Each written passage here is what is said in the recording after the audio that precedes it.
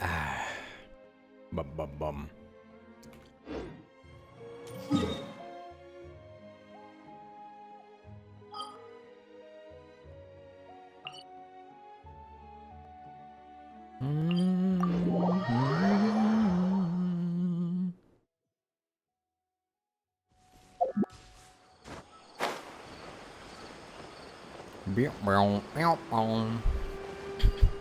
Bro's been streaming Genshin for 5 years. You don't get it. This is a lifestyle. It ain't a hobby.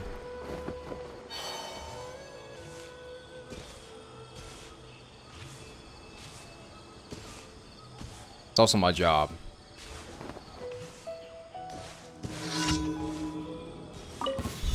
Happy to oblige. Installation chamber deployed.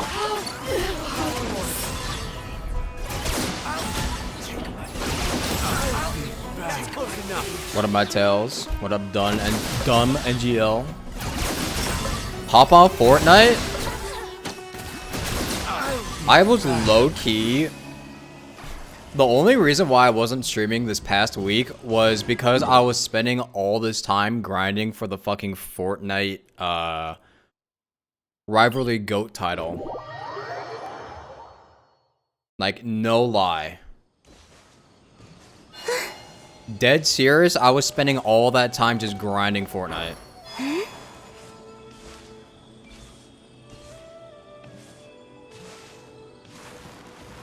Swear you watched your stream 5 years ago and never joined again. You got a notification that I'm streaming it.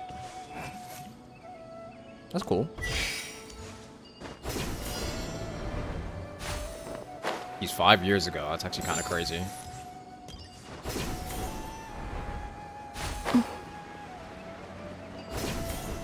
Honestly, I should stream Fortnite one of these days. I keep saying I want to, but I just never do.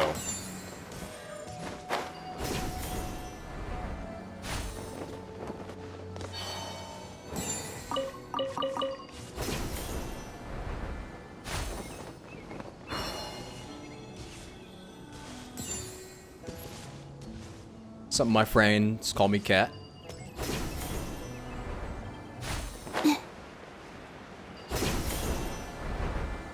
Since we're on Genshin Impact, did you see people review bombing Genshin again? Like, it's like beating a dead horse at this point. I think there are reasons why they're doing that.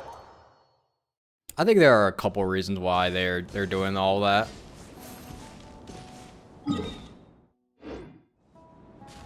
But we'll get to that, I think.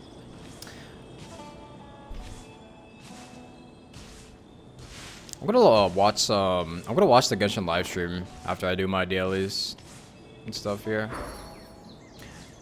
I also want to play the Where Waves Meet the Reef event because I haven't done that.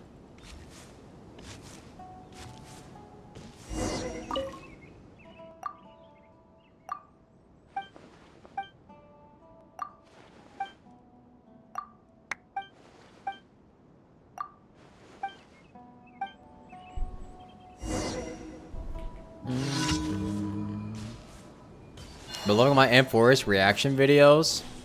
Thanks. Appreciate it. Yeah.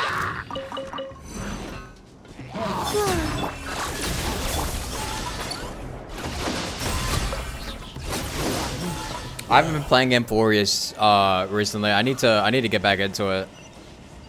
Spending too much time playing Fortnite.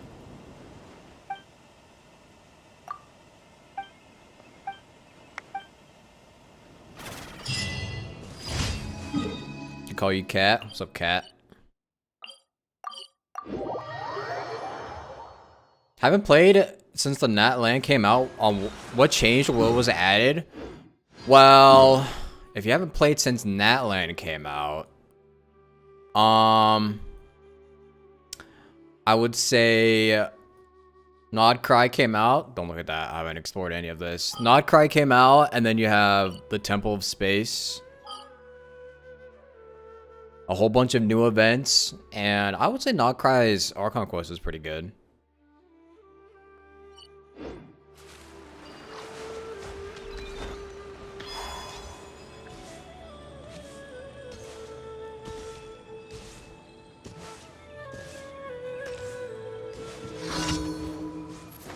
Emphorius is such a beautiful story. It really is. I'm really enjoying Emphorius so far.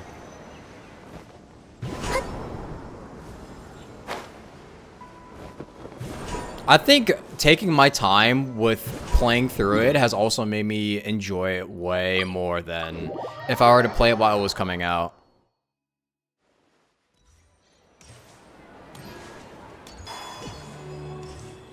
Add Astro. Thank you for complete. What region are we on now? We're still on Nodcry. We're still on Nodcry. Oh, I also forgot to add. To the person that was asking what else was added, I mean, you have Dorman Port, which was also an expansion of Temple of Space, but...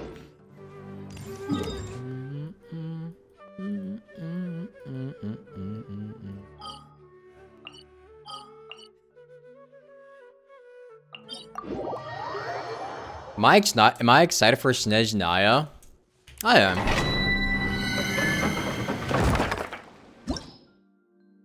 I'm excited to see what they have in store. I'm gonna watch the live stream for the next update after this. Pretty sure they have a Snezhnaya teaser in there as well.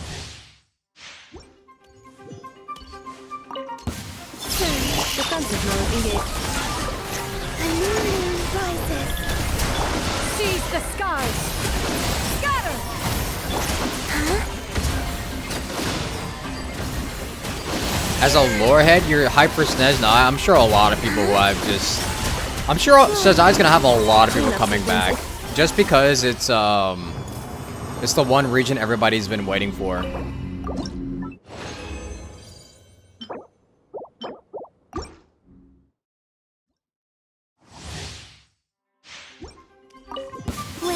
Insulation chamber deployed. Green moons converge.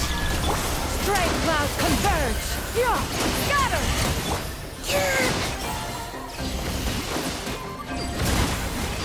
Huh? Bounce. Bouncing on it. Defensive mode engaged. Yeah, scatter. Skyward.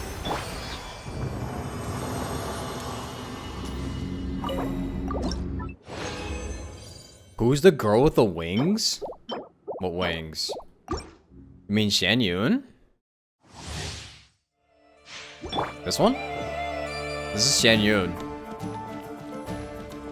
Or Cloud Retainer, basically. Dude, I swear this game is so loud sometimes. Holy. Scatter! Skyward! Seize the skies! Wane, a moonlit night for all.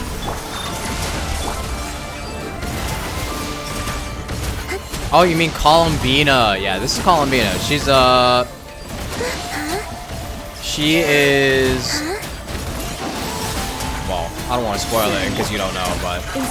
She's basically the Archon, I guess you would say, of Nodcry. Yeah, and was a Fatui Harbinger.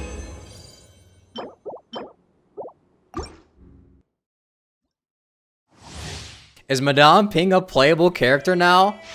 How do I break this to you?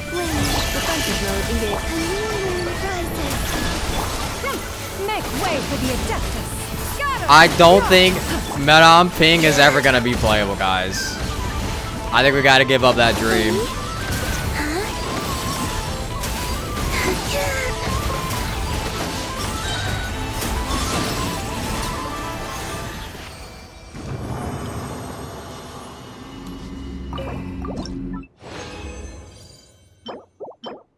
I think we gotta give up the dream of Madame Ping ever being playable.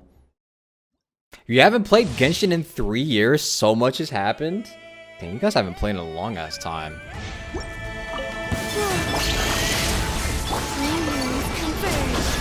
Oh, y'all gotta get it back on it. Actually, you probably can't because the game is pretty big now.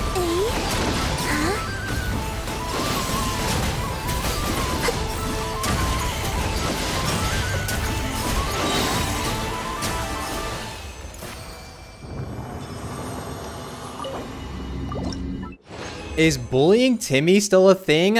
We haven't really like interacted with Timmy in a long time. I don't. I mean, I guess we could say we went back to Mondstadt and we saw him in a cutscene, but that's about it.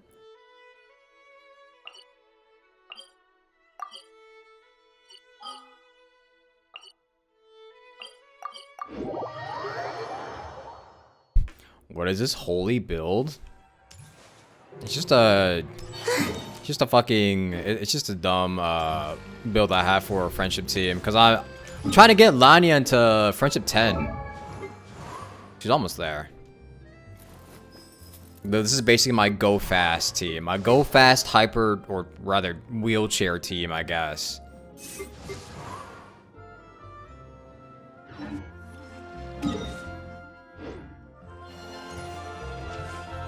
Where's Mr. Monsieur? Monsieur?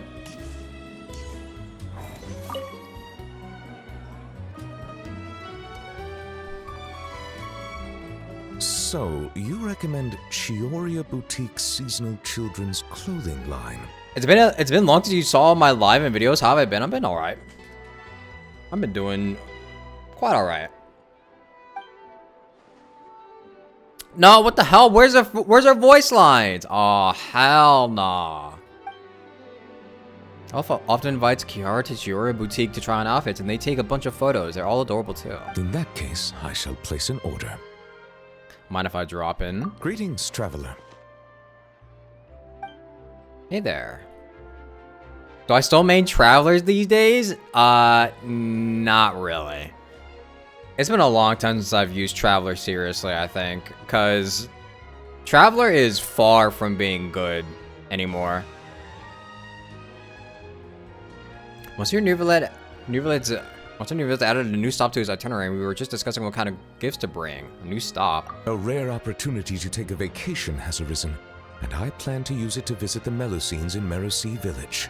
It has been some time since my last visit, and as such meetings are hard to come by, I wish to prepare some gifts. As you are here, might I solicit your advice? I believe you have already befriended a number of Melusines. As such, your insights would be most valuable. I have a Melusine friend who loves to paint. Aww. Wait, we still remember that Melusine. I remember Serene's letters mentioned that Mimir has always been passionate about art. Indeed.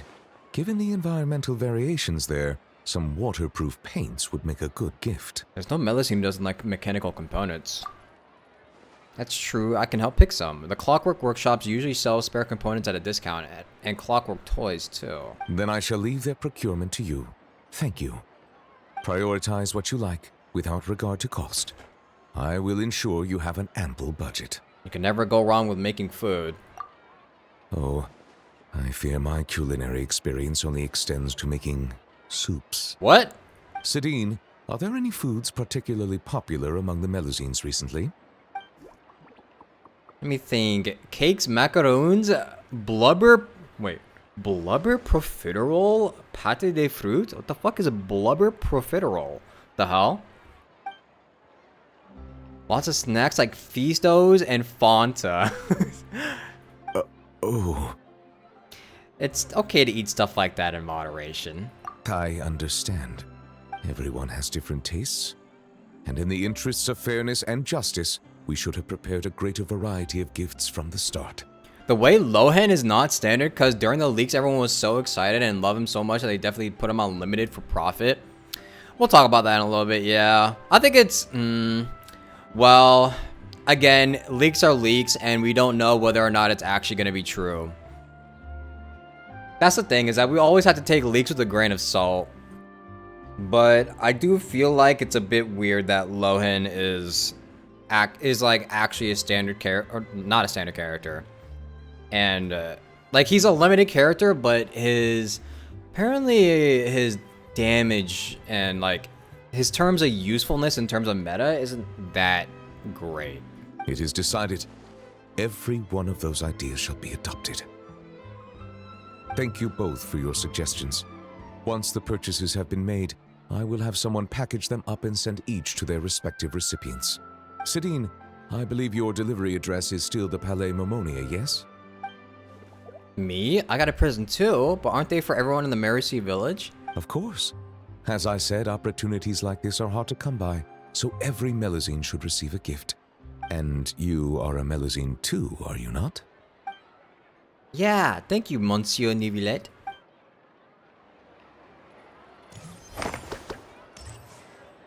You just being happy Duna got a rerun? Guys, I'm actually kind of thinking that I might wish for Nicole. There's about a week left in the current banners. I think when Nicole comes, I might wish for her. Because I've been seeing some videos and I've been seeing some discussions, and it seems like Nicole's pretty good for my account specifically, because I have a lot of characters I could benefit from having Nicole. Like, Scaramouche is one. Scaramouche is one. Chaska is another. Chlorinde is one. I mean, Duden and Nicole go together pretty well, apparently. Arlecchino can benefit from her. Apparently Mavuika can as well. So she would be pretty good for my account. I think also she works well with Navia too. Venti as well. I think I might get Nicole when she comes by, because I don't have any other characters that I want so far. There's like no other characters, and I've been slightly interested in Nicole. I just wanted to see whether or not she would actually be worth pulling.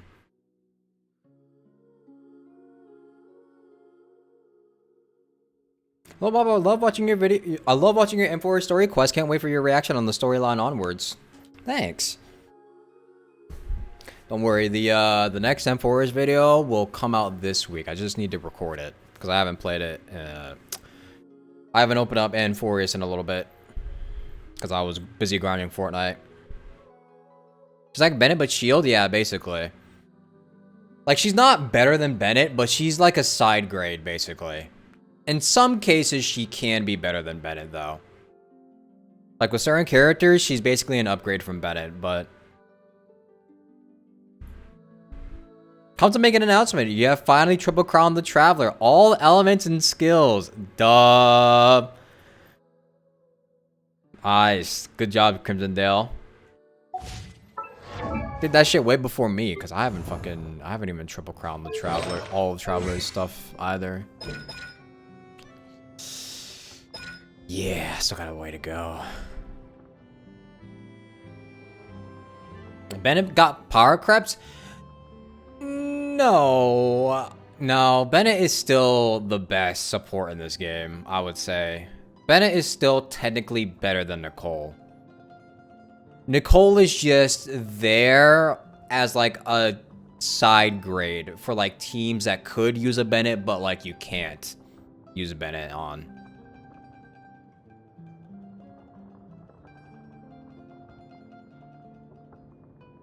Yeah, sorta, kinda. You only triple crown Pyro Traveler? Honestly, Pyro Traveler is worth it. He's pretty good now after the buffs.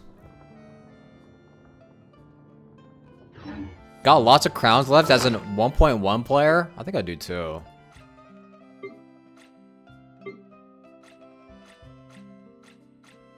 Where do I find the crowns again? I can't find his crown.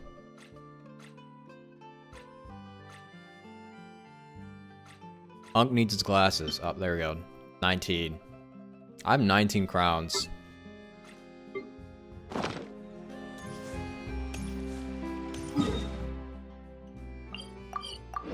Now, what the hell is Cookie doing in Fontaine, bro?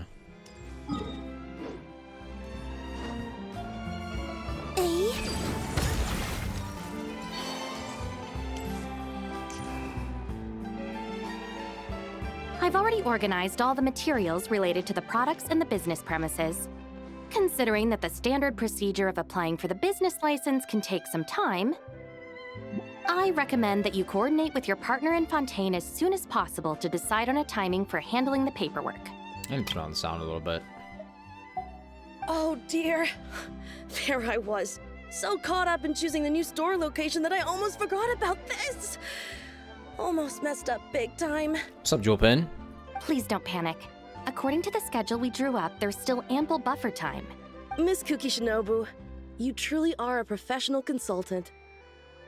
If it weren't for your help, I don't know how many pitfalls I might have fallen into on my first overseas business venture.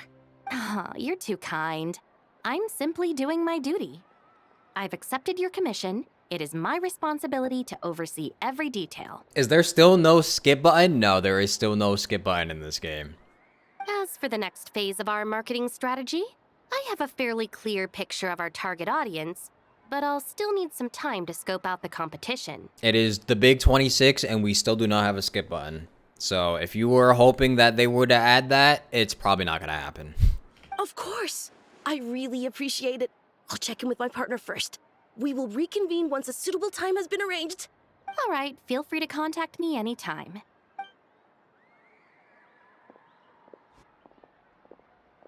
Traveler. What a coincidence running into you here. How have you been lately? I've been good. Are you in Fontaine on business? Yes, a business owner wants to promote Inazuman's specialties in Fontaine, so she engaged me as a consultant. I'm also helping to draft the business plan, which brings me here on this business trip to assist with local procedures. It's a good chance to conduct market research, too. Who the fuck is that in the back? Is that fucking... Is that Ito's... Is that Ito's little dude in the background I see? Speaking of which, this business owner is quite generous. After learning about the gang's situation, she volunteered to cover travel expenses for the other members, too. So Ito and the others are here as well? That's right. We came here together. Oh, they might actually get arrested before they even, like, go anywhere. Let me check the time. They should be underwater by now. Underwater? Yes, underwater. Meaning the Fortress of Meripede. Yeah, she knows they would have gotten arrested already.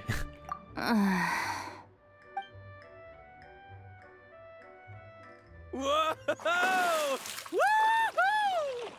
Man, the water feels great. Don't tell me he went swimming in the fucking... Pretty quick for such a teensy little ship. Oh my god, Did you really dude. think Arataki, the man Ito, was gonna lose to some boat? You can't be doing this, man. Akira, Mamoru, get in the water quick! Last one to catch that boat's a rotten egg. Not gonna be me, though. Hey! Do you even know how to swim, Genta? Cause splashing water in my mouth is not how you do it! Boss, wait! I still haven't learned... He can't even swim. Oh my.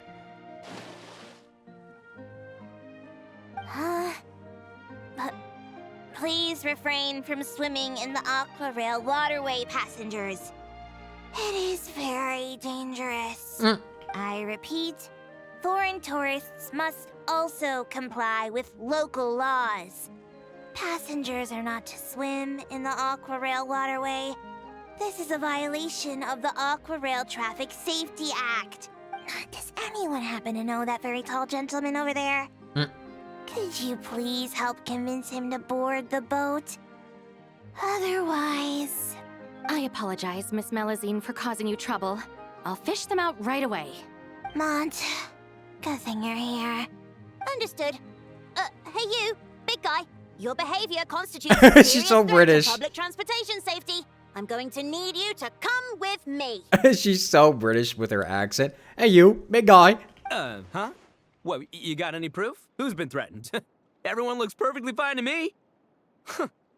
You know, I've got a top-notch lawyer on my side. Don't say I didn't warn ya.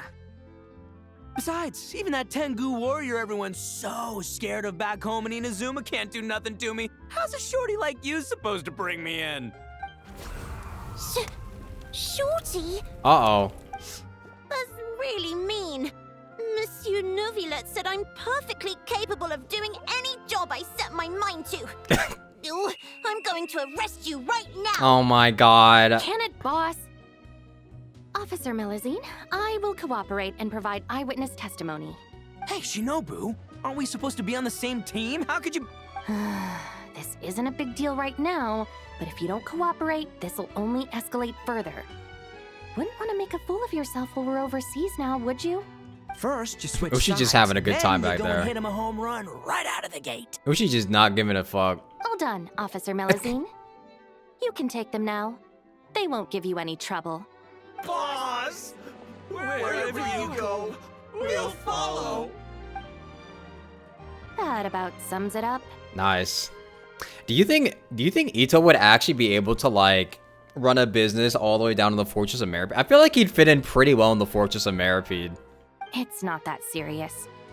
Their detention period will be just about over when I finish my business here. I'll just pick them up on the way back to Inazuma. You have it tough. This is nothing. I'm used to it. I hear the Fortress of Meripede has a different management style from the Commission's detention cells. It'll be a good opportunity for the boss to broaden his horizons. Yeah, that's what I'm saying. He might actually be able to like start a gang or a business down, like a real gang over there. Oh, are you free later? I'm planning to go pick out some gifts for Yanfei and Miss Kujo.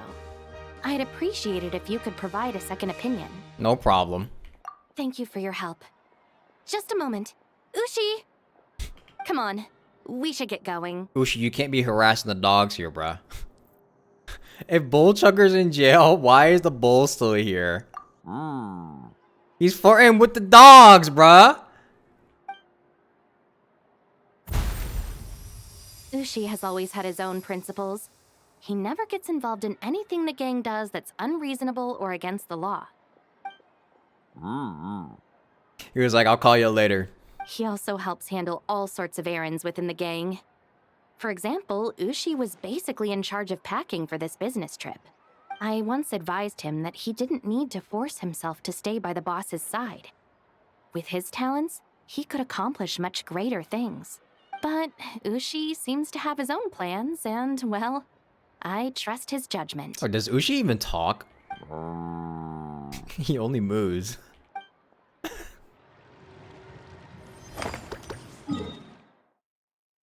I feel like Ito would actually do pretty well in the Fortress of Meripede if he were to get by fucking Risley. Actually, I would love to see what a Risley and Ito dynamic would be like. I feel like that'd be pretty interesting to see.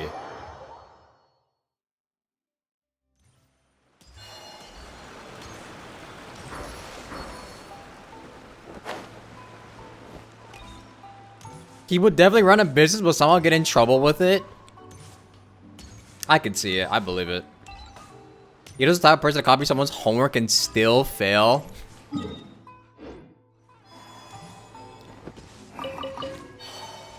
He's just a silly guy. Don't mind him. And now we're gonna do this Hazel one. He's like conducting, like, these Hazel ones have just been him conducting an investigation. And the last time I did a Hazel fucking Traveler's Tales, he like spoke 2 lines and then the thing was over. So like, I don't know what this one's gonna be. Well, what do you know? Help can come from unexpected corners. Still, at least the case is closed. Now as for Madame Kujo-Sara, how should I go over this in the debriefing? Cracked it already? You flatter me. If it weren't for Miss Dory's assistance, it would have been a real headache. Dory? What the hell did she do? A potion from Miss Dory? Oh, that would be the ultra amazing miracle tonic, guaranteed to make you taller with 0 effort, right? I've heard of it. Yeah. Her name's been on the Tenryou Commission's watch list for ages, and we've already tested the potion. It's a harmless herbal mix, and the herbs themselves are healthy, so it technically does boost growth. Wait, you mean she wasn't lying? Yeah, bro. It's like vitamins. It's like saying drinking milk is gonna help you grow taller. Like it's like giving someone a potion to like make them grow taller, and then just giving them like a vial of milk or something. You should take a closer look at her tagline. It's an ultra amazing miracle tonic guaranteed to make you taller with 0 effort. But did she mention anywhere how long it would take to grow taller? Ah, true. Bingo! Drinking it might promote growth over time, but as for how long you'd have to drink it before you saw results, who can say? If you ask me, chugging milk would be way more effective than drinking that. So that's why she had such a massive banner. And even hired Sayu. Exactly. From what I can tell, Miss Dory herself knows that this so-called miracle tonic is little more than a placebo. Yeah. Which is why she put so much energy into hyping it up with marketing, redirecting everyone's attention right where she wanted it. Huh. Now that I think about it, that's probably why she was so cooperative. When you Didn't mean even want to talk about compensation. when you mean help, are you talking about the illicit potions case? That's the one. It was thanks to her that I finally cracked the case wide open. Back when I first asked her to help, I thought a merchant of her repute would drive a hard bargain. But she didn't ask for anything. But now, I can only guess that she'd already scooped up all of the Syndicate's remaining legitimate channels and partners. Yeah, no wonder she got into the potion business. Ah, well, forget it. I don't even want to try untangling the minds of merchants. But with a well-connected informant like Miss Dory around, future cases should be much easier to solve. Madame Cujo isn't listening, is she? Good thing she left. No, don't worry, she's not listening because the Hoyoverse writers won't allow her to actually be relevant in any story that isn't just an Inazuma event. Still. Ah, look at the time. I need to get back to the station soon or she's going to give me an earful. Take care, traveler.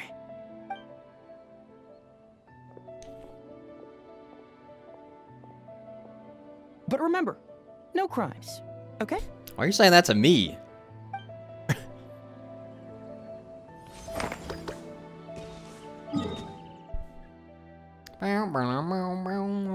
Okay, so I finished all my dailies. Did the theater reset? It did. What is it this time? Fire, Hydro, Dendro? Well, this is a pretty easy theater. With Pyro and Hydro? This is a pretty easy theater. Abyss hasn't reset yet. What about... No, 7 days. I'll give it some time. Also, I need to do the Selena Chronicles. I forgot. I haven't been doing them. I gotta do these so I can get her fucking wings finally, bruh.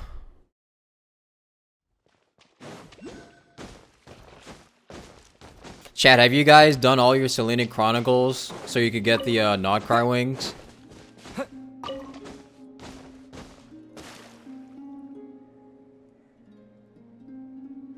Yup. Damn, I'm the only one. Huh? Fuck. Where's Columbina? Paimon doesn't see her anywhere. Damn, I'm the only one here. What the hell? You haven't? Okay. Solidarity. Over here. Whoa! What are you doing all the way up there? Come join me. What are we getting ourselves into this time?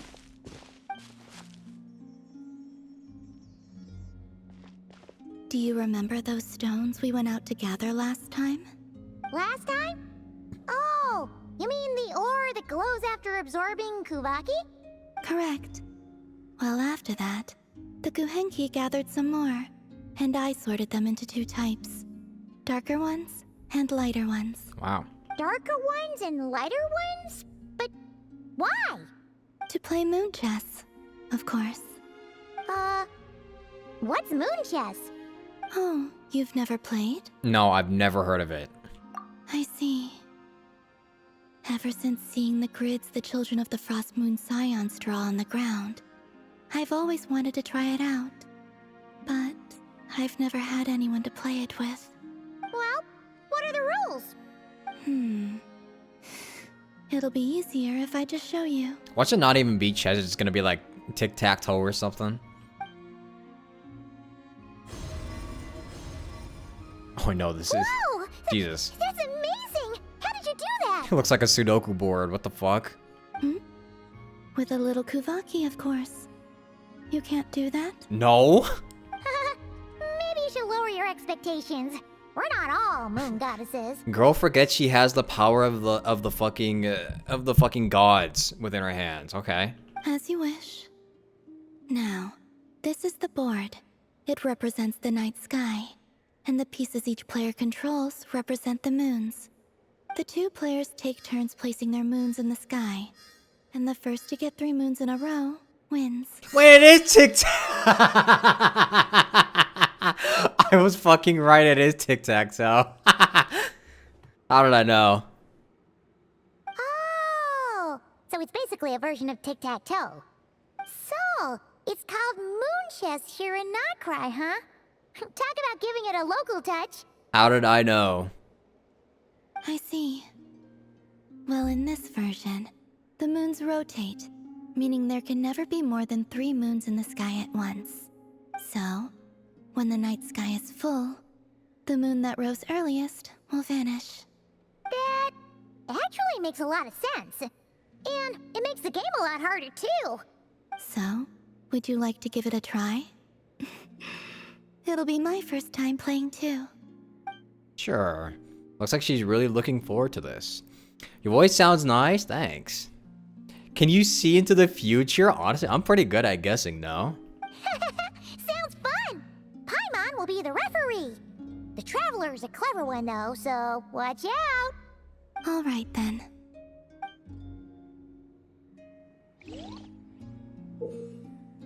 Oh, I could actually play tic-tac-toe with her. Place pieces are representing the moon on the board. When 3 of your pieces form a line, you win. No, when either player plays more than 3 pieces, the earliest piece they place on the board will be removed. Okay. Guys, what's the strat to do? What's the strat that, like, allows you to win tic-tac-toe easily? I forgot.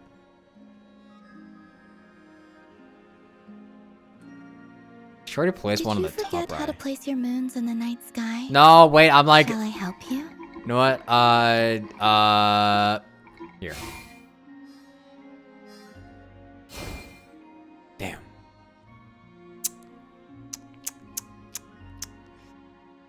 Here's what I'll do. Don't place in the middle. How about here?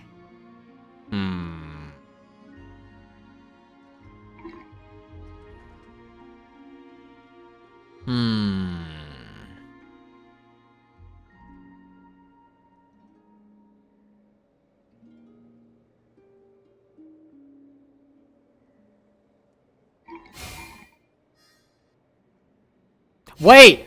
Am I dumb? Moons are connected. I didn't even... I was gonna place it there, but I was like, I should place it in the middle just so I could fucking... Thank you. I enjoyed that a lot. Just so I could get the 2 set up, bruh. Oh my god, bruh. An IQ too high. If you'd like, feel free to come keep me company again sometime. Here, take this as a token of our promise. Don't worry, I'll let her win. You get a secret ending if you let her win.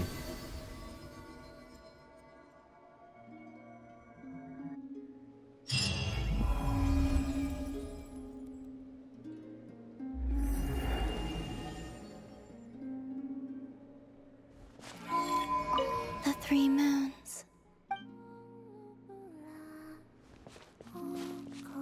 Well, there's that one.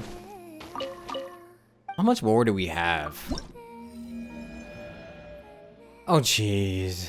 Oh, jeez, man. I got so much more to do. Fuck.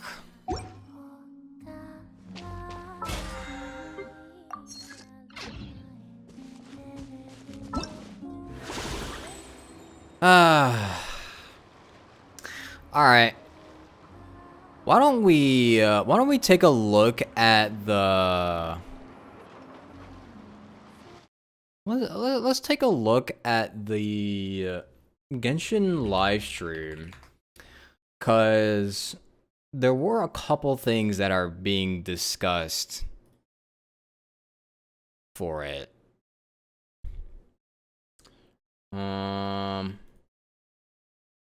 Genshin livestream. This one, Luna, was it Luna 7, right? Hold on. Give me a sec, chat.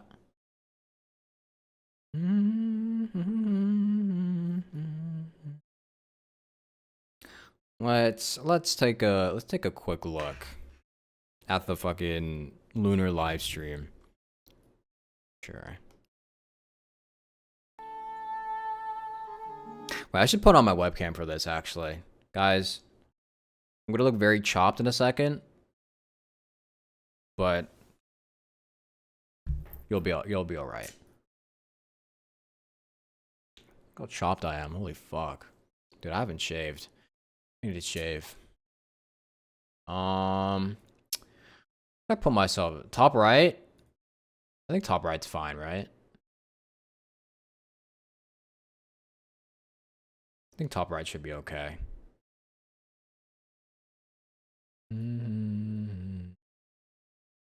Didn't expect a webcam. You gotta use the webcams for the reactions. Just for the reactions nowadays. Good night, cat. Or actually, not good night. Have a good lunch. All I remember is fire everywhere. From the sky to the ground, everything was burning. Wait, so they're Heat finally was bringing unbearable. back? They're finally bringing Ashes this were shit back blowing up? in the wind.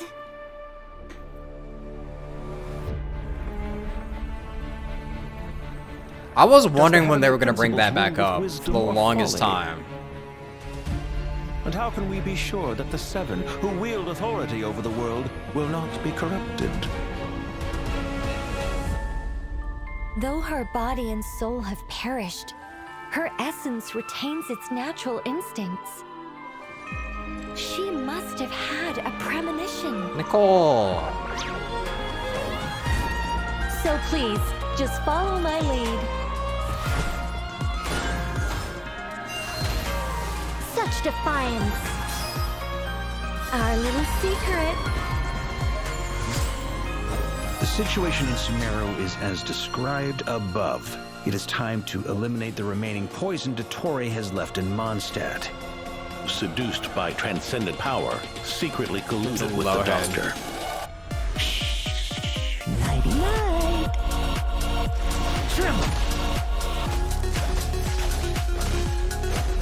I'll be honest, I still don't entirely get the appeal of Lohan, but I know a lot of people like him. Just so you know, I'm not here to play.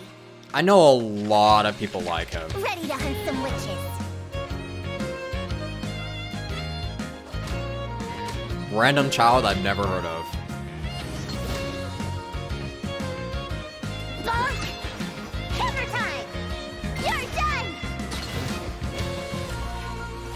To the heavenly principles, preserving the existence Prune is such- of the world Prune is and such a its weird name. inhabitants takes Low-key. priority over protecting Sumeru. No.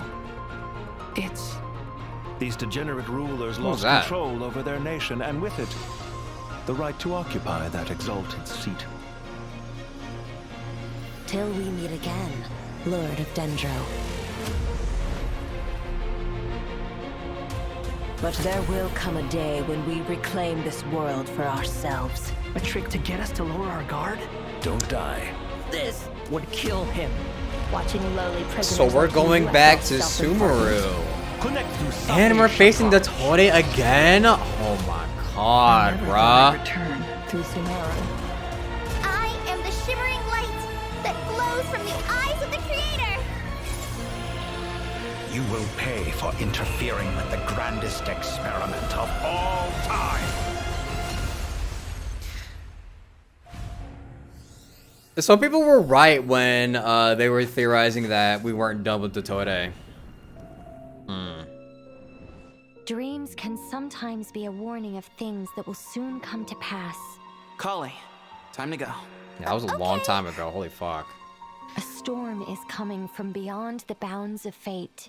Wait, they teased this quest a long ass time ago. It was literally when Sumeru first came out, they teased that. Holy shit.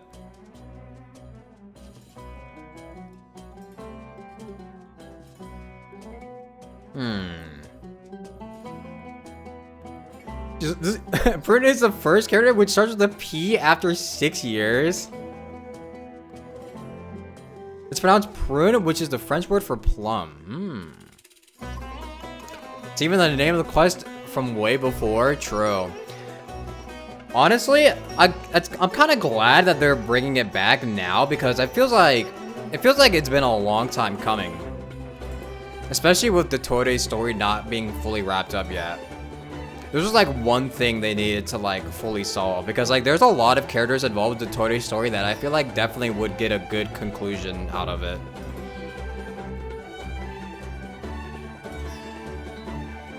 Like Scaramouche for one.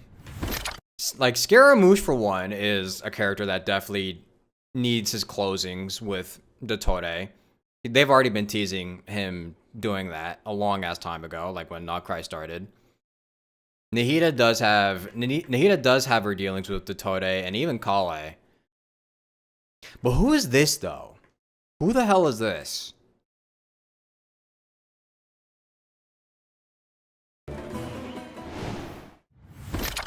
Hello, travelers.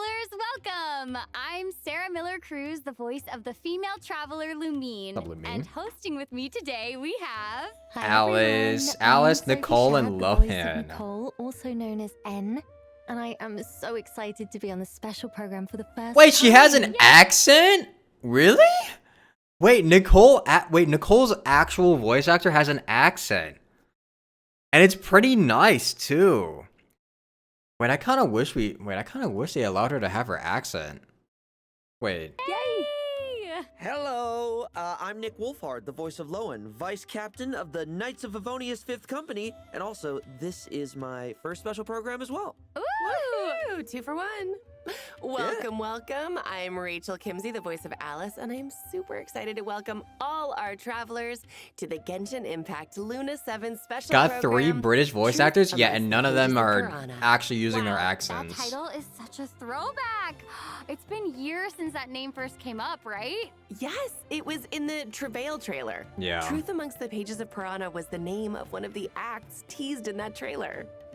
Sounds like this version has some big things in store then. For sure. I mean, just thinking about all those familiar We're about to see faces some we saw big in the version themes trailer, in this next I don't even know where quest. to start. This feels like going back in time to the Sumeru days. Yes. And even though we've been on quite the journey since then, we've made so many meaningful memories in Sumeru. Aww. You know, it kind of feels like years worth of setup and breadcrumbs. According to the scattered VA around on Twitter, it's not the world director's might choice, so probably an coming to even fruition higher up. in this version. That's I was gonna tough. say, like, I think travelers kinda are like gonna be their really accents excited. better. Something maybe to not be so excited about is Not to say that the current voices sort are of bad, situation but in you know, Sumeru. It's the not looking accents too good. sound more natural.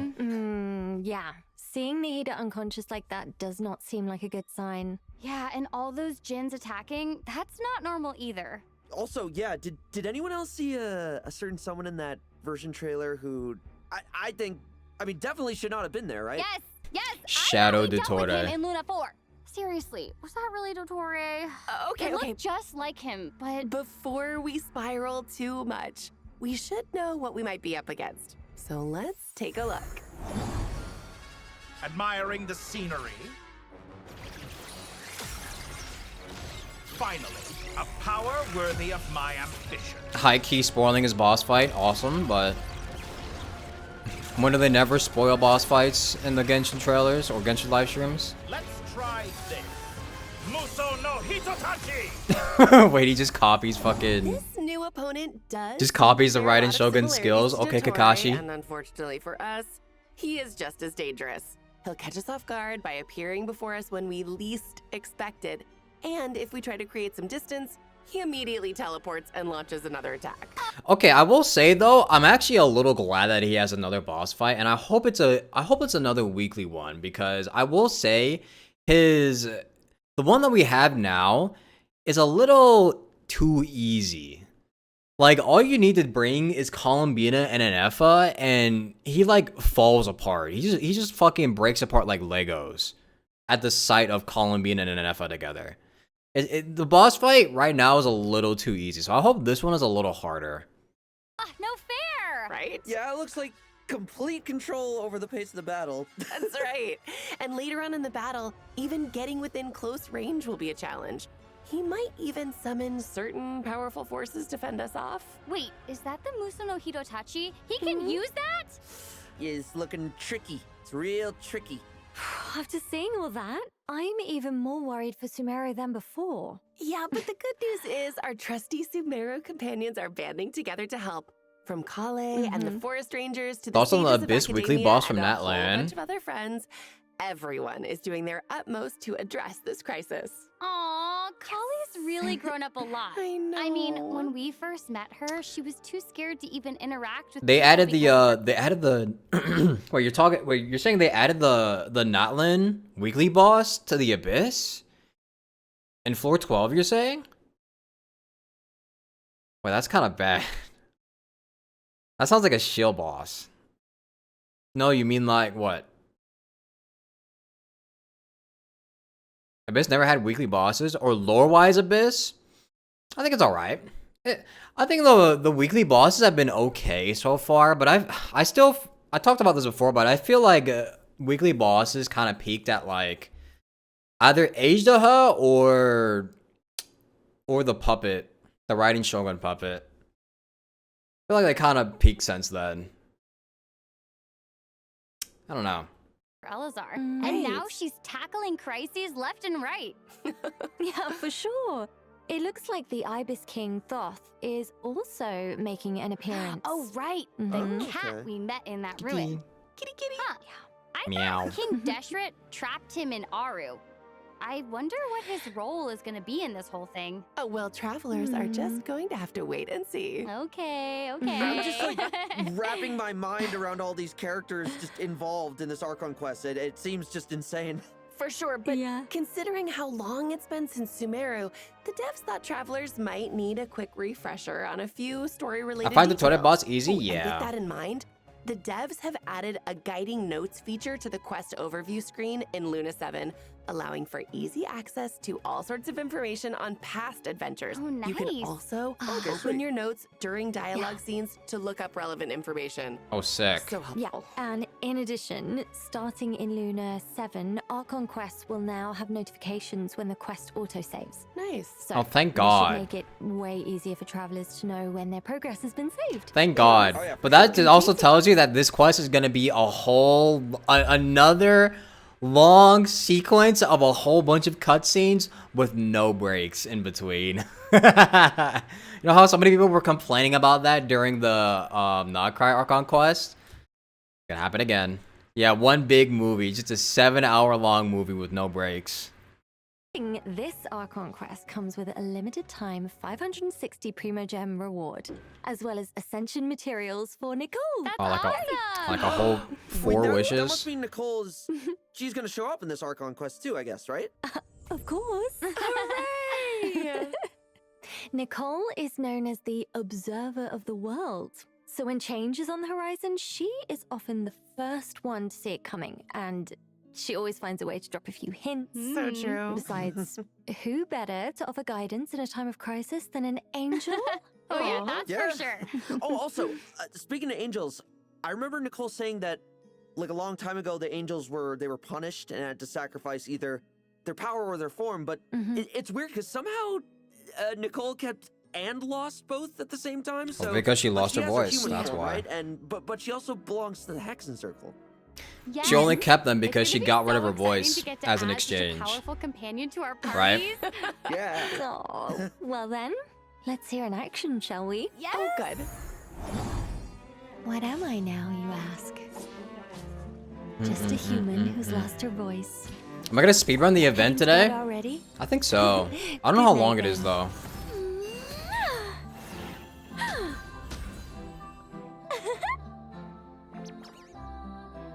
I live within you.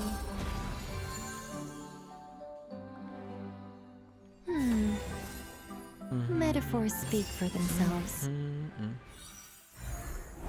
Congratulations, travelers! You've unlocked an extra special super secret segment of this special program. Nicole, up close and personal. Your one-stop shop for all the juicy details on Nicole's past that she barely remembers herself. What? Don't forget to hit that subscribe button because one lucky follower will get a compilation of Nicole's abandoned novel ideas. What? No, they won't. You can't just hijack the special program. I feel like Alice would be a Any great YouTuber. hijacking going on here? I do. Fine, fine. We'll do it the boring, the normal way. I am sure travelers are dying to know what Nicole can bring to their parties. Alice would probably be doing like some fucking Mr. Beast type shit, but like way more depraved. So we know Nicole is an angel who's been alive for thousands of years. Whoa, you can't just expose our age like that. Oh, Please. no, I was just using it to emphasize how, vast her knowledge is. Well, that is for certain. She's an angel whose knowledge spans both past and present. Her angel abilities even extend to non-combat scenarios. For example, outside of combat, she can call upon nearby Sealies to help guide us to treasure. Yes, you just need to have the treasure compass for the region in question, and you are good to go. Guiding people to treasure. Wait, so wait, that I feel like that's kind of a weird passive to have, though. No, because if you need the treasure compass, why wouldn't you just use the treasure compass? No. I feel like that would be better if you didn't need the compass for it. It's a bit odd that they only need you, to have the compass for it. Less cooldown? I guess so. Excited for Nicole? Low-key, yeah. I might wish for her, because she's gonna be pretty good for my account, and a lot of my characters I need better supports. Nicole takes Works in older regions as well? That is true. With her power Could be as good an for like angel Dragon still Spine. intact, Nicole also wields a pyro vision. Her elemental skill generates a shield and boosts the attack of all characters in the party. That's right. Not only does this attack boost follow the active character around, meaning it is not limited to a specific AoE, it also applies to the entire party. Why are they throwing shade at Bennett? Which means that both the active and off-field characters can deal more damage. No matter where you are on the field. Pretty nice, right? Oh, and doesn't her shield kind of look like being wrapped up in angel wings? Oh, talk about feeling safe and protected. Oh. Yeah, well, You can already see the teams they're using. You can see the teams that they're using with Kinich. Okay, I don't have Kinich or Emily? I keep forgetting how to say her name. I don't have that. I do have Chlorine, though. I have Chlorine, Dudin, and Chevwes. So Nicole will be pretty good for that. I do have Chaska and Ororon, but I don't have Farina. Role as a reliable and responsible guide in action. Does Colombino work well as a replacement for Farina in a Chaska team? With her elemental burst, Nicole weaves golden threads of light to summon an arcane projection that attacks the enemy alongside the active character. Raiden, Shogun, Damage dealt by this Hypercarry, and the arcane Big projection 26. scales based off the active character's attack. Oh, and it looks like the elemental damage it deals corresponds to the active character's elemental type. Ooh. All in all, Nicole seems like Not worth better, you just use a Lunar. reliable companion. Well, I'm glad that you think so. Yeah. Plus, after completing her witch's homework, triggering her Hexerai Secret Rite effect will further increase the damage dealt by her arcane projection. Wait, you know what? Some of these arcane projections look a little different than the rest. Well spotted. But I think we should leave that for the travelers to discover for themselves in-game. Yeah. So, to give a quick recap, Yo, Nicole Emiya is mentioned able to boost the entire party's 3 attack Yo from Emiya anywhere damage. on the field, shield her companions, and attack alongside the active character for extra damage output. She is sure to be a reliable addition to all sorts of team comps. Yay! Yeah. Hooray! Wait. Wow, she seems so cool. Right? Wait, if I get Nicole again, does this mean that I've legitimately only wished for supports the entire region? This is a good or a bad thing? Because I have Enefa, Columbina, Lauma, and then Nicole. That's 4 supports, and not a single DPS unit. Region of Catalyst? Damn, I got no DPS, bruh. I just be wishing for supports. Supports last longer? That is true. It is better for your account to wish for supports and like actually have something to like, you know. Cause like supports make a team more than a DPS do, right? So I guess it's not too bad that I have so many supports. I mean, Columbina and Enefa, and like both of them in itself legitimately could just count as 2 DPS anyways, so. 8? Although, I'd expect Allow me as a less when we were DPS, at the yeah. Hexen Circle. I mean, we Honestly, represent. it's still crazy to think we're getting a playable Hexen Circle mage after all this time. I mean, our first encounter with Nicole was back in Sumeru 3 or 4 years ago. Oh, Yeah. dude, that's a long time. Yeah. When we first met her back then, I definitely didn't expect her to be this huge chatterbox. Especially one who technically doesn't have a voice. Well, that definitely does not stop her from being able to dump a whole lot. Did you guys also know that apparently Nicole's voice sounded different back then? I think they changed. I don't know if they changed the voice actor or not, but like apparently the voice for Nicole changed after that first introduction. A lot of lore-related stories into our heads, like the one where Nibelung tries to assassinate Phanes. Oh, actually, I prefer the one where the person who calls out the names of the 4 shades gets turned into ash. Oh, awesome. Okay. If we don't want to end up the same way, I suggest we move on. Yeah, let's do that. Okay.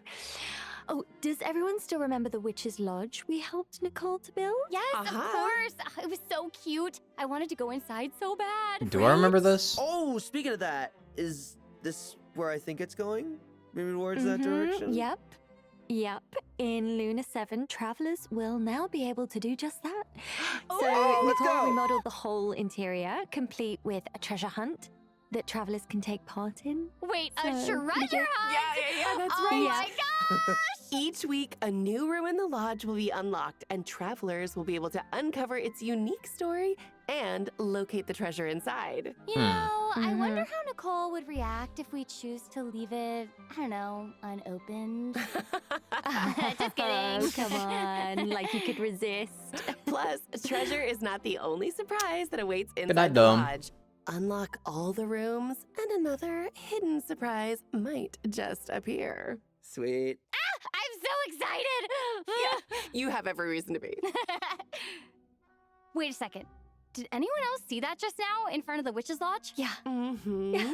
So like, what is this? a little Wait, I just kid. realized chat is kind Her of design blocky. is so cool. It's like cute and fierce at the same time. I know. Yeah, I think she probably like read a fairy tale about witches or something and just wanted to come meet one. Oh, yeah. That is not... Okay, let me explain. Her name is Prune. She might look like a kid, but I would think twice before getting on her bad side. Armed with a bell of summoning and a hammer of judgment won from a witch, she claims to be a witch hunter, one recognized by Alice herself. Oh. Wow. A witch hunter. Wait, hang on. Didn't she have that notice on the bulletin board in Dormant Port? Mm-hmm. Oh, she seems to hold some kind of grudge against witches, I think. And rumor has it that a certain witch took a very special friend from her. Oh. Which one of it Apparently was that you? witch in question wore a hollowed out pointy hat. Oh jeez, what did she do? Yeah, well, you know. Oh Travelers will get to jeez. meet Prune very soon, and she can give a first-hand account of what happened. Wait, what's this? Is it some sort of debate competition? She kind of has a little Miss Know-It-All vibe. It's so cute. It really But is. of course, knowledge isn't all there is to Prune. Our little witch hunter has some real skills on the battlefield too. Let's take a look. Just so you know. Prune's I'm not here cute. to play. She's alright. You got it. Let's go. She kind of looks very similar to Nahida's design, but... So it's a little uncanny to look at her. I won't lie. Oh, she's adorable. Her hammer kind of looks like it has monster elements to it. Yes! So cute. Tap her elemental skill and Prune will swing her hammer to deal animo damage. And if a swirl reaction is triggered, she'll follow up with an additional attack.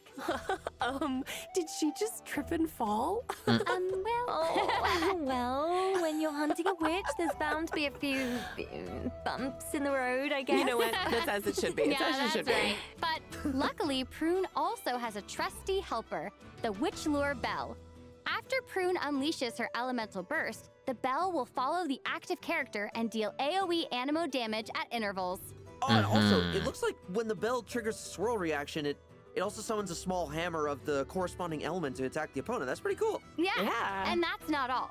After the hammer lands, it also provides the other characters in the party with a damage boost. So good. Plus, after completing her witch's So, homework, Prune will be able to provide even more buffs by teaming up with other Hexerai characters. Bum, bum, bum. Yeah. So, She can deal So I guess she's damage like and good buff for her team. hex circle units, but She sounds like a capable little I don't know how lady to good me. how much better she would be Plus, compared to all the because she's other always animal looking units to we expand have her already. knowledge through extensive reading. 'Cause she's When a 4-star crafting now. Talent materials at the crafting bench, Prune provides a chance to receive additional random talent materials of the same rarity and region. She is Oh, putting nice. those smarts to good use. Yeah, I feel like travelers are gonna have a lot of fun adventuring with her. She's so cool.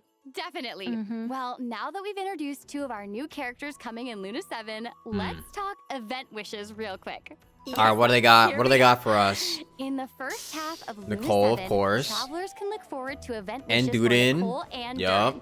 Our new 4-star character, Prune, will also receive a drop rate boost on the first half banners. Okay, nice. And a new 5-star catalyst will be featured on the weapon banner. Ooh. Luna 7 is also bringing a new artifact domain as Ah, well as 2 new fuck, artifact man. sets, Celestial Gift Oh. and Disenchantment in Deep Shadow. So do not miss out on the chance to enhance your lineup. Don't Of tell me. course, new artifact sets also means new background lore. So be sure to check that out too. Don't fucking tell me these sets are gonna. Don't tell me one of these is for Nicole. Oh god, dude, I'm already farming so many artifact sets, bruh. There's always something to grind. Oh All jeez. right, it is time for our first break. Even more exciting information on Luna 7 is just around the corner, so stay tuned.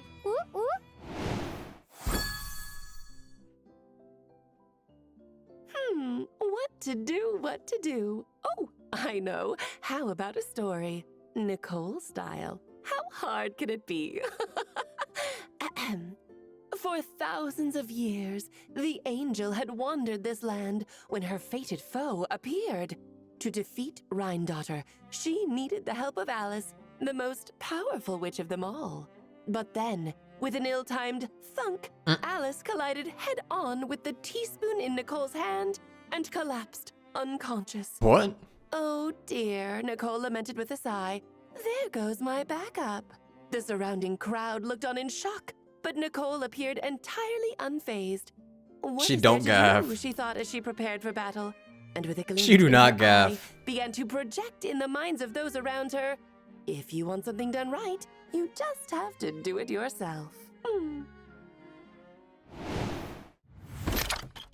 Good morning, one and all! Alright, here's Lowhead. It is my pleasure to announce that a ceremony of tremendous importance is on the horizon.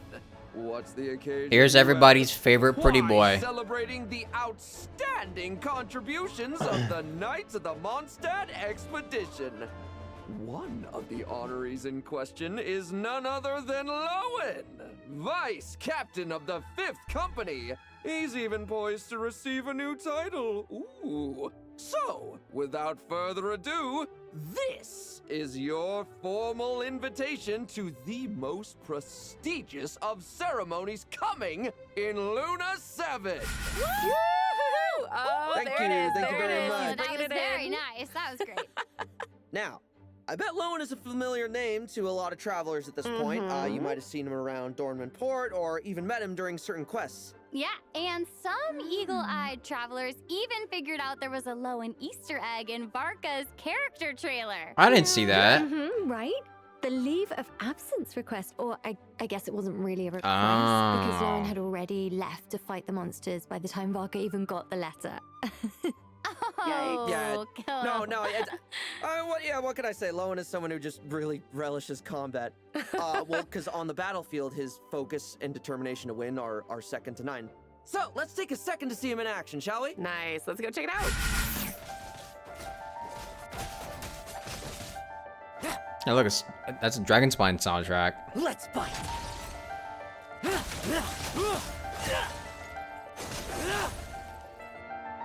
Now's our chance. No fairy tale ending for you. Mondstadt really is the place to be. I will say his combat doesn't look too Whoa, bad. His fighting style is so ruthless. Yeah, that was nothing. His combat like I doesn't was look too expecting. bad, honestly. It's definitely not your average night, huh? Right? Not at all. But honestly, I mean, see, the thing But is, I fighting have like that heard is that just- his it's another numbers day on the aren't job looking for too Lowen, good. Because if you think about it, he's the vice captain of a ranged company, right? But he doesn't use a ranged weapon at all. He prefers to, because it's just like he's one of those dudes who prefers to get up close and personal, exchange blows, just face to face, you know? That drive and fierceness actually makes for some really cool combat mechanics. Okay, tell me more. How so? So, during combat, Lowen's not just battling his opponents, he's also competing against his teammates. And what I mean by that is basically when one of his teammates deals a significant amount of damage, Lowen's competitive spirit kicks in. Like his actual competitive spirit, and he starts to accumulate what's called will to win. So the more will to yes, so the more will to win he has, the more damage he deals with his special elemental skill and elemental burst. On top of that. Okay, so that means for Lowen to reach his full potential, he needs someone of comparable strength in the party. Exactly. Yeah. So he's That's kind of like cool. a That's really sub? cool. It's like a different kind of a teamwork. Steel So he can kind of work as a sub DPS? Is what they're saying? Oh yeah, and He could be like kind of a also the talent that hybrid makes it so main that, DPS slash after sub casting his elemental DPS. skill, its level will Is be what they're increased saying? by 1 for a period of time. Oh. But also, this effect lasts even longer if any one of his teammates' talents is not lower in level than his elemental skill. I love that. That is competitive spirit in action. For sure. Plus, after completing his witch's homework and unlocking his Hexerai effect, Lowen will also be able to deal even more damage with his normal and charge attacks under certain conditions. Oh, awesome. That's really cool. Wait, I have a question. Yeah, shoot, what's up? So it's clear from all this that Lowen takes Nuke a support? really aggressive Probably. and ruthless approach to combat, but true. Why? Is there a story behind that? There is. But travelers will be able to experience it for themselves in Lowen's upcoming story quest, Lepus Melis chapter. Yeah! Complete it to receive Primo Gems and level up materials for Lowen. Ooh. All Yeah. right, fine. I heard yeah, some past events. I hope in we the get to Knights see a lot of, come into play. Oh, nice. I'm calling it now. I feel like there's a lot more going on under the surface of that cool exterior. Well, whether there is or isn't, that's for travelers. to I can already discover tell for the story themselves quest is and just get going to be to- centered around an NPC, as we could see here. They gotta play the game. So let's take a look at the second half event wishes instead, shall we? Yeah. So in the second half of Luna 7, travelers can look forward to event wishes Lohen from and Lowen Mavwika? Okay, that's just Plus, a cheating. new 5-star polearm. Adding faster than Mavwika in the there normal is just version, by the guaranteed to way, have your will banners also be sell featured on the well. weapon banner. Nice. Cool. All right. Like, who wants to Should we miss move out on on, like, to the best another DPS in the interesting game, point of bruh? insight? Yeah. Yes. Let's do it. Okay. So in the upcoming version, travelers will encounter a mysterious organization whose members all have introduction magic and super impressive titles. Oh, and let me guess. They have gatherings where they sit down, talk a bunch, and drink tea. Yeah. You know, I have to say, this isn't sounding quite so mysterious to me. Yeah, we're talking about the Hexen Circle, right? Yep. Wrong. We are talking Oh. about the little Hexen Circle founded by Klee herself. Hold on. What? The little Hexen Circle. Yeah. Oh. Cute! A This bunch is of little cute. witches! That introduction magic is impressive, all right? Isn't it? Whoa, no way! Yao Yao and That's Chi Chi are cute. part of it too. Oh, wait. I remember Yao Yao saying that she wanted to take Chi Chi on a trip. Guess That what's is finally true. happening? Yeah, she did say that a long time ago. Oh yeah, wait, check it out. It looks like Prune's there too. Didn't we just hear? Wait, it's all about every how she's single, a hunter? it's every So, single what's tiny she child doing character around in this hanging around the fucking little event, witches bruh. Don't worry. I heard she's actually good friends with Klee. I mean, Klee can win anyone over. She's such a That's little true. ray of sunshine. Oh, you know what, Sarah? You are so right. We love Klee. Travelers will even get to hang out at the Little Witch's secret base, too. The place has piles of delicious snacks and a bunch of fun toys. What? Oh, a true. Okay, but what kid about that? man. What about that one girl from Fontaine? What was her name? The one doctor girl that's in the Fortress of Meripede. I forgot her name. What about her? when is she gonna be relevant? When's she gonna be relevant? Can we bring her in? Why she's the only one left out? Yeah, Siegeweed. Why is she the only one left out? She's a 5-star too. She has a job. True. All the people here are kind of jobless. So, do we get to play too? I mean, if you ask nice, absolutely. Yeah. Now that I think about it, but every single person here is kind of a jobless bum, except maybe not Chi-Chi and maybe not Yao Yao, but like Prune and fucking Sayu. I mean, well, actually, technically, all of them kind of do have jobs, but they just kind of like do whatever. They don't really like work like that. Hello, Kyopika. And her friends are very good little sharers. So let's take a look at some of the fun mini games in store for this event. First up is Klee's Magical Toy, where the goal is to get the Dodocos to catch the Jumpy Dumpties. Wait, what?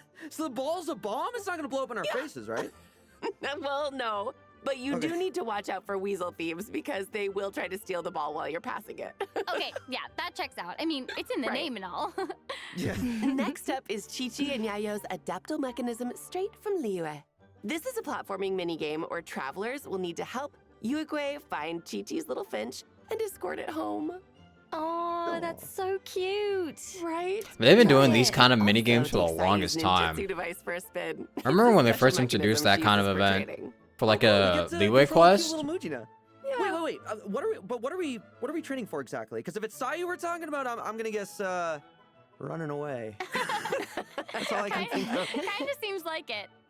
Okay, this is just Subway Surfers. Surfers. Training, but unlike the other little witches, she considers herself more of a little grown-up, so she prefers to focus on no-frills, hardcore combat training. She's hoping to pick up a few tricks from the travelers, so we'll need to take on her monster hunting drills and show her how it's done. That's right. These mini games are all part of the Phantasmal Pals event. Complete it to earn various rewards, including Primo Gems, Crowns of Insight, and a new weapon skin, super awesome magic key. Oh, the stickers are so cute. Wait, right? What the hell? Yeah. Wait. What is that weapon? That's a weapon skin? That's literally... That's quite literally just the fucking... That's literally just the Fontaine Melusine Claymore. Really? They have that as a skin?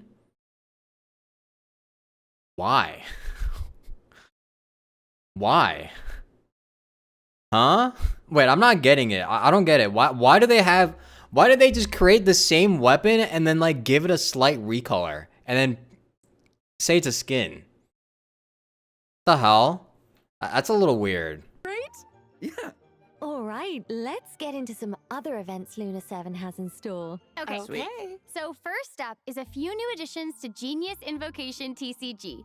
Character cards for Flint and Lauma are being added, in addition to an experimental field generator card. True weapons don't exist anymore? Plus, travelers can also look forward to new Envisaged Echoes challenges for Navi and Wanderer. Wait, actually, I need these. Hold up. Wait, it's Wanderer and Navia? Oh, that's cool. Plus, I use both of them. I actually use Navia a lot. So I'm actually gonna be happy to have Navias. Travelers can also look forward to new Wanderer's Envisaged pretty cool Echoes too. challenges for Navia and Wanderer. In addition, a new album, Hexerai Ballad of Whimsical Polyphony, is being added to repertoire of myriad melodies. Cool. Score themes for Durin and Barker will also be available in the new version. So check out the Treasure of Myriad Melodies shop if you're interested. That's awesome. I haven't done this in so long. Also, travelers will have a chance to stock up on rewards during the new version. Does everyone remember the cross-version event called To Temper Thyself and Journey Far? Oh yeah, that was the event where you complete goals over 8 weeks in return for a free Stella Fortuna, right? Right. So what if I told you that there are now rewards to claim beyond the 8-week mark? Wow. I'm listening. Okay, so in the new cycle of To Temper Thyself and Journey Far, after claiming the initial Stella Fortuna, travelers can unlock Tempered in Practice, where travelers can earn Primo Gems and other extra rewards by continuing to complete weekly. Wow, they were really hyping up that Primo Gem count, all for a total of 20 Primo Gems. 20 Primo Gems. Wow. 8 weeks for 20 Primo Gems and 1 transient resin. Masterful stuff here, however. Masterful. Goals. That's amazing. Okay. Right? Well, Cool. extra rewards never hurt. All right. I feel like you That's could- it for Luna 7 events. Take a look at the 3rd redemption code, and we'll see you on the other side. I feel like you could make that way better. What if, okay, hear me out. Hear me out. What if instead of giving you like free Primo Gems, like, I mean, you could still give Primo Gems, but like, what if instead of just 20 Primo Gems, because that's like such a little amount of Primo, like you can literally open up 5 chests and get more than that. Instead of just giving like 20 Primo Gems, what if you instead were allowed to pick a past event weapon of your choice for that instead? Like, get rid of all the other stuff, like the transient resin, the Mora, the enhancement materials. Get rid of the rest of that. What if you were to able to get 20 Primo Gems plus a free past event weapon of your choice? Because we still don't have any way to claim any of those past weapons, by the way. And we don't even know when they're going to add those back. What if you were able to actually claim those past weapons from that system instead? Because then that would actually give you an incentive to continue playing for those 8 weeks instead of just, you know, just for the constellations for like starter characters you probably don't give a shit about, you know? That would actually give players an incentive to do that. But I don't know. I guess they just want to give you 20 Primos. I feel like that would be like a much better incentive, and it would solve a like a long-standing problem people have had with like building their teams and with Genshin in general. It's just, you know, past weapons not being available. And especially considering that they're not giving us more free weapons in the events anymore. Why not just add back the past event weapons so we have something to work for? We have something to work towards instead of weapon skins, you know? They're not doing that too much for their greedy ass. Dude, it's like, it's weird, their decision making. Like, it's such easy decisions that don't actually even harm them. Like, I can get wanting to be greedy and wanting to make as much money as possible. Like, I get that. Like, it's a business fucking mindset. It's greedy, but it's capitalism, you know? Horrorverse is a gacha game company at the end of the day. We all have to remember that, like, at the end of the day, they're here to make as much money as possible, and they've been doing pretty well at that. And they're going to keep going further. But I feel like if they just added back the past event weapons through that system, they wouldn't lose anything. Because you don't get them anywhere else. You don't get them from weapon banners. You can't wish for them at all. They don't lose out on any money from that. In fact, they probably get more from it because players will still come back to play the game on a daily basis in order for them to get past event weapons, you know? So at the end of the day, it's still allowing players to, it's still giving more statistics for them to work off of. Like, I feel like there's such easy decision that they could have went through with that, but they just chose to do what? Give you 20 Primos, which isn't even like, it's literally 140 Primos off from one singular wish. You work 8 weeks for that, by the way. What?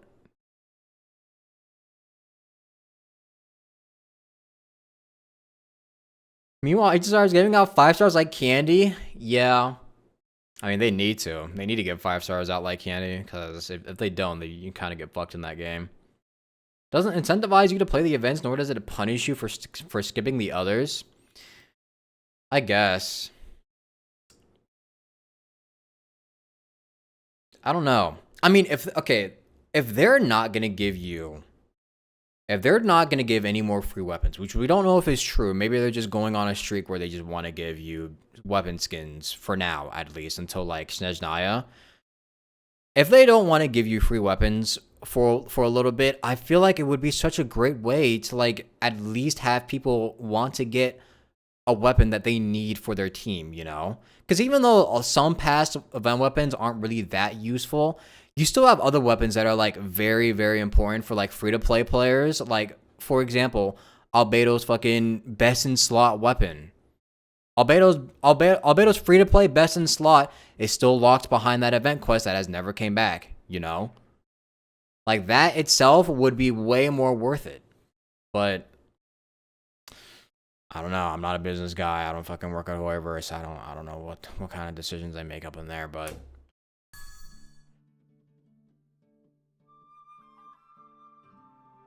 just need Festering Desire. Yeah, and Festering Desire is also a really good weapon to have for some characters as well. Like, it's just, I don't know, man. Dodoco Tails is also pretty decent for some characters. I think the fucking, can't you not get, like the Melusine weapon anymore as well? Because that was an event weapon. Am I correct saying that? I don't remember, but yeah, and that's like that as well. Like that weapon is also Navia's like really good free-to-play weapon as well. So it's like, why not? Why not, man? I don't know, bro.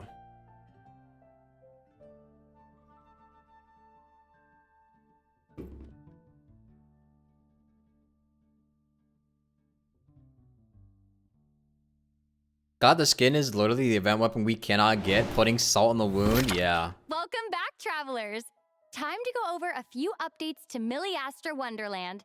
New cosmetics and a new lobby design are coming in the new version, so let's take a look.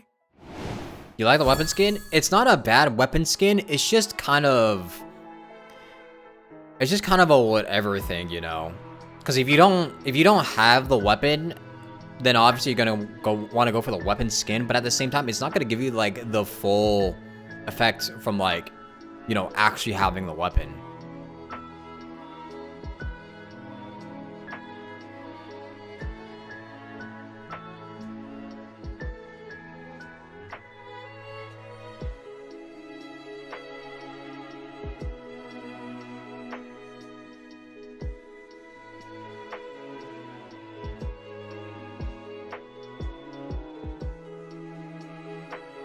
It's like, okay, it's like swapping the entire body of your car out to look like an expensive supercar, but it still has the same internals of like a regular fucking, like, I don't know, like a regular car. Nothing like a supercar, you know? Like, you have the looks, but like the internals aren't there, you know? It's not really, it doesn't really give the same thing.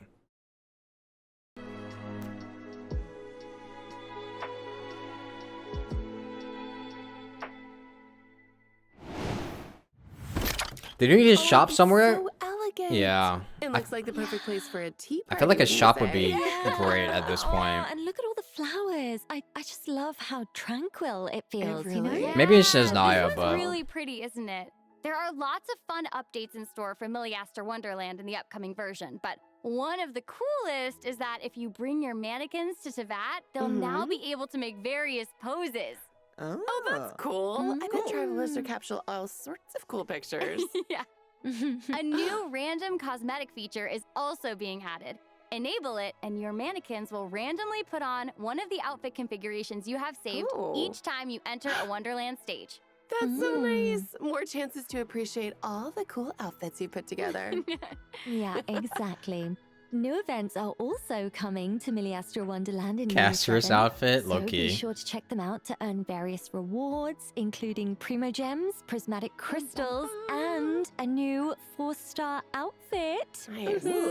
I also heard a unique kind of sporting event might also be taking place in the upcoming version, so don't miss out on that. What?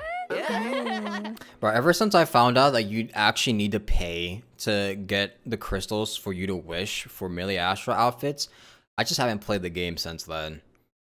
I feel like finding out that you actually have to pay and there's like no good free-to-play way for you to get like for you to wish for the outfits, I just haven't been interested. I lost all interested in that game mode after that. Like, I know that sounds a little sad because there's so much more to Millie Astra than just the outfits, you know, but I feel like I was just like I was like really sold on being able to customize my own character. Like, and I really did like I really do like some of the Millie Astra Wonderland outfits, but I feel like locking that behind a 100% paid feature is just kind of ass. You get currency from the standard banner. Is it ones for like the 5-star outfits? Because the 5-star outfits are the ones that I really liked.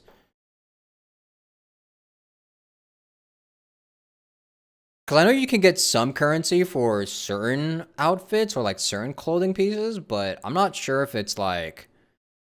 I don't remember if any of them were like the ones that I wanted. I don't think so, because like I remember after seeing like what I could get from like the free stuff you can get as a free to play, I was like, it's kind of lame. Not too highly of Hoyoverse. Yeah, I kind of had my hopes too high, but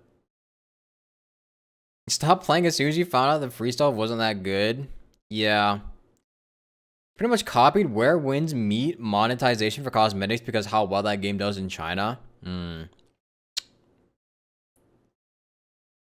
don't know. I'm sure Millie Astra Wonderland is a good game mode or like a good side game for Genshin, but like I'm just not interested in it, honestly. Like, I mean, a lot of people know, like, I know myself the most. Some people might not know, but like I really do like to customize my character and have like really cool outfits in any game that I play. If you give me an option to fucking customize my character and like allow me to like purchase cosmetics, I'll be on that shit like fucking glue. I'm like a moth to a flame when it comes to like cosmetics. Trust me. I spend a lot of fucking money on cosmetics in every game. But for like Genshin Impact, I don't know. For like Millie Astra Wonderland, I don't know. I don't feel like it's justified enough. I don't know why. I just can't justify it enough for some reason. Monetizing on cosmetics has been a thing before Where Winds Meet. Yeah, it has. But I think isn't that like an MMO game? Because I remember seeing some of my friends play it, but I'm pretty sure that game did get pretty popular.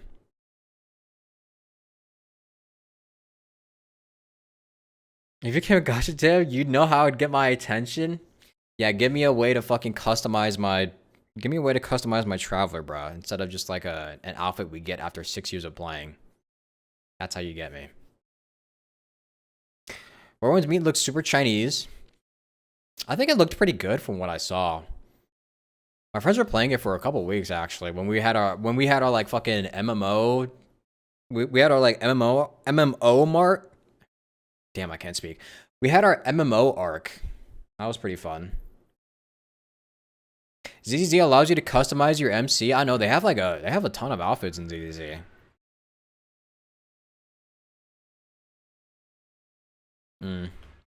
Craftspeople can also Got burned out from MMO stuff? Yeah.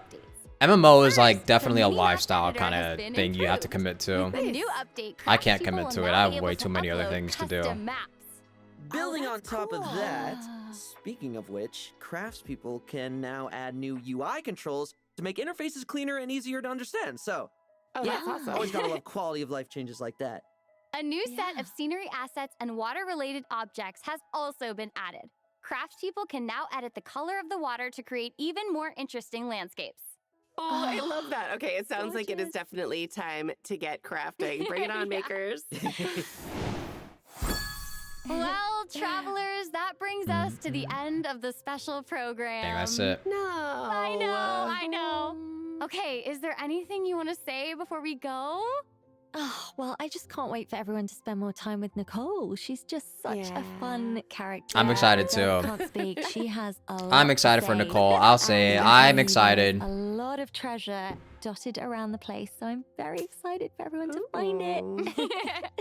Yeah, I mean, for me, honestly, Lowen is a very special character to me, and I can't wait just for everyone to experience him in game with his new story event, and both to see how much of a little freak he is, but also to, without getting into too much detail, to see, like, you know, his emotional state might be more than meets the eye. So I'm really excited. Yeah, I'm really excited for everyone to experience it, and I hope you love him just as much as I do. So. Yeah. I'm actually really excited about the notes function. I am very biased in favor of the Dodoko game. It is the cutest of the mini games. Alice, when is it your turn to come in? I love them. When are you gonna get your banner, huh? I know, everything in this update's gonna be so exciting. Yeah. I have to say, I am super excited for the upcoming Archon quest. Alice, we're gonna need you to hurry your ass up. Also, I mean, I'm excited, but I'm also nervous. I don't want to be waiting until after Snezniah to wish for you, bro. The Dotore boss fight. Yeah. Oh my gosh. It's gonna be a lot. It's gonna be a lot. I know. Oh my gosh. I feel like it's there.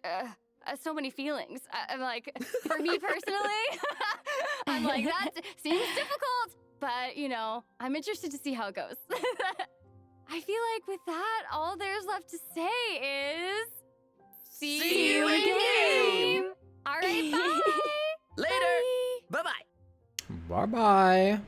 Oh, there's more though. Hold on. Oh yeah, I forgot the Snezniah shit. So they have, okay, so we have a lot of trains and shit, which we saw earlier. I think that's the terraforming thing they talked about. Yeah, that's a whole bunch of the terraforming stuff they talked about earlier.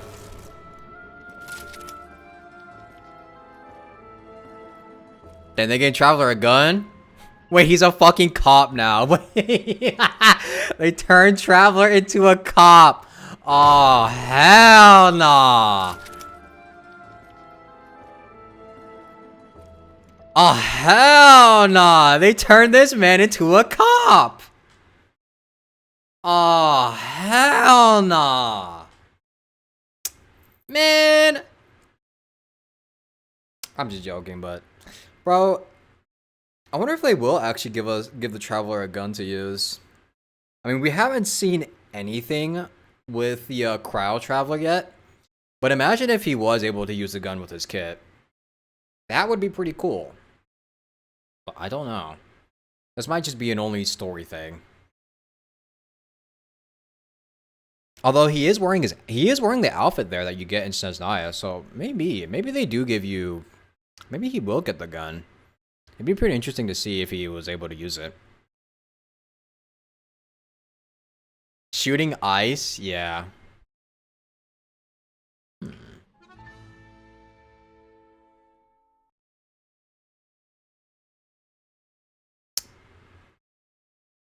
Probably is E? Yeah. It might just be like Navia or something. It might just be like Navia.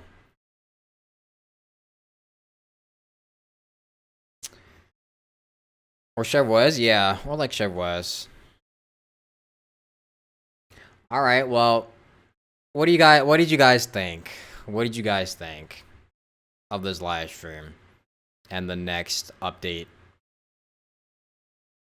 Are you guys excited? Yay. Excited for Archon Quest? I think that's gonna be the best part of it, but after that, I don't know about everything else. I'll be honest. It doesn't seem like there's much else going on after the Archon Quest. So I'm a little worried. Well, I'm not really that worried. I said I'm a little worried because I didn't know if I was gonna be able to, like, you know, have any content after that, but you know, I'm still playing M4A, so I'll have plenty of content. It doesn't matter. In fact, it's probably better for them to like not have a lot to play, so I can focus more on M4As. Do I think it's as bad as the internet says? I don't know. I mean, Genshin, at this point, we have to realize that, like, Genshin has always had, like, dead cycles like this. But one thing I do say is a little valid is that like after almost 6 years of being in service, I feel like it is a little weird how little primo gems we are getting for, you know, for every single patch cycle. Because the main outrage that I see from this update is that apparently people have leaked the total amount of pulls you can get as a free-to-play for the next update. Apparently, the most amount you can get is like somewhere between 60 to like 64 wishes, which isn't a lot. It is definitely not a lot. That's like less. That's like you're not even going to be able to hit soft pity at that point. That's like a very, very little amount. And that's not like that's considering you do everything you possibly, that's like literally considering you do everything that they give you in order to get all those wishes. So like realistically speaking, it's probably more like 50 wishes. Maybe 50, 40 wishes. If you're doing like the event, maybe exploring, maybe doing Nicole's like exploration thing and all of that, and doing the story events and all of that. Yeah, and like doing full clears of all the endgame modes, which not a lot of people are able to do at this point. It's not a lot of wishes to give players, especially when you consider that you're still having to deal with the 50-50 system, by the way. Even with the, like, you know, the guaranteed thing you get at some point if you lose too many 50-50s, it's still not a lot. You still have to rely on the 50-50 system, which we all know is such a, you know, it's basically gambling, whether or not you get the character or not.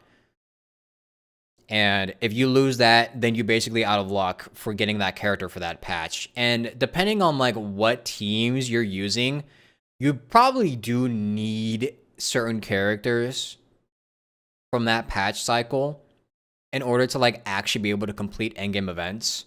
So it's a little rough to only be giving people 60 wishes in total and hoping that they win the 50-50, you know? Because imagine you wished for, I don't know, say fucking, who's on the banner right now? It's like Llama Nefer. Say, for example, you wished for like fucking, say, for example, you wish for, like, Llama this patch, and then you won her, you know? At that point, you're starting from, like, 0. And, like, you don't have a lot of primo gems left saved up. You know, you'll probably have, like, maybe 500 to 1,000. You're not gonna have enough to even be able to... You're not gonna have enough to, like, get a like, guaranteed 5-star. And then you have to win the 50-50. And then if you don't win that 50-50, you're just basically shit out of luck, you know? It's kind of messed up in a way. I don't think that's a good system to have, especially when it's very evident that it's very evident that they're trying to make you pull for certain characters and certain teams in order to get past certain endgame bosses, is what I'm trying to say. Like, it wasn't, like, I know a lot of people try to counter argument the whole debate and everything with, oh, it's always been this way. You know, they haven't given that many wishes in the past as well. You know, they've only given about maybe 60 to 70 wishes. Sometimes 80 during the anniversary cycles at most. Like, yeah, sure.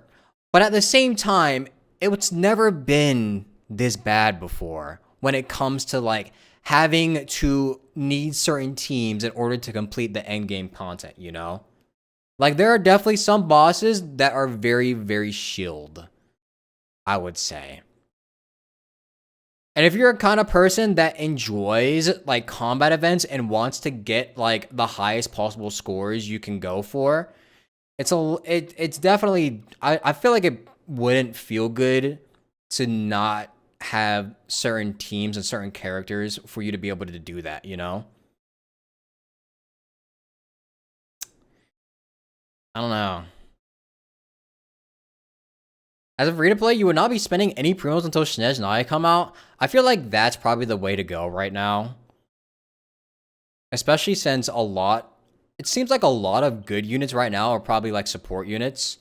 And like the DPS units are mostly catered to the not cry gimmicks, you know, with the lunar stuff.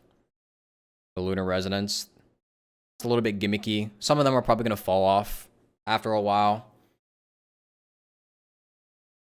Otherwise, you shouldn't be spending primos until Snezh Naya 5 stars. What's up, bwaap? Bwaap yoy. It's always been the way. That's exactly the problem. That's what I'm saying. Like, I was looking at the Reddit and I saw some people I saw so many posts trying to make counter arguments against all the outrage, saying like, oh, if you guys look in the past, it's always been this way, you know? People are spreading misinformation saying that they've given out better primos in the past. Actually, that's wrong. It's always been this way. But I'm sitting here and I'm just like, you know, that doesn't really make it seem much better, you know? That just makes it seem like it just makes it seem like they haven't really changed or like adapted to like the way things are going. Like, that just makes it seem worse, you know?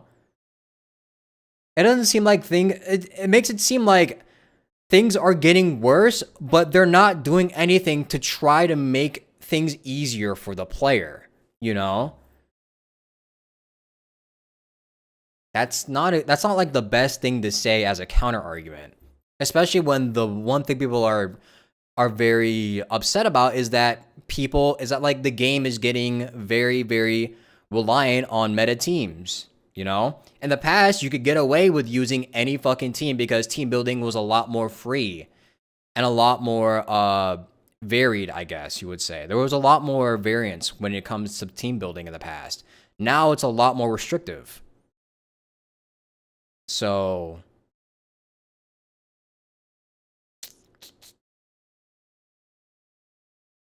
only that some characters fell off too quick. They used to stay in meta a lot longer back in the days, you feel like? Yeah. Back in the day, you used to be able to use a lot of different characters no matter what you were facing. I forget what point it was that you needed to have certain. I think it was Natlan. Okay, well, I don't want to blame Natlan for every character's problem. I think it was actually probably Fontaine.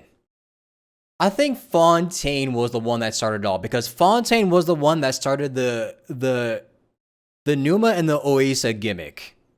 That's where it all truly started. If we're being real, that's where the fucking gimmick started. Even if it was only for a couple characters, that's where it truly all started, is in Fontaine with that Numa and Oisa gimmick. Natlan is where they ramped it up and tried to go full send into making everything more restrictive, but Fontaine was the one that started it all.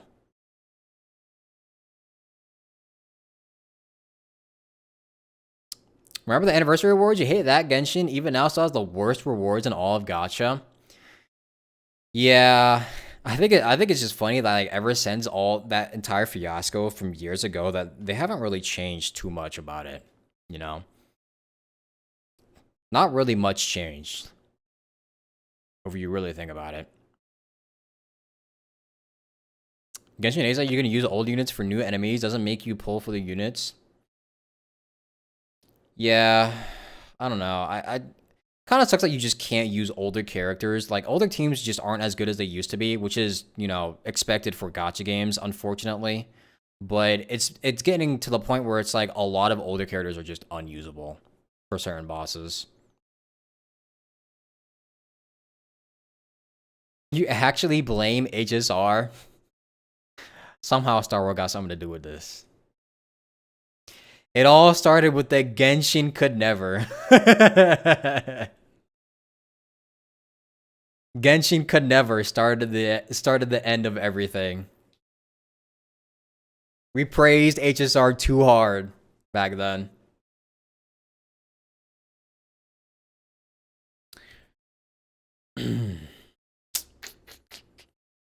Overwatch gives you 1 loot box for the anniversary. That is true. I saw that. Kind of funny.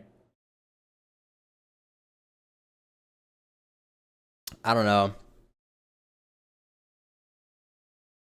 I understand. I get the sentiment why people are angry is what I'll say.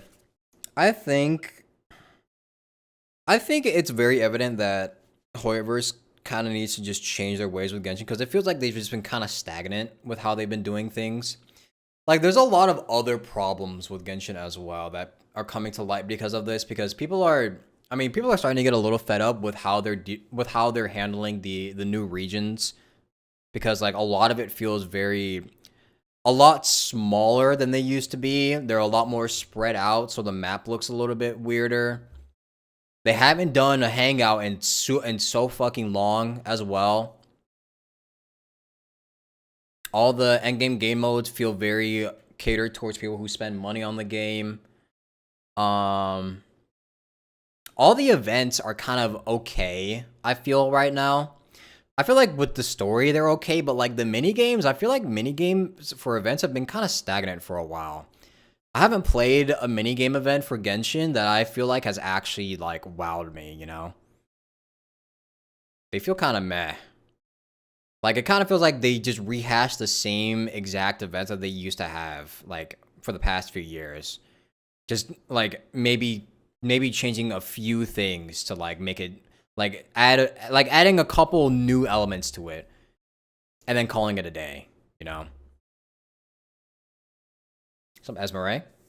What are we talking about? Talk about the new event or the new update that's supposed to be coming up and the controversy surrounding it. HSR's quality of life is way better than Genshin. Yeah, they have a better quality of life, I feel. I mean, I've been playing HSR for quite a while now, like maybe a month ever since I started M4S again, and I'd say like they actually do have a lot of quality of life stuff. Like it is way easier to like go around in Star Rail than it is in Genshin. Now that game is like literally piss easy sometimes. Like even though you do need specific teams and like sometimes the shield does get to you, especially with the endgame modes, that game is kind of piss easy. Like they kind of hold your hand a lot through that game. There's a lot of quality of life stuff. Really, that's because of people complaining. Yeah. I already talked about it, but basically I remember seeing like the only reason why they haven't been giving like super huge map expansions like they used to is because people were complaining about the size of Sumeru, especially with the desert. Like apparently at some point, like there was I forget, it was a stream or like an interview or something in the past where they said like Sumeru was apparently too ambitious. So they decided to scale back on how they would, you know, implement new regions, which is disappointing, I will say. Even though I will say I still think the desert, okay. At the time, the desert was a bit tedious to explore, and that's mostly because we didn't have as good exploration units as we do now. I'd imagine if we were able to explore the desert with the units that we have now, like with all the Natlan units, it wouldn't be as bad because, you know, we go like 3 billion miles an hour with just Mavwika alone.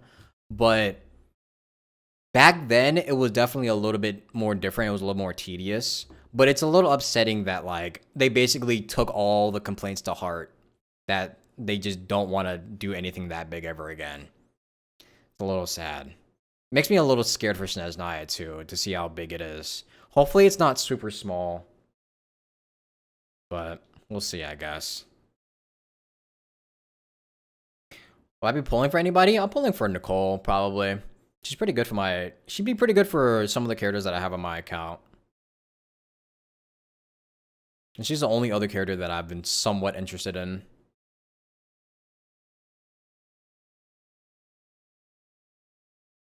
Map players having to come back each time when you get a new rune to unlock doors. Yeah, I think it was very ambitious at the time. It's just that people weren't ready for it because we had just come from Leeway, which was a very like seamless experience, and it was all on one level, and you could basically like just very easily traverse through the map. Even if it was like, you know, a whole bunch of high mountains, people could still just like easily climb up those things, you know, or you use Venti, Kazuha, or whatever, you know. That wasn't that much of a problem back then. And then you have like Inazuma, which is all on one land, and most people say that Inazuma has pretty good exploration as well with all the puzzles and all of that. And then you get to Sumeru, and it's just like a gigantic region, and then another gigantic region expansion, and then they expanded it again, and then all those regions have like different layers on top of each other, and it's just like, okay, it's a lot. They just threw like a whole fucking toy box at us. I think people just weren't ready for it at the time. I don't think the game was ready for it at the time as well, because we didn't have a lot of good exploration units back then. I think the best exploration unit was probably... I'm pretty sure in terms of traversal stuff, it was probably Scaramouche. Yeah, and Yelan. Yelan, Sayus, and Scaramouche were the only 3 good exploration units when it comes to like traversing stuff fast. If they kind of waited a little bit to add those expansions in the future, like somewhere around Nat Land maybe, then I feel like it would have been fine, you know? Nobody would complain as much as they did. Because you could literally just like zoom across the fucking map with Mavuika or Chaska, or even just riding around with, what's her name?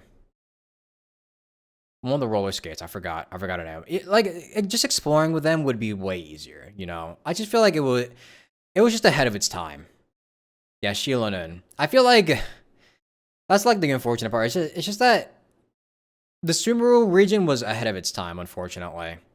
Way ahead of its time.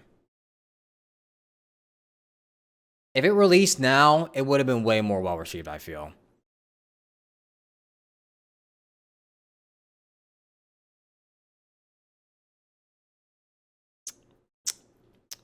Them not adding the underground maps until later was actually hell. That too. I think them not adding the underground, the abilities to see the underground maps definitely hindered it a lot. I feel like that should have been on there day one, and I don't know why they didn't add that day one, because that's like such an easy thing to figure out, or like know if you have people playtesting your stuff. But I don't know. I don't know what they were doing in there.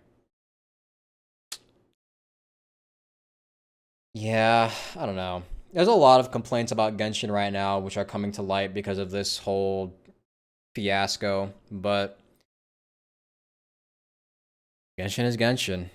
Everyone already knows Genshin is the one game that decides to never give anything quality of life until like 3 years later down the line, after people are asking for it. It's unfortunate, and you would expect them to at least listen at some point and actually make some changes so people would be happy, but I guess not.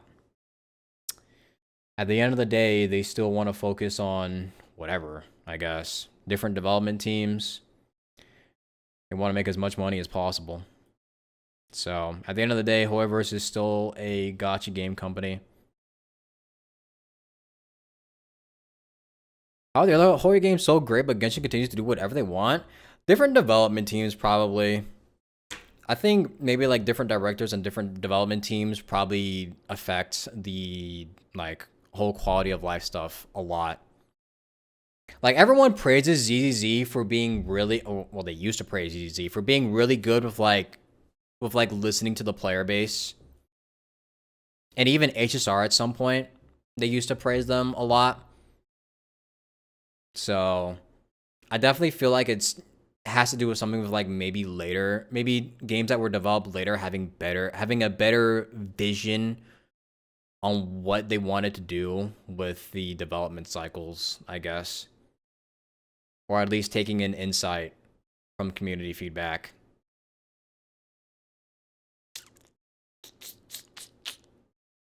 Hey, give you stuff when the player numbers dip. And then season 2 happened. Yeah, then season 2 happened, and then season 3. People are already complaining about season 3, so seems like things are not gonna get better there. What? That's usually how it is, unfortunately.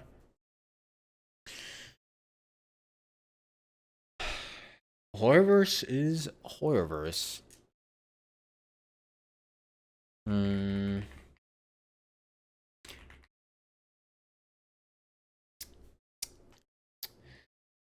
Well,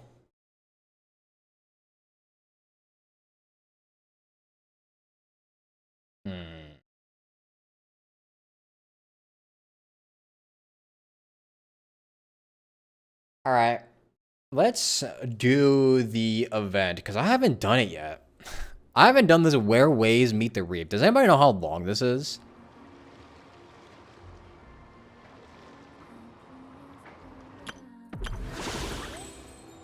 Seems like a main event because it gives you a crown and a free character. I wonder how long it is. Main story isn't long. It's kind of a walking sim. Games are around an hour. There are some voiced anecdotes too. I see. Might as well do it anyways. To Traveler, it's been a while. A great hero of Teyvat, you've traveled far and wide, met countless prominent figures and big shots of the world, and as we both know, that breadth of experience is one few can hope to match. In fact, I have a business matter that I believe you are uniquely suited to handle. You will, of course, be generously compensated. If you are so inclined, head to the Curatorium of Secrets at your earliest convenience and we will talk details. So, it is from Nefer. She sure dialed up the charm, huh? Sounds like the payout could be huge, though. Let's head to the Curatorium and check it out! You could clear the story in the minigames in about 3 to 4 hours. Let's get started then. Assuming you actually read and listen to the story. You know how I do it. You know how I do things. I always pay attention to the story. Also, let me turn off my fucking webcam, bro. I'm chopped as hell today.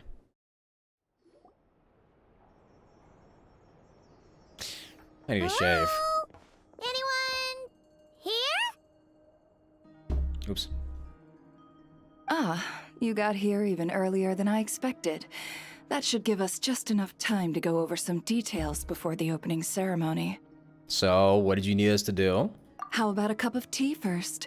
I'm sure it was a long trip. Now tell me, Traveler and Paimon, have you heard of the Nod Cry Trade Expo? No. Nope. A long time ago, back before Nasha Town even had that name, this place was essentially one giant black market. With no administrative oversight, trade that was prohibited elsewhere was fair game here. So this place began to attract business from all over Teyvat. Over time, more and more people settled here, and what was once a black market became what is now Nasha Town. You're too distracted by Nefer's legs. The spirit of free trade has been a local staple ever since. Hence, the Nod Cry Trade Expo was born. So, is it like a business convention? Some straight gooners in here, in this chat. In a sense. It's an annual tradition once the shipping routes open up.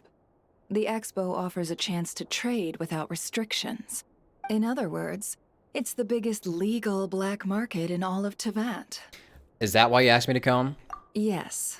The Voynich Guild is organizing the event, and that comes with a lot of responsibilities. Normally I would let Yehoda handle most of the work, but this year, it might prove too much for her to manage on her own. Something tells me we'll have a lot of big names in attendance this time. Working with VIP clients takes someone with the right experience and connections. Me? Hence why I think Yehoda might need a helping hand. Oh, so that's where the Traveler comes in. Exactly. I was hoping you could help her with participant coordination. It's nice of you to look out for Yehoda. I don't know if I'd put it quite like that. I'm just interested in playing to people's strengths. In addition, I think you'll find the compensation to be quite to your satisfaction. So, are you in? Yeah, should be a piece of cake, but what's the catch? Good instincts. I do have one special request, as the one offering this commission.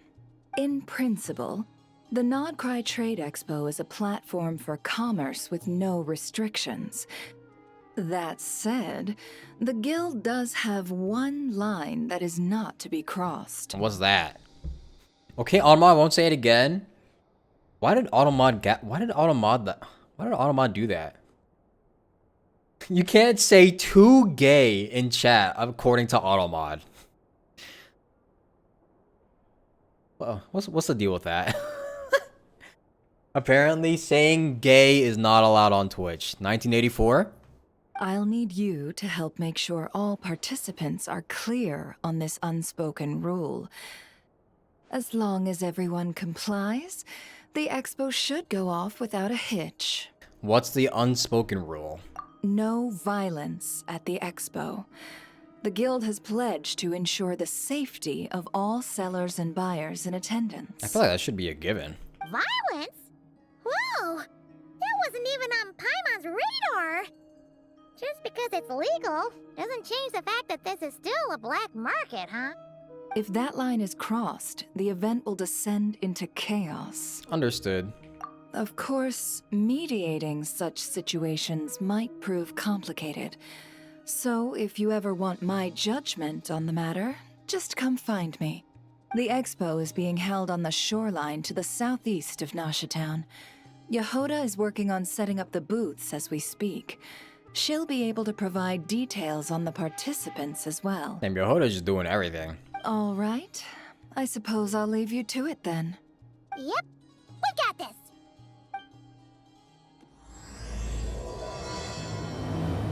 Yehoda really is the hardest worker, bruh. If you find yourself in a tricky situation, just come find me.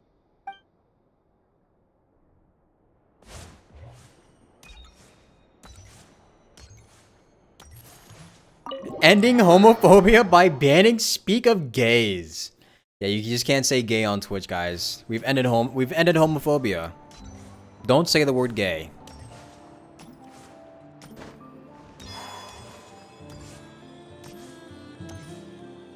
Don't worry, I allowed it. I think it should be allowed now. Sometimes Automod just like... sometimes Automod just like bugs out and like thinks the most innocent things are like actually harmful to say. I don't know why.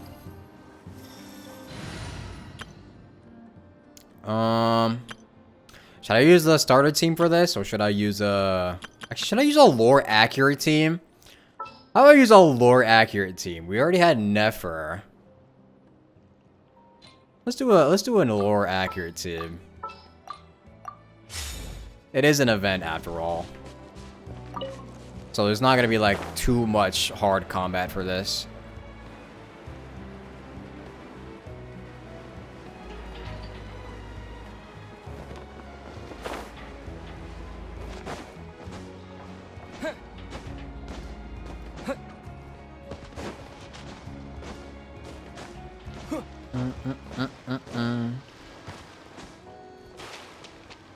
Before the word clanker is banned.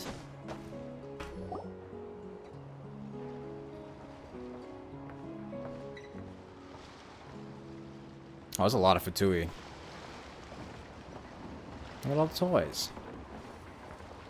Oh, there's Yehoda. This is where Nefer said the expo should be. Let me think. Yeah. Let's go with this. We can't keep changing the setup. Where are the goods being stored? You still haven't told us. And what's the guild's cut on transactions this year? Sorry. One question at a time, please. Wait, did you see that guy's name is Lockaberry?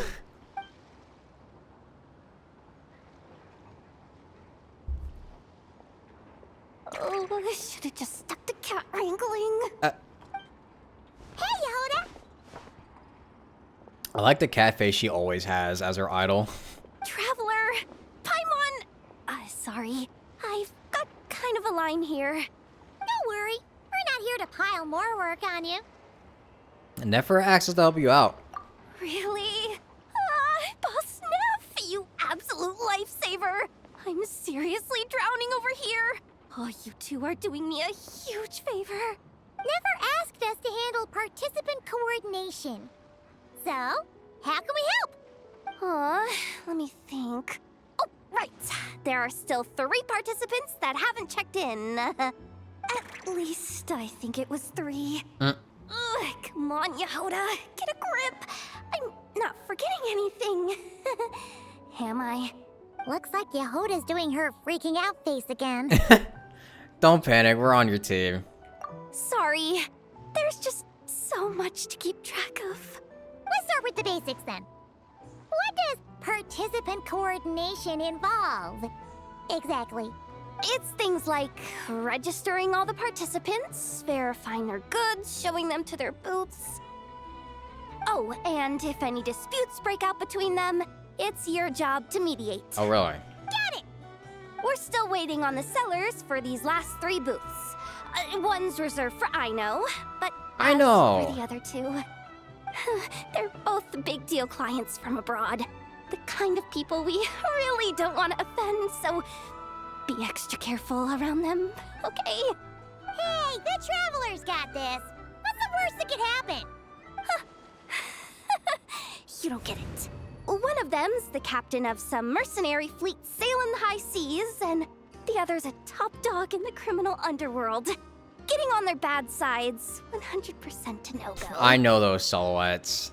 If something goes wrong, let's hope that's a big if, don't engage. Just tell him you work for Boss Neff. And you'll be alright. Alright. You have a bunch of work still, right? Leave the Merc Captain and Gangster Buzz to us. Oh, lifesavers, the both of you. Not cry hot dogs are on me later. Ooh. I promise. And whatever else you want. The not cry glizzy. Anyway, I'm guessing the 2 sellers I just mentioned are caught up with lodging or cargo. You should be able to find them at these addresses. I'd get over there pronto if I were you. People like that don't take well to be kept waiting. Oh, and tell Aino to bust a move, would you? The booth I'm saving for her is in a prime location. If she doesn't come claim it, the other participants are gonna start asking questions. You just got back? Who's gay? They were talking about Nefer. One at a time.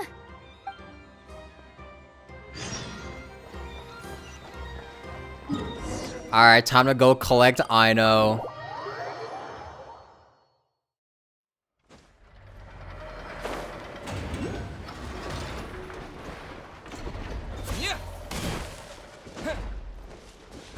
Wait, we should change to freaking Yehoda since we've already met her.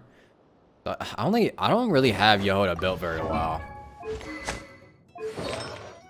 Maybe she'll do okay. She might be okay, I guess.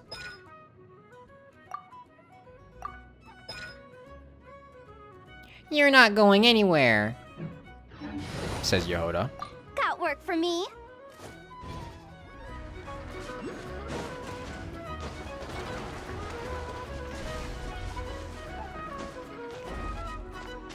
See ya, Jeannie Jean Jean.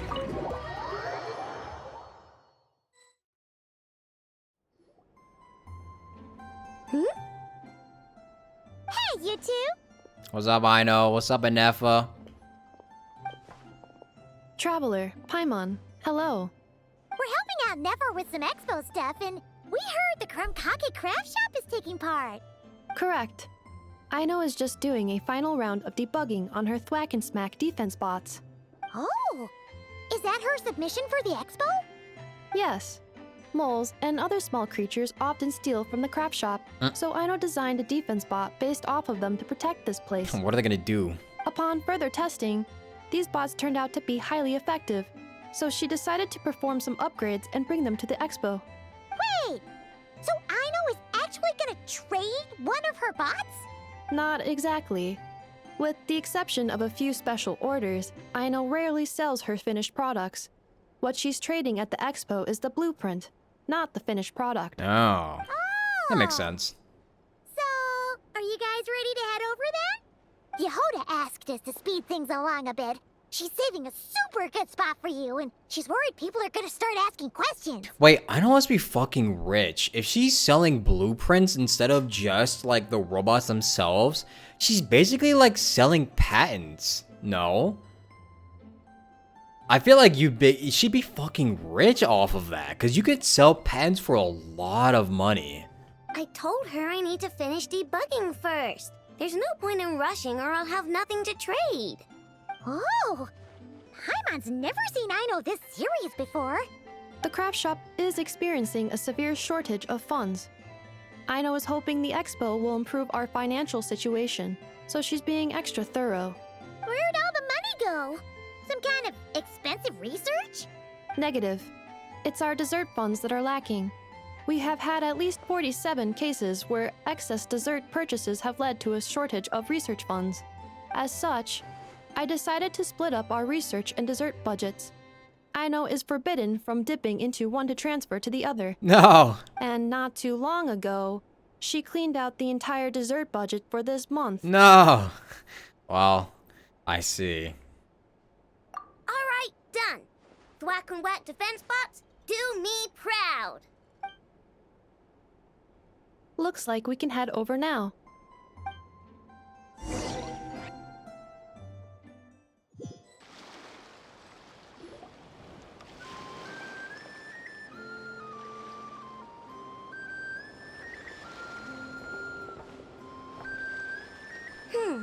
This looks like a good spot for the demo platform. This new bot looks pretty interesting, I know. Swing by and try it out whenever you want. It'll blow your mind. I just know it. Thanks for the help. No problem. Oh, and for registration, is it just gonna be you two? I will be participating, but there is no need to register, Aino. Huh? She doesn't like to be around a lot of people. Oh. Once the expo starts, she'll head straight back to the craft shop. Wait, really? Good point. I guess so. And thwack and smack defense bots, you need to participate in combat simulations with Enefa to test the efficiency of guard mechanisms. By deploying a variety of guard mechanisms, you must defeat the enemies commanded by Enefa and prevent them from breaching the stronghold behind you. Plants vs. Zombies? Yeah, kinda seems like it.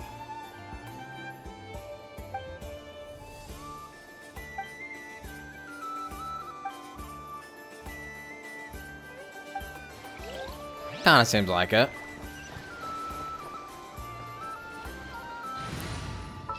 Let's add Aino and Enefa to our party now then. Where's Aino? Yay! Playtime! Yay! I really don't even need any other characters anymore. You can just have fucking Aino and Enefa and like you just do a whole bunch of shit.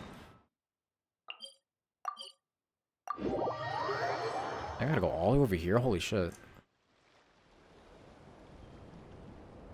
Wait, is this? The Alcor?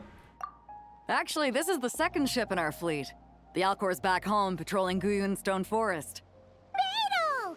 The infamous merc captain who sails the high seas! Rare Beidou appearance. Yeah. We've met, remember? What's with all the pomp and circumstance?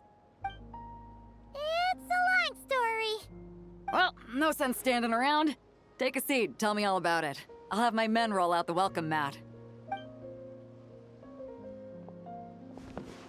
I think it's funny that this voice actor for Beidou and Acheron voices characters. So you know the head honcho of the curatorium, huh?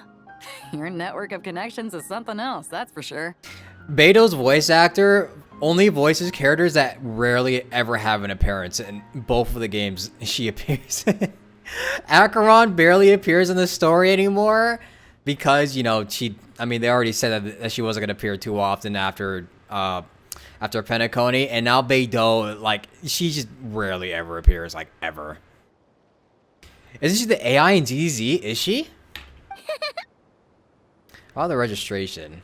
Right. We need a record of who's participating in the expo and what you're planning to trade. Well, mark down me and a few crew members as participants. The rest will stay on the ship. As for what we're trading, take a look. What is it? A while ago, Ningguang revamped the Guizhong Ballista. Oh. The beauty you see here is one of her new and improved models. Oh, we're selling weapons? It has insane firepower and comes complete with remote guidance for accurate striking even at long distances. I just know people are gonna be fighting to get their hands on it. Are you sure you're allowed to sell stuff like this? Yeah, this seems, Don't What- worry. Compared to the model the Millileth's using, this one might as well be an antique.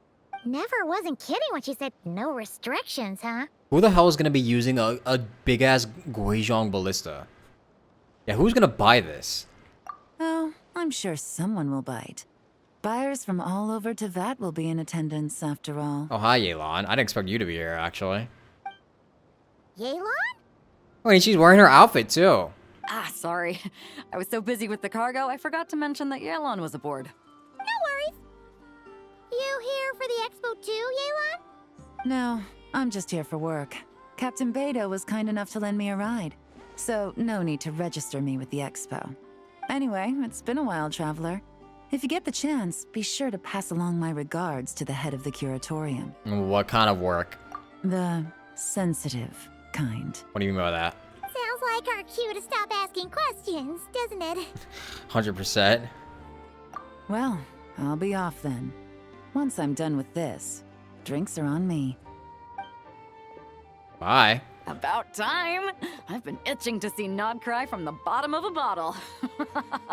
Am I gonna play NTE anytime soon? No, I'm not really interested in NTE. I already said before it came out that I wasn't really interested in it. Alright, that's it for registration. Follow us and we'll take you to the venue.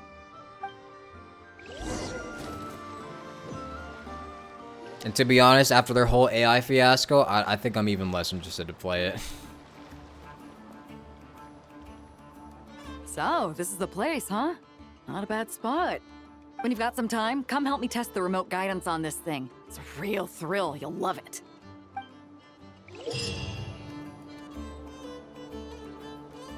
So this is another combat event? A battle rating, huh?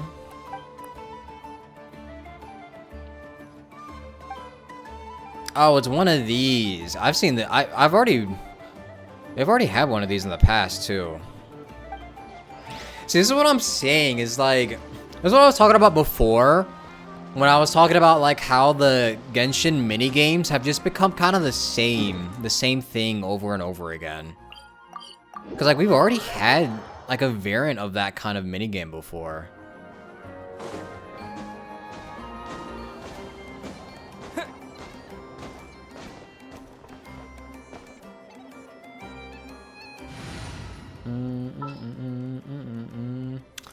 Who should I use?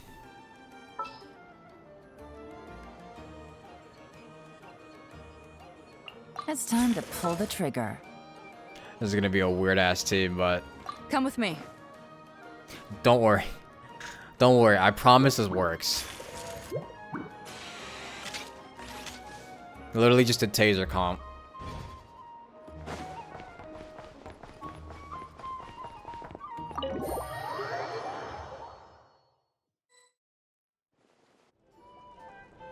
Do you hear how women look in this game? Why? I think they look good. Flagship. Navia! Yes, this participant decided to figure out lodging first. Navia! Partner, Paimon. Hi. Navia! It's been forever! I'm guessing you're here for the expo? You got that right. Representing the Spina di Rosula, of course. Top dog of the criminal underworld. Yeah, that checks out. Is that my new nickname? I'm not opposed. It's kind of snazzy. It's great that we found you. We're working a commission to help with participant registration right now. You know, goods verification, stuff like that. Oh, I see. Well, in that case, take a seat. I ordered a whole bunch of food. Clorand and Chevreuse went to unpack some things, but should be back in a sec. Wait, Chlorine and Chevreuse are here? Speak of the devil. Holy shit. Talking about us? Okay, wait, there are a lot of characters here. I don't think I can make... I'm gonna have to kind of narrow down who I could use in my party. Clorand! Chevreuse! You're here too! Nodcry is a chaotic and dangerous place. Considering the Spina's importance to Fontaine, the last thing we need is for something to happen to its president. I do find it nice to travel with friends, but come on. Look who you're talking to. What's the worst that could happen? True. With that nonchalant attitude, it's anybody's guess. Fair enough. Guess you can mark down our champion duelist here as my bodyguard. Gang boss and her bodyguard. Got it. Should we mark you down for the expo too, Chevreuse? No need. I'm here on official business. A lot of our recent cases have had ties to Nodcry. Man, it's been a while since we've seen Chevreuse. And that's Paimon's cue to butt out. Oh, one more thing. What's the Spina planning to trade at the expo? Oh, this right here. It's one of the Fontaine Research Institute's newest inventions. It's a kind of relay system that allows the user to unleash Numa and Usia energy in battle. Oh boy. So it's a weapon? Of course. At a market with no legal oversight like this one, weapons are gonna be the first to go. Yeah, it seems like every single vendor is just selling weapons. Yeah, so? Still, bragging about not having to follow the law in front of Chevreuse feels wrong. Yeah. I don't mind. I've read quite a bit about lawless territories and crime novels before. As a detective, I know that I'll need to put the rules aside for now if I want to get things done here. And on that note, I should get to work. I've got patrol members waiting on me. Work, work, work, work, work. Ready to head over to the venue? Just follow us! All right, let's get this show on the road. I want to get a bit of shopping in as well. How rich do you think Navia is?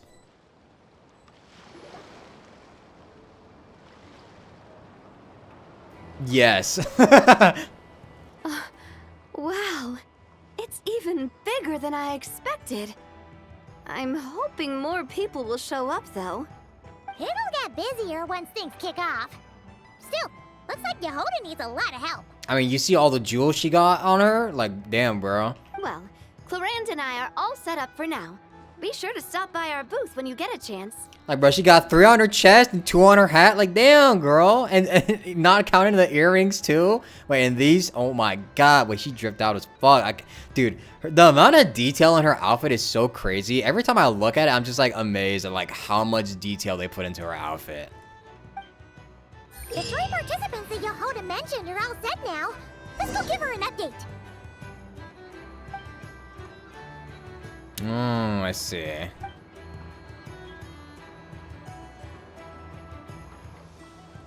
Remember this attackers at the similar corner alignment of the spring of the shooting? I see. Okay.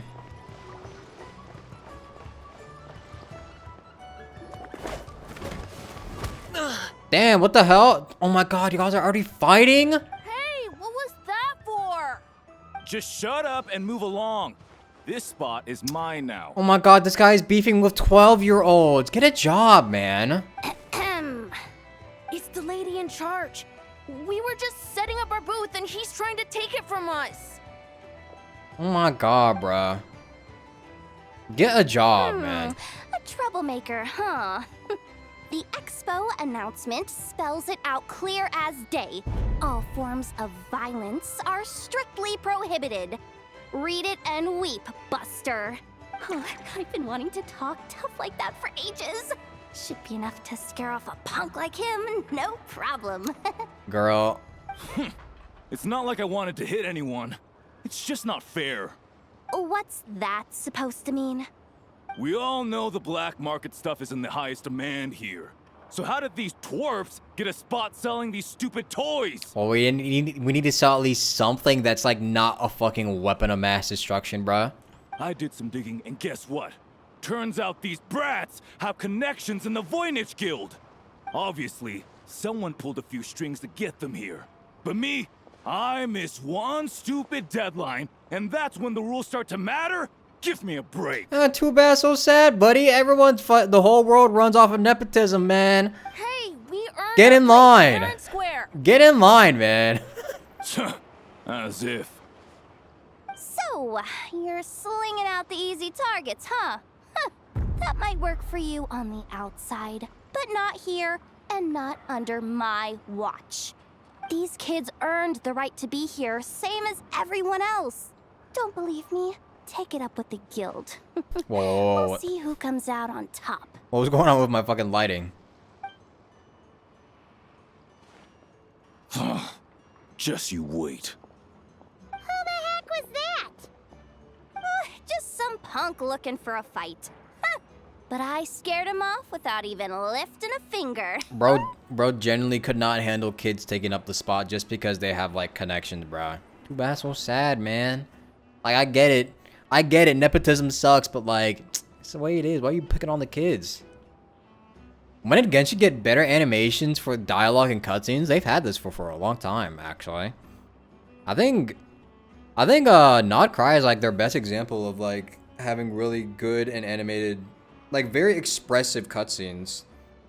I don't think there's no cutscenes in this game that aren't very expressive anymore. I'm still shaking. That was close. Almost had to pull the Never guard. Well, he's lucky he decided to run off, or we'd have helped teach him a lesson. Thanks a million, miss. All in a day's work. Anyway, knew I remembered you guys. Your guardian works for the guild, right? Was it again? Have I played Linnea's story quest? Animation was such a step up. I haven't yet. Auntie, are you all right? I probably should though. I'm fine. Just got a little scrape when you pushed me. Wait. Okay. Okay. You look like you're 10 years old, but your voice says you're like 17. Like what? There's a bit of a disconnection here.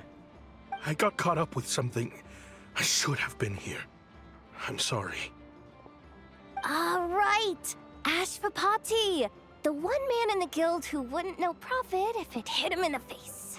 You get a spot in the most lucrative market in the world, and you're letting the kids use it to sell toys. No one else would even entertain that idea. That's an honest business right there. Well, the purpose of the expo is free trade, right? There's no rule that participants have to sell weapons. Exactly. No, but most people know what's gonna make real dough. Unlike a certain someone. Yeah, it's just honest Ate, work. Neb, Rhea, head back to the booth. If anything else comes up, you call for me, okay? Don't be reckless. Okay, got it. The technology used to make these toys, perhaps it could be used to make weapons? I mean, true, you could take it apart. Yeah. You two know your stuff. Wait, what? Then why not make them look the part? They'll sell tons better that way. It's because it needs to be conspicuous. Nobody would... Like, imagine having to buy something and needing... Like, okay, imagine you go to an expo to buy a fucking weapon of your choice, but you have to be able to bring it back somehow, no? So what if you... How the fuck are you gonna bring a Guizhong ballista back to your home? without bringing on suspicion on the ship, by the way. I don't think that's gonna be very possible. I feel like doing it in toy form would be a lot easier. If you were to leave your kids a gift, would you choose a toy or a weapon? Well... In any case, I'm not looking to make it big. I applied for the expo because the kids thought it would be fun. All I care about is them having a good time. Fair enough. You're still gonna be busy with guild business though, right? Just a heads up. This might not be the safest place to leave the kids unattended. I understand. A lot of children suffer because their parents are too consumed with work. It's unavoidable sometimes. But I want them to have better. You know what? Don't even sweat it. I'll look out for them. What the heck are you doing, Yehoda? Really? That would be amazing. What do you say to Miss Yehoda, you three? Thank you, Miss Yehoda. My pleasure. Just have them come find me if anything comes up. Her name's Auntie Yehoda now. Got it. I should get going then. Wow. Way to step up, Yehoda. Actually, it's Aunt Yehoda. I'm just looking out for some kids. How hard could it be? Then again, I bet I'll be swamped with disputes to settle once this thing gets rolling for real. Relax, we'll help you out. Oh, also, we registered the last 3 participants. So, the expo can start now, right? Wow, already? In that case, let me go get things ready for the grand opening. Talk to you later. Bye-bye. There she goes. She really does have a lot on her shoulders. Kind of feels like she's the hardest worker here, no? Why do I feel like Yehoda works harder than most people here do? Now that I think about it, I think it's really funny that Yehoda is a harder worker than the literal Archon of this nation, I guess you would say. Like, Yehoda's work compared to someone like Columbina is kind of funny to see the difference. And we should help as much as we can.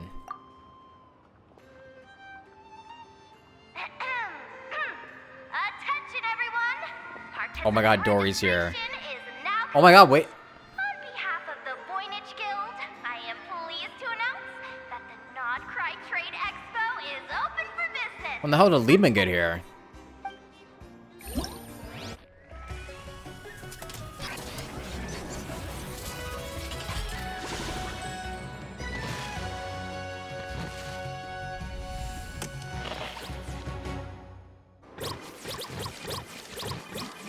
Alright, well. Whoa!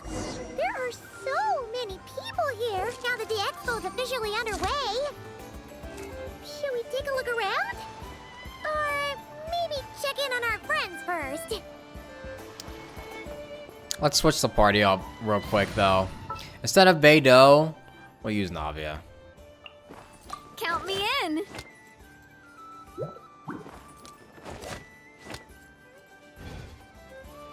Now this is a team.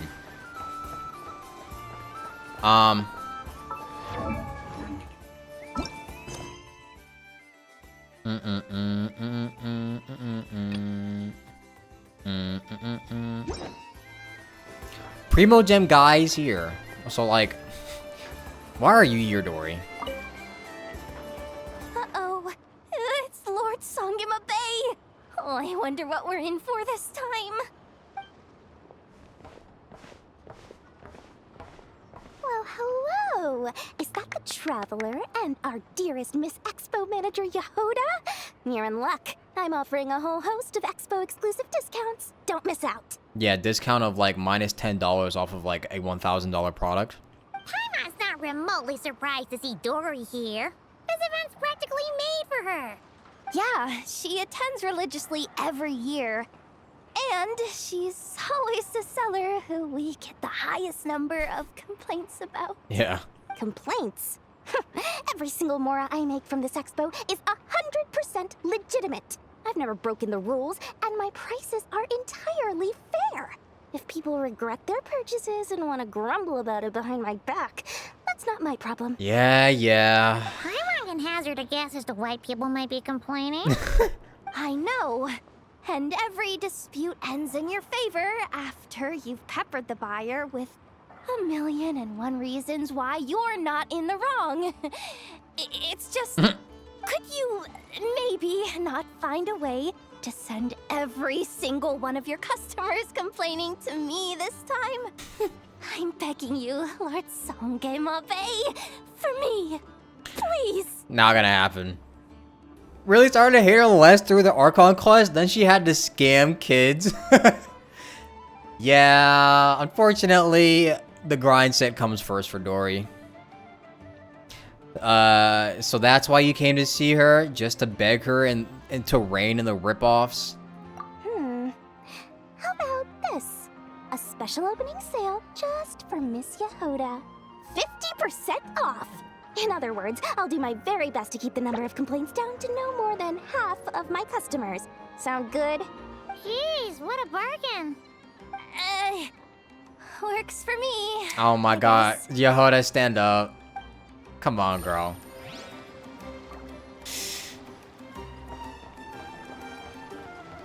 Isn't Yehoda also really bad with, like, saying no to fucking, like, bad deals as well?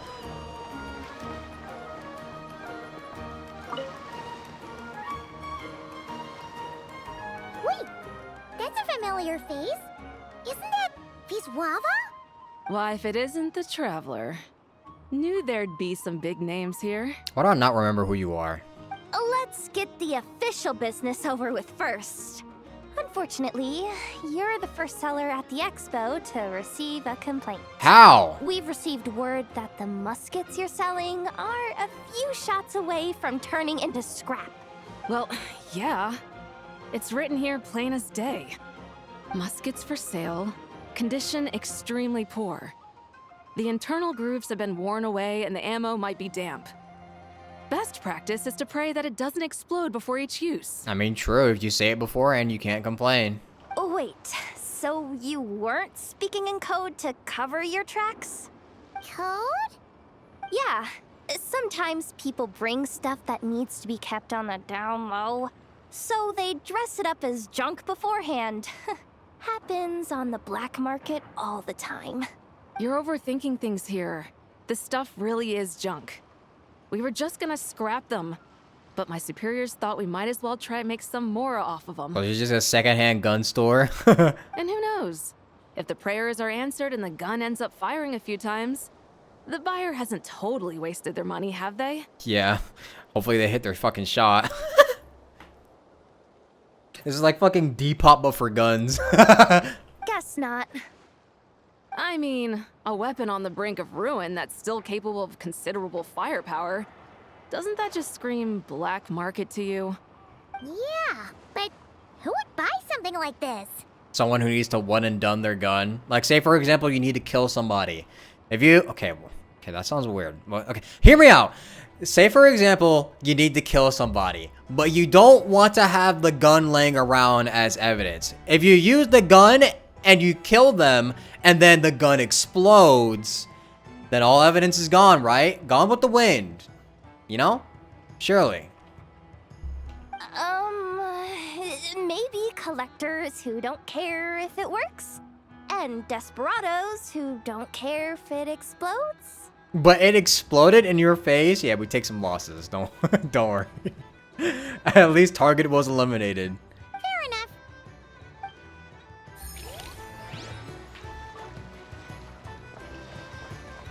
That name guy's name, Nukruma, looks like Nakruma, which in your language means want a house. This guy? This exhibitor's demands are ridiculous. What's wrong? This exhibitor is apparently selling some rare Natlanese artifacts. And he's making some extremely unrealistic demands about how he wants them stored. I know the contract says that we're responsible for storage, but I'm sorry. It's unreasonable to expect us to meet these requirements. Yeah, aren't you supposed to do that yourself? Unreasonable? These are rare and very fragile historical relics we're talking about. You can't just throw them into a warehouse, okay? They have to be handled with care. You're from the massive Nightwind, aren't you? Tumaini? Yep, that's Tumaini, all right. So, what exactly do you need? Well, I suppose I can use the assigned warehouse if I really have to. Just don't tell Granny Eatsley about this, please. Nice negotiating with you. whatever Tumaini means. It seems like it carries even more weight than name-dropping Boss Neff. Only for the Natlanese, though.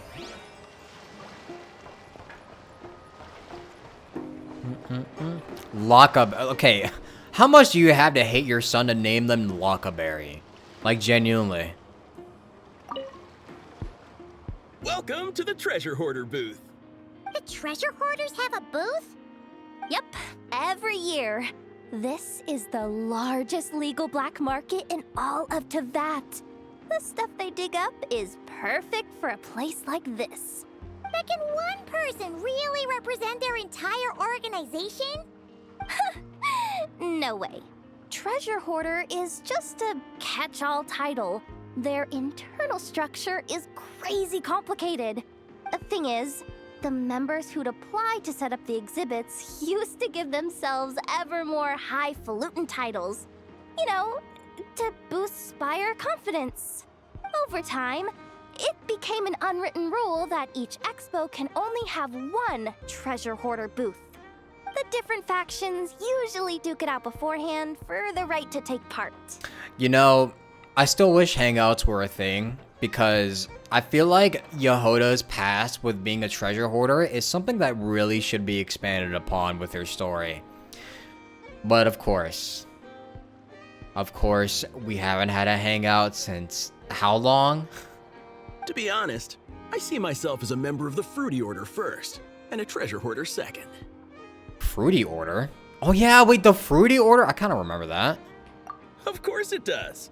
The Fruity Order is known far and wide for its heroic deeds. The Fruity Order's a familiar name around here, at least. They've been winning the Treasure Hoarder Expo rights for a few years now. Although, this guy's a new face. Fruity Order explains the name? Yeah. So I haven't played any of them. I actually haven't played a lot of them either, because I've been doing other things, but...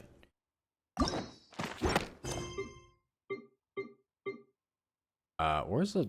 Where do you find that? Where do you find them again? Oh, I thought they were in here. Are they not in here anymore? Quest overview. Oh, here we go. Story quest maybe? Oh yeah. Why'd they add more menus to this? It was simple before. Yeah, I haven't done a lot of them in a long time, but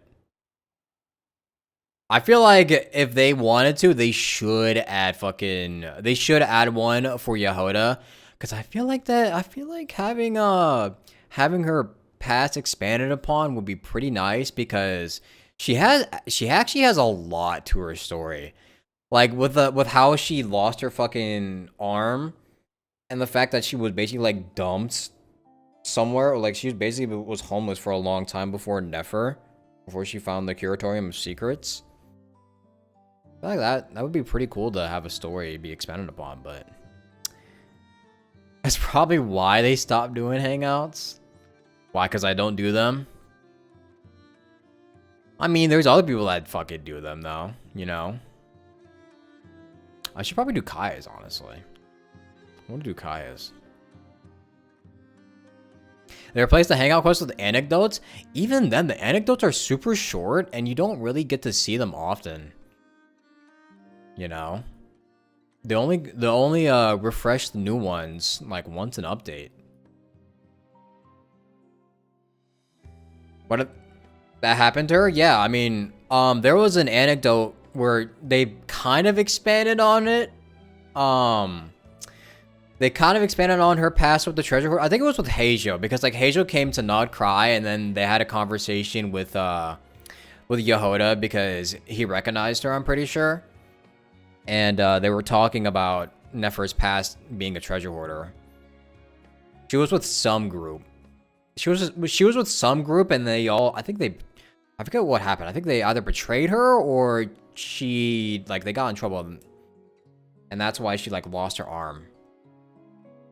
And she was lost for a while.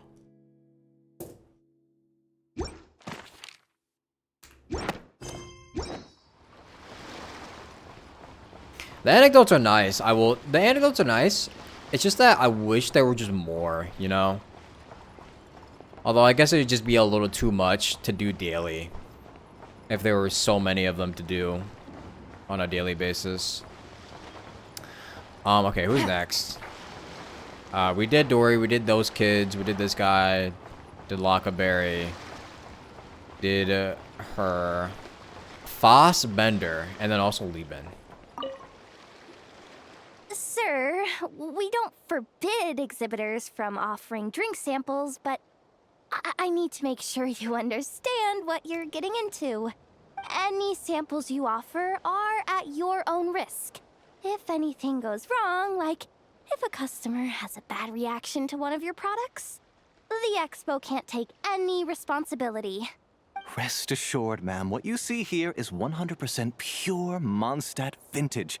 Straight from the Dawn Winery's cellars, actually. Really? Oh, what a connoisseur. Wee!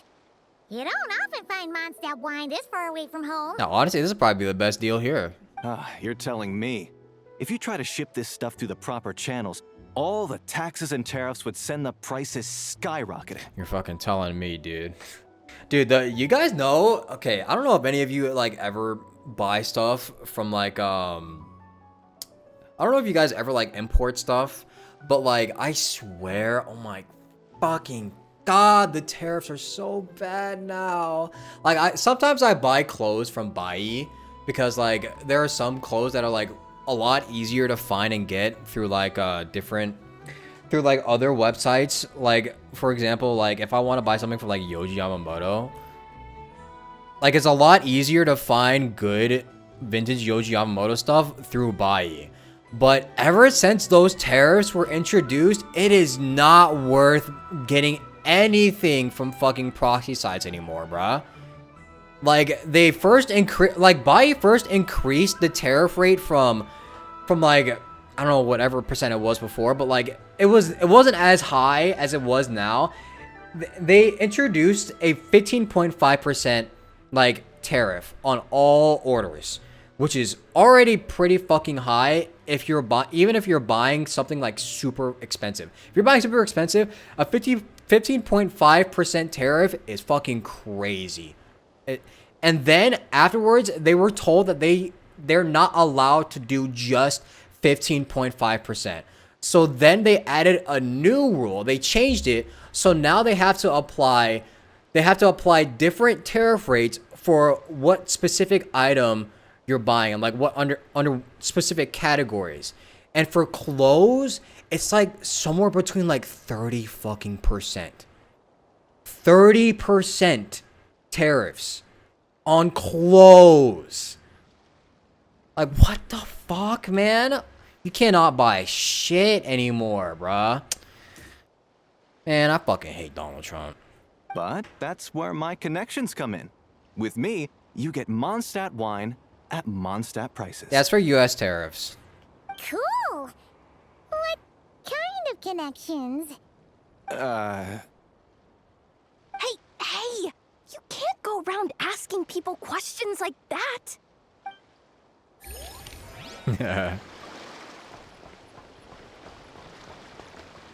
Can't bother buy stuff from the U.S. after the tariffs enforced? Yeah, it's really fucked. Like, actually, like, all those fucking Donald Trump enforced tariffs really fucked everything when it comes to proxy services. Like, it is actually not worth buying anything unless it's like super rare and it's like a once in a lifetime thing to buy. Like, I can't, like, I found some pretty good deals before off of Bai, but now it's just like you actually have to like consider whether or not it's worth it because you have to pay so much extra money. Looks like the situation has changed again. Even tariffs are hitting Teyvat. Yeah. You once saw someone on X buy some merch from Japan that is usually 200 become 1,000 when it first comes out? Yeah. It's gotten really fucking bad. Like, sometimes you could buy like a very inexpensive product and then still have to pay an insane amount in tariffs because of how expensive it's gotten. To the point that it's not even worth purchasing. Story is Nefer is the one who caused conflict in her inner group, making them turn on each other. Yehoda lost her armor in the fight. Nefer took her in and commissioned Aino to give her a robot hand and take her in for causing her like that. Oh, so Nefer was the one that started it. I forgot. Navigating the world is a that's kind of lot easier with a few different identities to choose from. Wait, how did Nefer cause the conflict? Was it like, did she do it on purpose? Was it directly or indirectly? Because that's kind of fucked if she like directly caused the conflict between their group and then ended up taking her in. Directly? That's kind of fucked up. Directly in the Archon quest? Yeah, that is kind of fucked up. Glad there's nothing to buy from the US. Also driving electric, so no gas prices, but groceries are soon to explode. Grocery prices are already pretty fucking bad here. Gas prices are through the roof. Like, I swear, I'm pretty sure California is like, most places in California is like $6. Gas is like $6 in California right now, so it's really bad. And even in some like not very populated places, it's still like $4. Which is, it's so bad. It's so bad, man.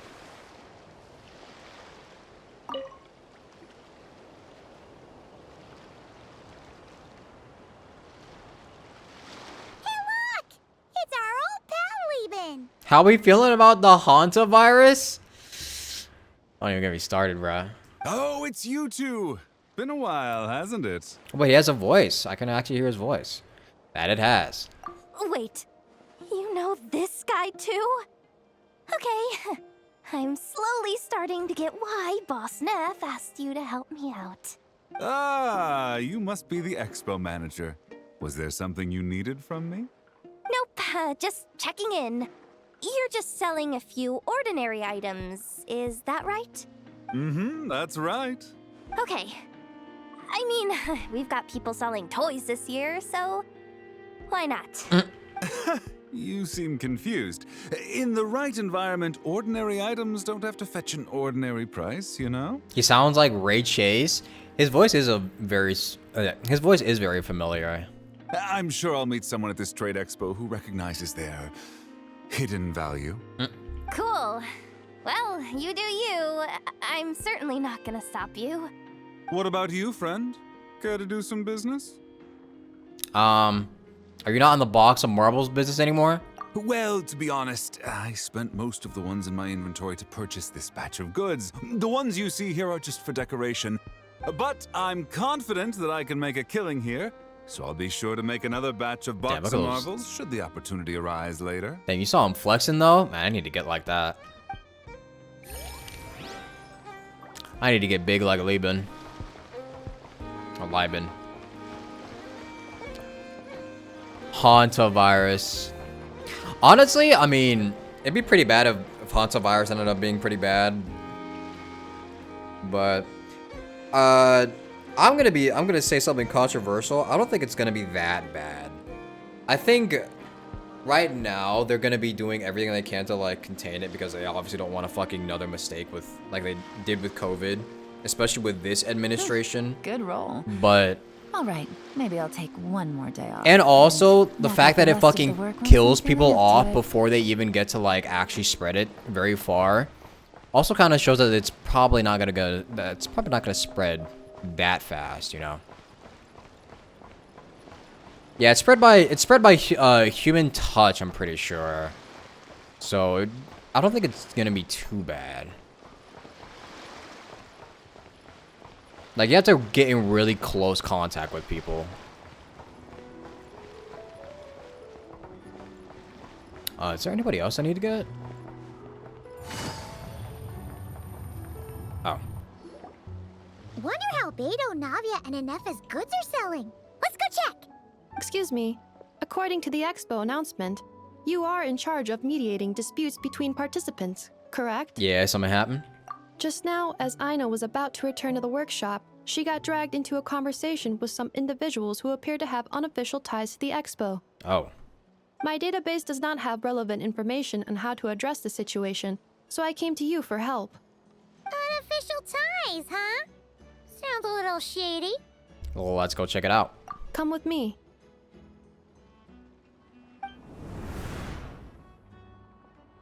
A device that uses Numa and Ducia energies in battle. With that kind of tech, a bandit group could rob a caravan without even showing their faces.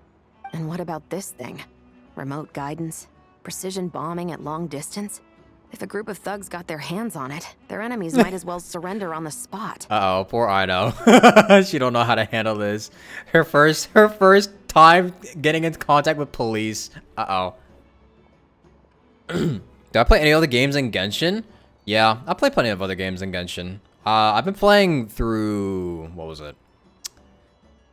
I've been playing through Pragmata on stream. I should probably play it again, actually. So I can, like, actually finish it. But, yeah, I play a bunch of other games. But I usually play them off stream because I don't know if people want to watch it. The Fontaine Research Institute made the right call going through the Spina di Rosula rather than selling it themselves. The same is true for the Ministry of Civil Affairs, I'm sure. A merc captain who spends most of her time at sea is far less conspicuous. Huh? What about this girl? She seems to be trading in military-grade weapons as well. The Clink Clank Krumkake craft shop does take on a lot of orders for dangerous creations. But I think in this case... I'm overthinking it. I think so. Elon? Chevrolet? What are you doing here? Traveler. Paimon. How did you find this place? Yeah, you were not gonna get away from Anefa. Although this location is indeed rather secluded, Ino has equipped me with a special sensor module. With it, I was able to detect that you had pulled her aside for questioning. The rumors are true then. She's quite the little engineer. Can you tell me what this is about already? Apologies, but it's a matter of utmost importance, so I had to be sure. After our conversation, however, I can confirm that Ino is not involved in this case. Poor Ino, bruh. They actually cornered a little girl. Imagine getting wind of somebody selling some like very illegal weapons here, and then you go to question them, and it's just some fucking little girl. That's so funny. Did I play the new Resident Evil? No, I haven't yet. I want to play. I want to do a Resident Evil marathon though. I've talked about it before. I'm probably gonna do a Resident Evil marathon at some point, so we can get through all of them. Should I be scared of that? Maybe some viewers would like to change it. Yeah, I know. I take a long time to like edit videos, and then when I have to stream, I usually have to like play an event or something else on. So sometimes I don't have time to play variety on stream, but I really should just play it. Oh, Devil May Cry? Yeah, I need to finish the Devil May Cry games as well. Traveler, could you help us clear up this misunderstanding?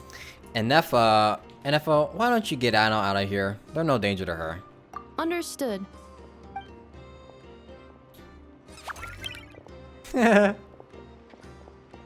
Based on our conversation just now, I'm guessing neither of us is the target the other is searching for. I second that. And since our strategies were so similar, I'd wager we're after the same person. When we talked earlier, it seemed like you were both hiding something. Yeah, Paimon thought so too. Well, I wasn't planning on dragging you into all this, but now that I appear to have gained an unexpected partner, I suppose I might as well explain. So wait, we got the fucking police from Fontaine and the police, or really a secret detective from fucking Leeway on the case?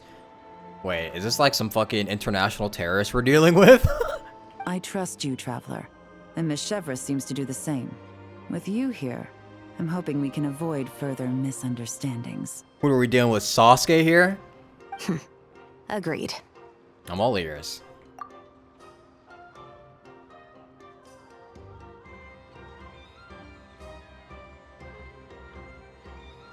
Miss Chevrolet and I seem to be here in Nodcry to reel in the same fish.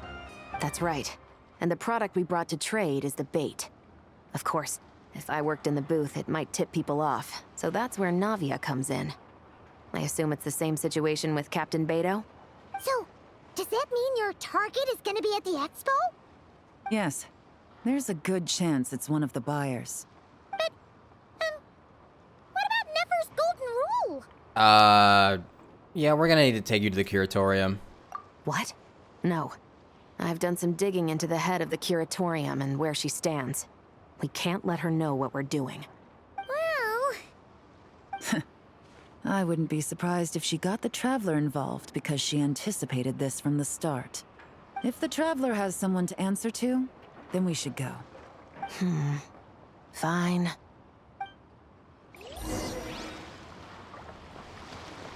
Arms dealers? Ororon! Ororon is assassinating the 5 Kages. He could take them.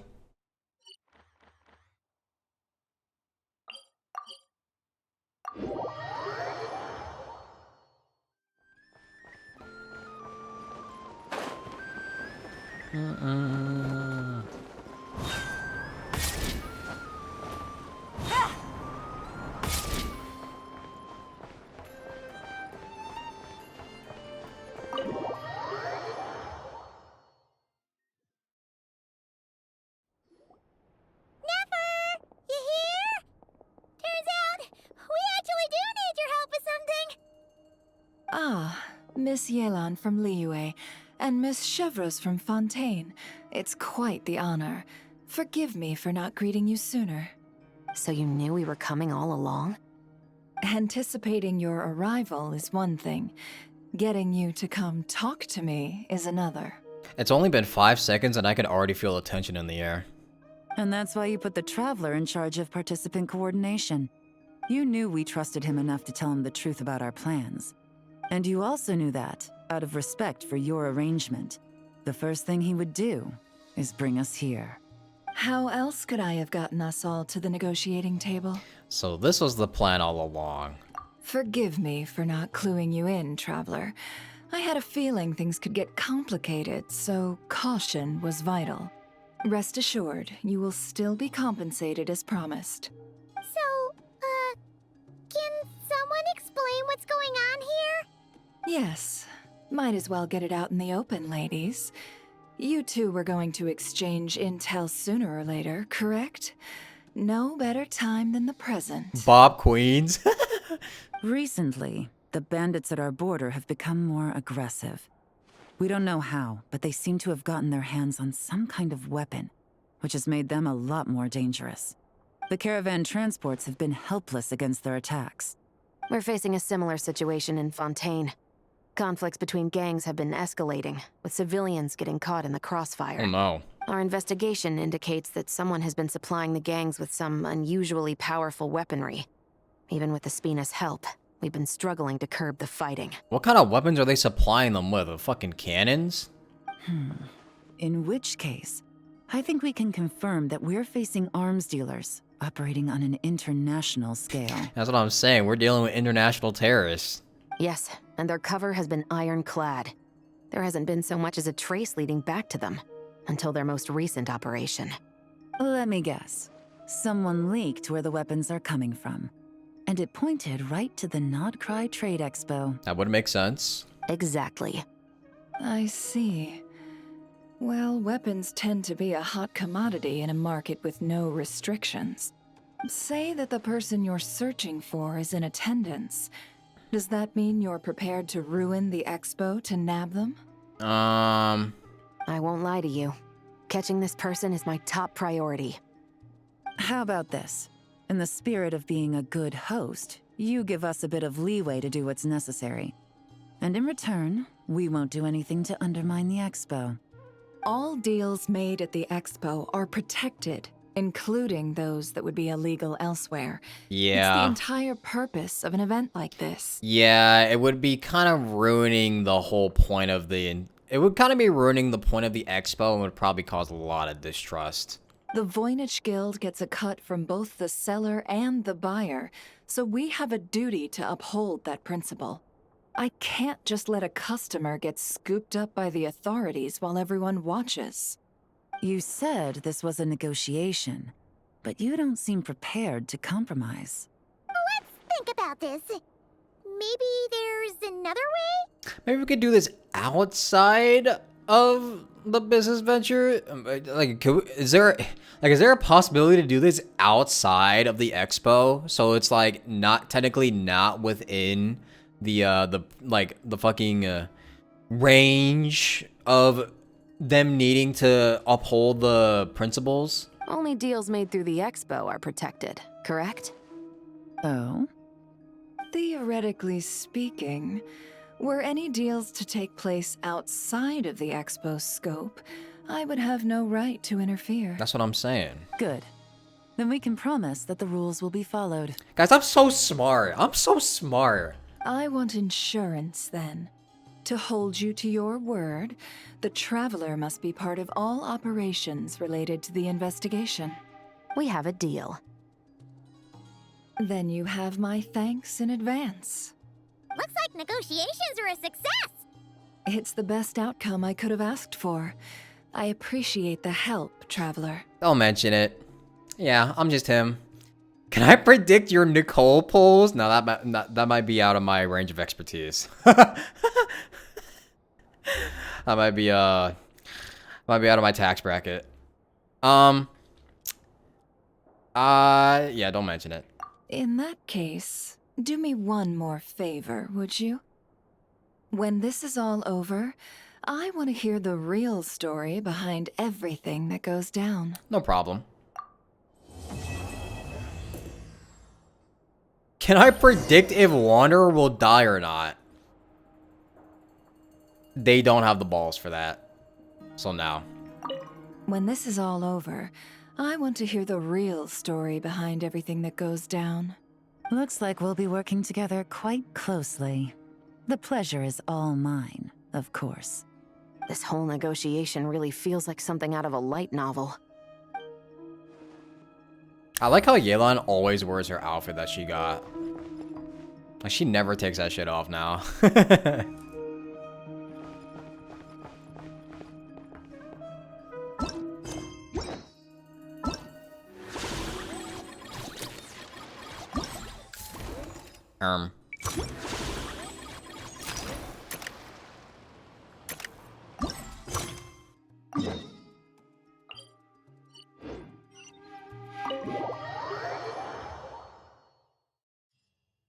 That white background of him in the trailer gives lots of people panic. I think he'll be okay. If they were to give Wanderer a death, that would be too graceful for him. Wanderer wants to fucking die. They want Wanderer to suffer as much as they can, as much as he can.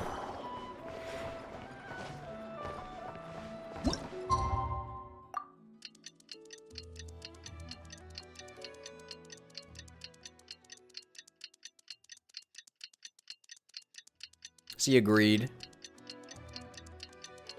Well, it's been 2 days. Wonder how the investigation's going. Let's go check in with Yelan and Shepres. Hey, wait, did I just have the fucking default glider on for Yelan? Wait a minute. Ew, I do. Why do I have that on? Let's get you a new glider, girl.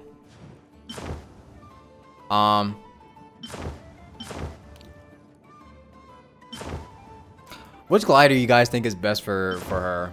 I know the Wings of Companionship are like really like they actually just fit her, suit her color palette like 1-to-1 because it's dark blue.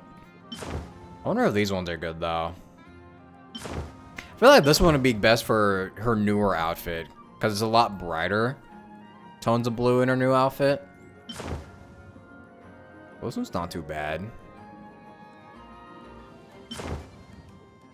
Okay, the animal one is just way too fucking, way too bright.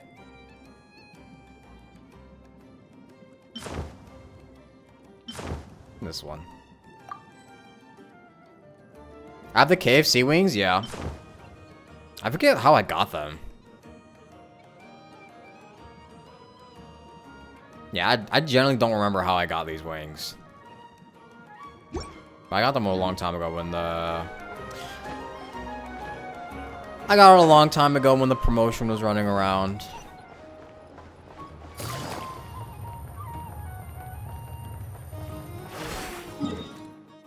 I'm kind of sad that I missed out on the, what was it, the concert wings, though. Okay, these are the PlayStation ones, but... Wait. Oh, no. Well, no, yeah, I can still get these. I was about to say, there's no way that I wouldn't be able to get these anymore because they shut down Genshin for PS4. But no, you can still play on PS5. Wasn't there like wasn't there wings for like a Genshin concert once? I forget when that was. I don't know if it's these ones, because I'm pretty sure that was like for the first Genshin concert. But I'm pretty sure there was another one that you could get wings from that I missed out on, sadly.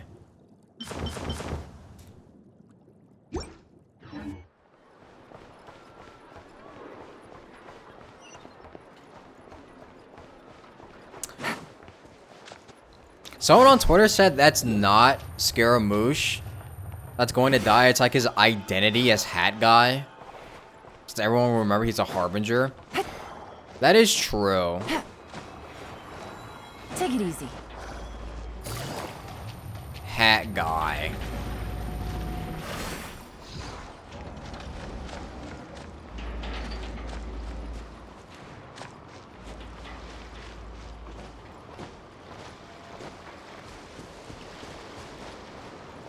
The Hat Guy. Wow! Can this launch blaster thing really shoot stuff from that far away? It does launch and blast things, but it's actually called a ballista. And yes, it can. But how does it stay on target? It uses a remote guidance system. But I'll let you in on a little secret. The upgraded version doesn't even need that. Can I give it a try? Oh, not a chance, kid. Can't have you hurting yourself. Believe me, this thing is even more powerful than it looks. Ask me again once you're older. Hey, Beto! What you up to? Oh, it's you two! I was just introducing our product to these discerning young customers. Paimon thought you were here for some, you know, fishing? Wait, are these three? What? No, of course not. The kids were just curious, that's all. I'm sorry. Are these three preventing you from doing business? Let me get them out of your hair. Come on, time to go. Do we have to? Oh, don't sweat it. They were just curious. I'm happy to tell them more about it. No, we've taken up enough of your time already. Neb, don't bother people when they're trying to work, okay? Okay. Aww. It was no bother, I swear. In fact, once the expo is over, come find me on my ship, and I'll let you see the ballista in action. How does that sound? How much would it cost?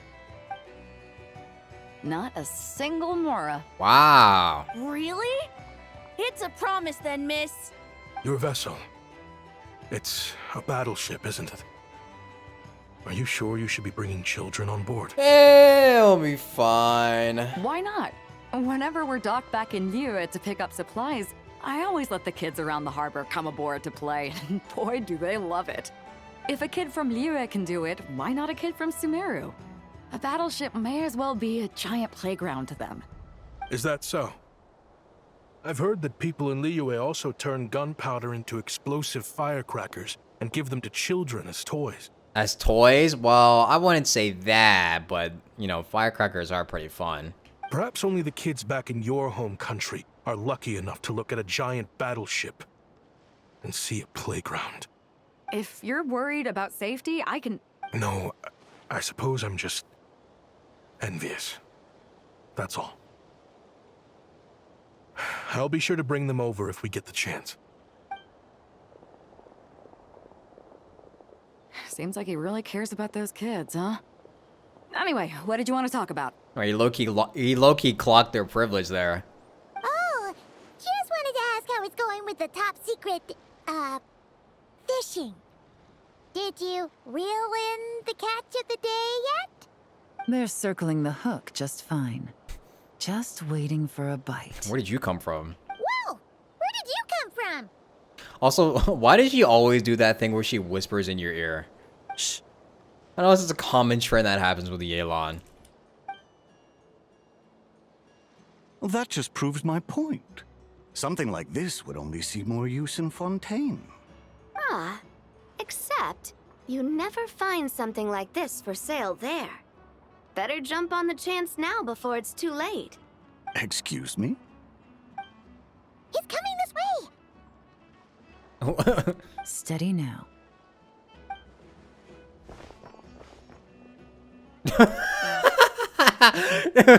Why did... That's mighty expensive. Why did Traveler do a full swan dive? Well, no one's forcing you to buy it. If you're not interested, you're free to move along. What? Come on. There's no rule saying we can't haggle. The Voynich Guild gets a cut of whatever I sell. Obviously, that's factored into the price. Don't like it? Take it up with them. This is a regular looking guy. Listen, I can tell this is something special. If you're willing to go a bit lower, I'm prepared to cut a huge deal. I know it's something special, so I plan on getting paid what it's worth. Perhaps there's a way we can both get what we want then. What are you implying? Well, Nod Cry's a big place. Surely this expo isn't the only place we can cut a deal. Oh? What would you say to working this out someplace else? Somewhere the guild can't get a cut? That means no guild protection either. What will I do if you run off without paying? Why is this woman's eye so red? Considering the giant sword you've got handy, if anyone's getting robbed, it'd be me, don't you think? Point is, we're both going out on a limb here. But the reward's worth the risk. Fine. Name a place. As a registered participant, though, I'm too close to the guild. If we don't want them catching on, I'll need to send a proxy. Smart thinking. Let's meet here, then.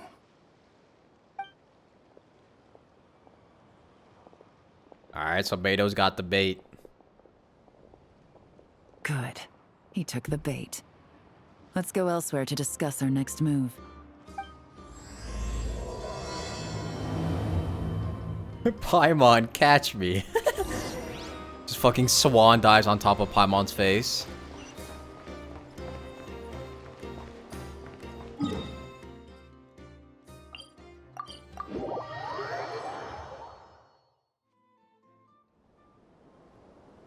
Captain Beto's hook was what got him in the end, huh? Oh, I didn't get a chance to show off how convincing I can be. This isn't tabletop troop, Navia. In real life, persuasion takes a lot more than a dice roll. I brought a product tailor-made for Fontaine because I thought the group's activities were limited to that area. Turns out, we're dealing with an international crime ring. So I suppose it makes sense that Captain Beto's bait was more enticing. It's a good thing we teamed up. We wouldn't have gotten far without your intel either. Gotta ask though, how did you know these guys would be so quick to abandon the expo? Well, I read their file. Nothing's off the table for them when profit's on the line. When it comes down to it, they'd see the protection the expo provides as just more red tape. Something to work around rather than with. I like that. Just like the law. I like that Yelan is just like fucking ore farming in the back. So, we meet up with this guy, catch him, and problem solved, right? No. The person we're meeting is just an underling sent to scout the situation. We're after the leader of the whole ring. We see the fit, Yelan. And after observing the situation over the past 2 days, it's clear they have undercover agents waiting in the wings. If something happens to our point of contact, those agents will scatter to spread word of what happened, and whoever is behind this whole thing will know we're onto them. In that case... We have to get the jump on them all at once, and use them to get intel on our real target before he has a chance to react. Forgive me for pointing out the obvious, though. We have nowhere near enough personnel for that. If even one of the agents escapes, it's over. Let me guess. You'd rather follow this deal through to the end to lure out the real culprit? Nice idea, in theory. The problem is, in my experience, that person would never show their face for something like this. I can work around that. But only as long as the deal goes ahead. So, you're planning to trail the person picking up the goods. I suppose that could lead us to the big fish, but that would mean we have to actually hand over the weapon. True. Aren't you worried about putting something that dangerous in the hands of criminals? We can control how dangerous it is. But if we followed your plan, Could we really guarantee that not a single agent would get away? Oh my god. You're telling me you really have a way to mitigate the threat of that weapon? Girls. You're telling me that you really have the wherewithal to carry out a large-scale search and seizure operation and not... Girls, let's stop fighting. Are they having a fight? Why are they both why do they clash with each other so often? They're both experts in this sort of thing. A lot of back and forth is to be expected. It's like it's like Yelan, Chevwez, and Nefer always clash with each other. Don't worry. I think they're getting along great. Of course you do. A successful collaboration requires trust. And a willingness to make concessions. Navia looks at this and is like, ooh, a cat fight. So how about this? I'll meet up with the underling as planned and stall him as long as possible. While I'm keeping him busy, you round up the rest of the agents. Sound like a plan? Yes, I appreciate the trust. And I promise you, not a single one will get away. See? Like 2 peas in a pod. Traveler, you should come with me to meet the buyer. After all, we promised Nefer you would be involved in all our operations. The Traveler is kind of a famous face around these parts, though. Yeah. Then you can serve as backup. Remain hidden, and on the off chance he tries anything, it'll be 2 against 1. Sounds good. Let's do this thing!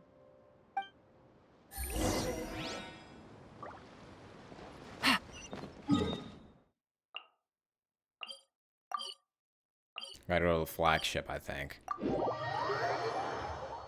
Le flagship.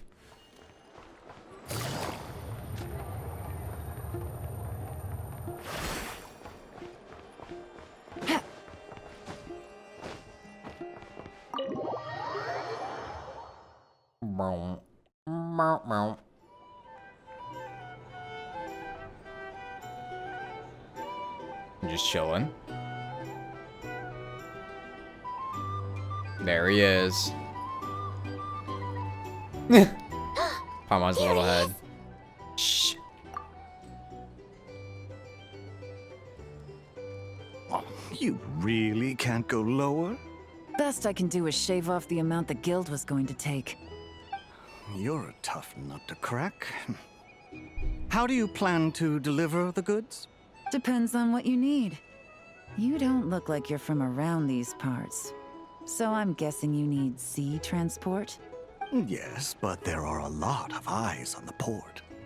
It would be better to dismantle the product and transport the components in crates. That might be tricky. If you're worried about getting caught, then let's bypass the port entirely. We can launch from a secluded shoreline and use our own boat for transport. Sorry. But I'd still prefer to have it dismantled and stored in regular crates. I feel like there's a reason why he's very adamant on dismantling it. Ah, I'm guessing the port of arrival is where you resell the goods?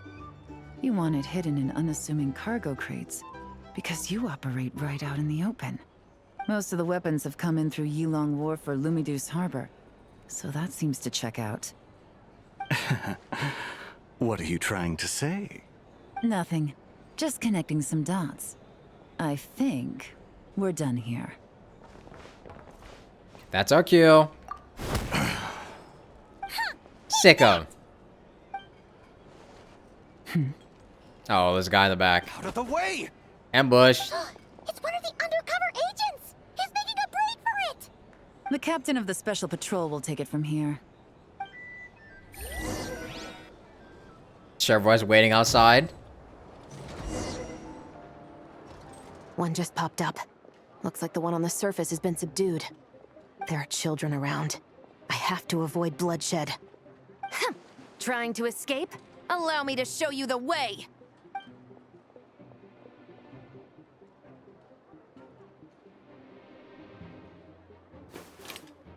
Oh shit. Wait, I'm kirking him. Wait. Oh shit. Wait, where is he? Oh. Nope, not this way.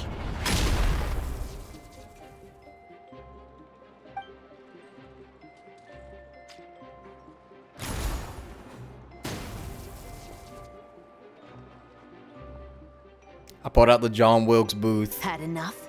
Then turn around. What? Oh. Have I not? Steam yet? Cause I can do this. Wait, wait, she for real kirking his ass from this angle, bro. Wait. Yo.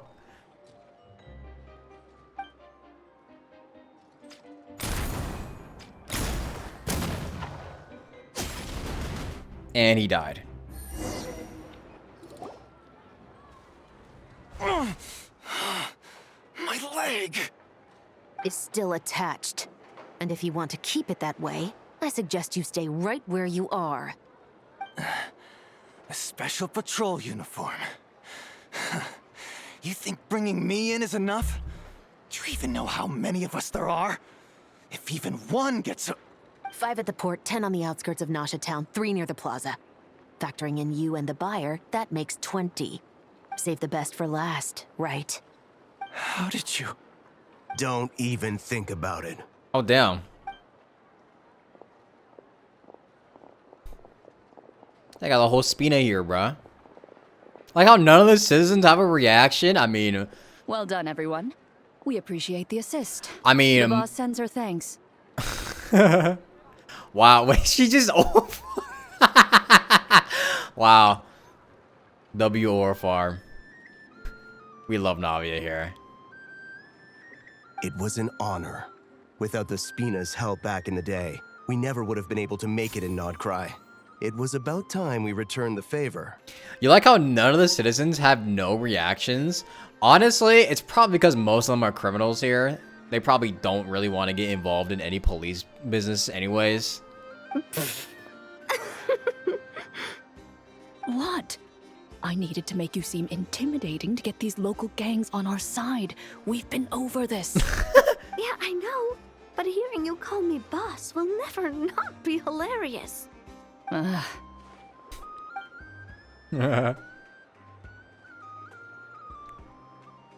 Wow! Navia is something else! Well, that explains your confidence. I had no idea the Spina di Rosula could mobilize these kinds of numbers outside of Fontaine. This Navia has quite a few tricks up her sleeve. Yep, that's the Spina. No trade Where are you? expo rules were broken either. Even if Nefer saw it all unfold herself, we still wouldn't need to explain a thing. Except for the guild's broken signboard, I would imagine. And it'll be alright. It was an unavoidable sacrifice. At any rate, I suppose the next step is to get these birds to sing. Should be an easy job. The Maison Gardiennage has a reputation for highly effective interrogation tactics. And if that doesn't work, I've heard that spies from Liyue have their ways of making people talk as well. Oh boy, torture. Yes, that means the operation was a success, right? So far. Once we get someone to reveal who the mastermind behind all this is, that's when the real work begins. They're gonna waterboard them, aren't they? Yeah, the good old CIA way. I'm sure that person is in hiding somewhere far removed from the expo. But as far as our deal with the curatorium goes, I think that's a wrap. Shouldn't we update Nefer then? First, we need to figure out what we can learn from these agents. We'll be in touch once we have the information. Then we can head to the curatorium together. Sounds good. So Yelan and Chevrolet escort the suspects. Well, that went a lot smoother than expected. Not a single one got away. The real story behind everything. You're thinking about Nefer's final request, huh? Let's see. We have 2 expert detectives from separate nations teaming up to uncover an international crime ring. That's not a bad story. I feel like we're writing a novel. If you feel like it's missing something, maybe Yelan and Chevrolet will uncover something more interesting during their interrogation. Excuse me? Are you the traveler? Yehoda needs you back at the expo venue as soon as possible. Oh no! Did something happen? I'm sorry, I don't know the details. All she said was that it's urgent. Oh god, don't tell me she got scammed. Then let's get a move on! No, nothing happened actually. It's just that Yehoda's getting fucking scammed.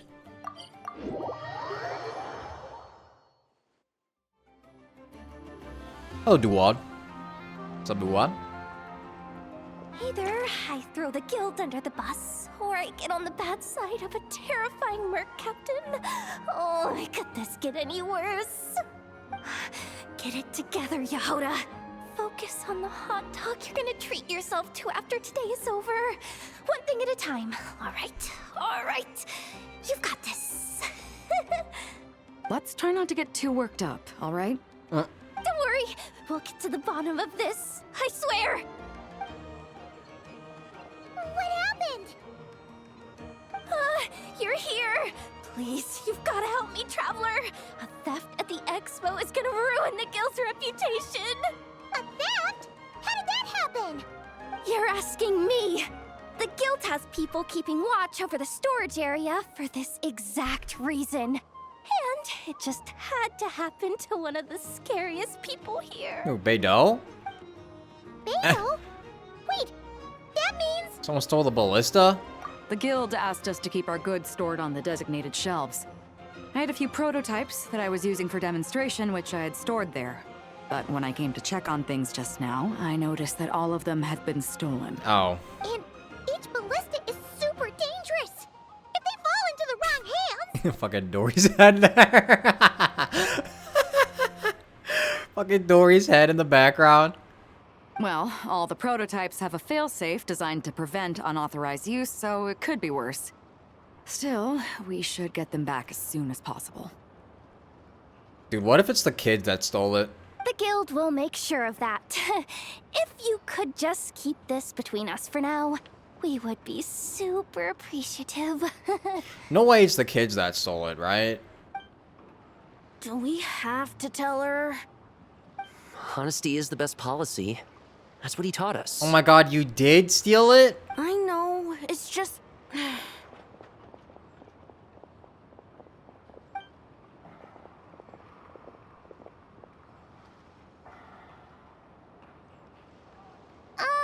Miss Yehoda... What are you three doing here? There's something you want to tell me, isn't there? Well, Neb's been obsessed with the ballistas ever since we got here. That's why Uncle Ashvapati told us to come see your booth. It seemed like he was interested in them too, because he even told us what parameters to ask about. Ever since this morning, we haven't been able to reach him. We wanted to ask Miss Yehoda for help, but then we heard about the ballistas being stolen. And? Oh, it was the... What? I don't think Uncle Ashvapati would do something like that, but... Ashvapati works for the guild. He has access to the storage warehouse, so he could get inside without the guards getting suspicious. But why would he do that? He has kids. Wait, so now it's an inside job? Oh, jeez. The guild is never gonna recover from this. Bro, why would he do that though? He has kids to take care of. He made those toys the kids were selling, right? They don't look like much on the outside, but I bet they're hiding some serious tech. That is true. I forgot about that. If he's a tech guy, those fail-safes I mentioned might not have our backs after all. So, this just went from bad to worse. Uh-oh.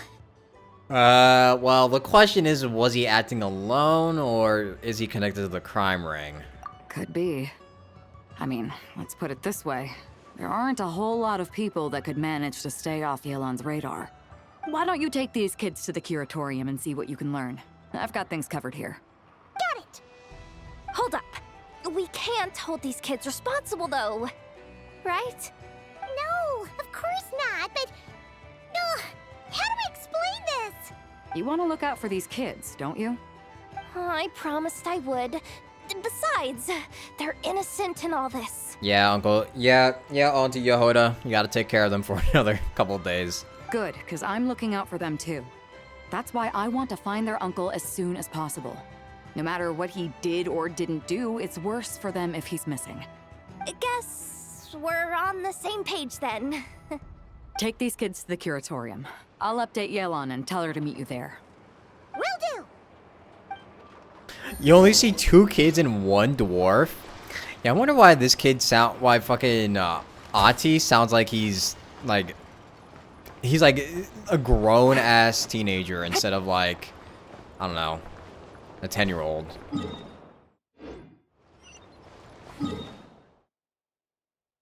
Guess he just didn't have that many kid voice actors.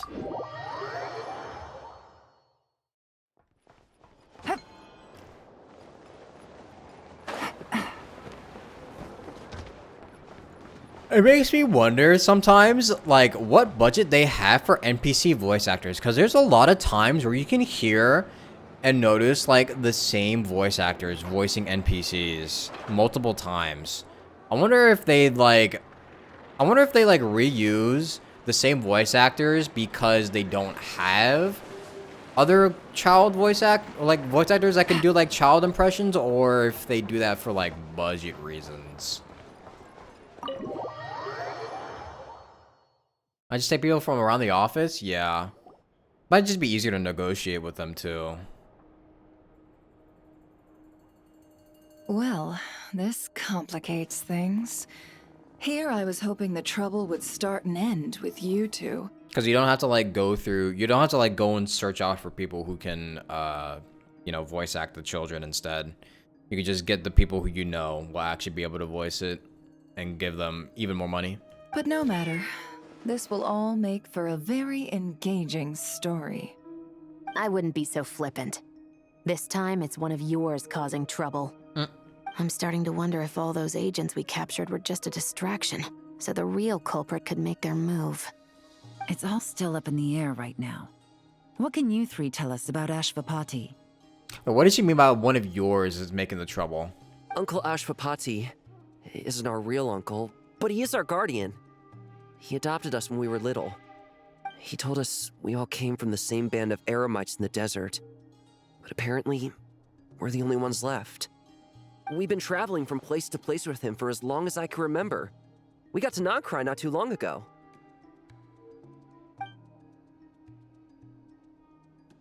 Their eyes. What about them? I'm just reminded of something.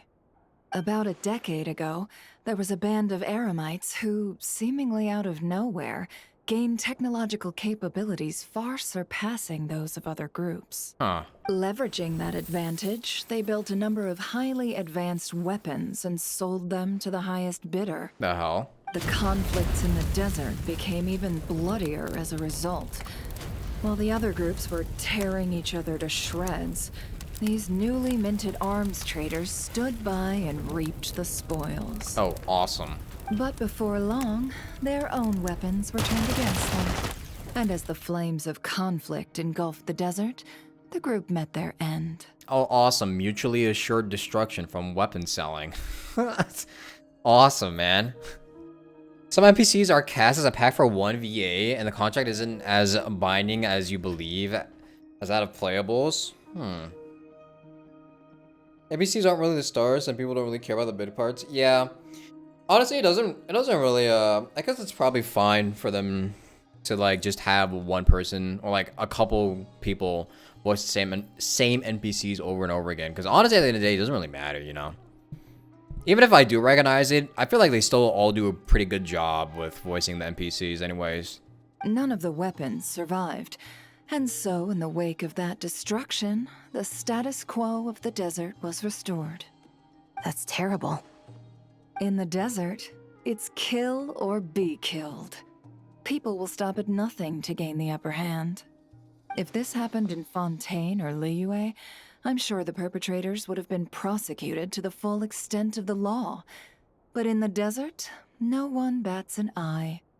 Yeah, well, never mind, I was gonna say something, but... From what they've told us, sounds like these kids are orphans from that particular band of eremites. Which means their guardian is likely one of the few survivors as well. So the survivors of that band of eremites are back in the weapons business? Sounds like it. No! Uncle Ashvapati would never do something like that! No matter what happened back then, I know one thing for sure. Uncle Ashvapati hates weapons. Sure, he's good at building things, but all he does is make toys for us to play with. He can't be the kind of person you're making him out to be. Or... Well, kid, Sometimes things aren't as they seem. Also, he did literally tell us at the start of when we first met him, like, when we told him that sometimes you can hide weapons and toys for them to, like, dismantle. Yeah, I think they were just foreshadowing there. I'm sorry. All we can do is act upon the facts. So, what's our next move? From our interrogations, we've learned that in 2 days, the person behind all this has a meeting planned to collect the goods. If all goes well, we can head to the pickup point and ambush them. But if Ashvapati is part of this and the leader learns what happened, there's no chance he risks himself for his agents. So, that meeting might as well be moot. Then let's focus our efforts on Ashvapati for now. If we find him, he might just lead us to our culprit. If he stole the prototypes, there's bound to be a trail. I'm confident I can track him down. I just need some time. What can I do to help? I work best in the shadows. The more people involved, the harder it is to operate. He said, nah. As soon as I've got a She was like, location, nah. though, You're he's good. all yours. You let me handle the search, and I'll let the special patrol handle the seizure. That does sound like the most feasible plan. I'll be waiting for the good news. Seizure? Hey, don't worry too much right now. The most important thing is that we find your uncle. The rest can wait. Yeah, kids, you might be out of an uncle real soon. Okay. Looks like I'll need to enlist your services for a bit longer, Traveler. As long as I get paid. As long as I'm getting the moolah.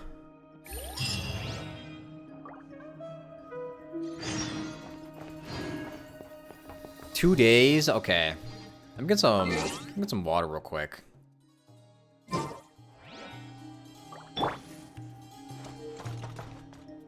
Here, you guys can stare at Anefa. Actually, no. You can stare at Yelan and her chopped ass old bob.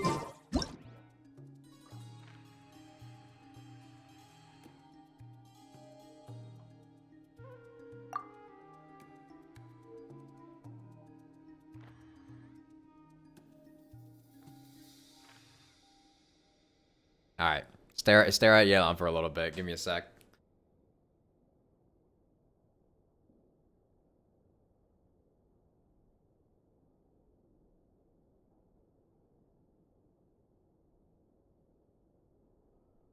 Navigating the world is a whole lot easier with a few different identities to choose from. Need me to come up with some for you?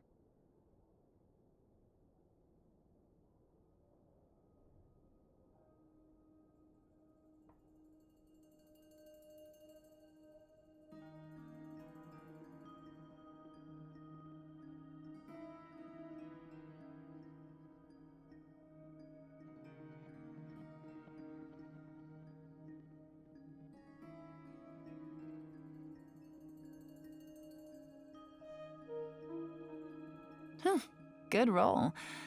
All right, maybe I'll take one more day off and knock out the rest of the work once I'm feeling up to it.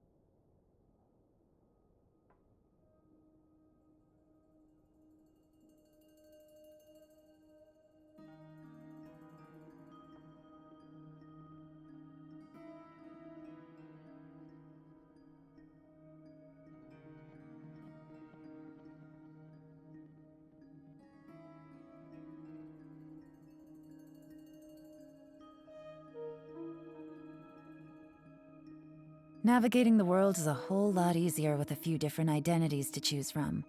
Need me to come up with some for you? Okay, I'm back. I was looking for my phone. I couldn't find it.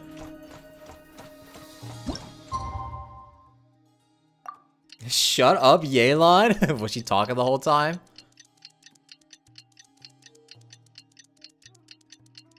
Be careful when you talk to Yelan like that. We just got word from Yelan. Looks like she managed to track down Ashvapati. Come on, let's go meet up with the others.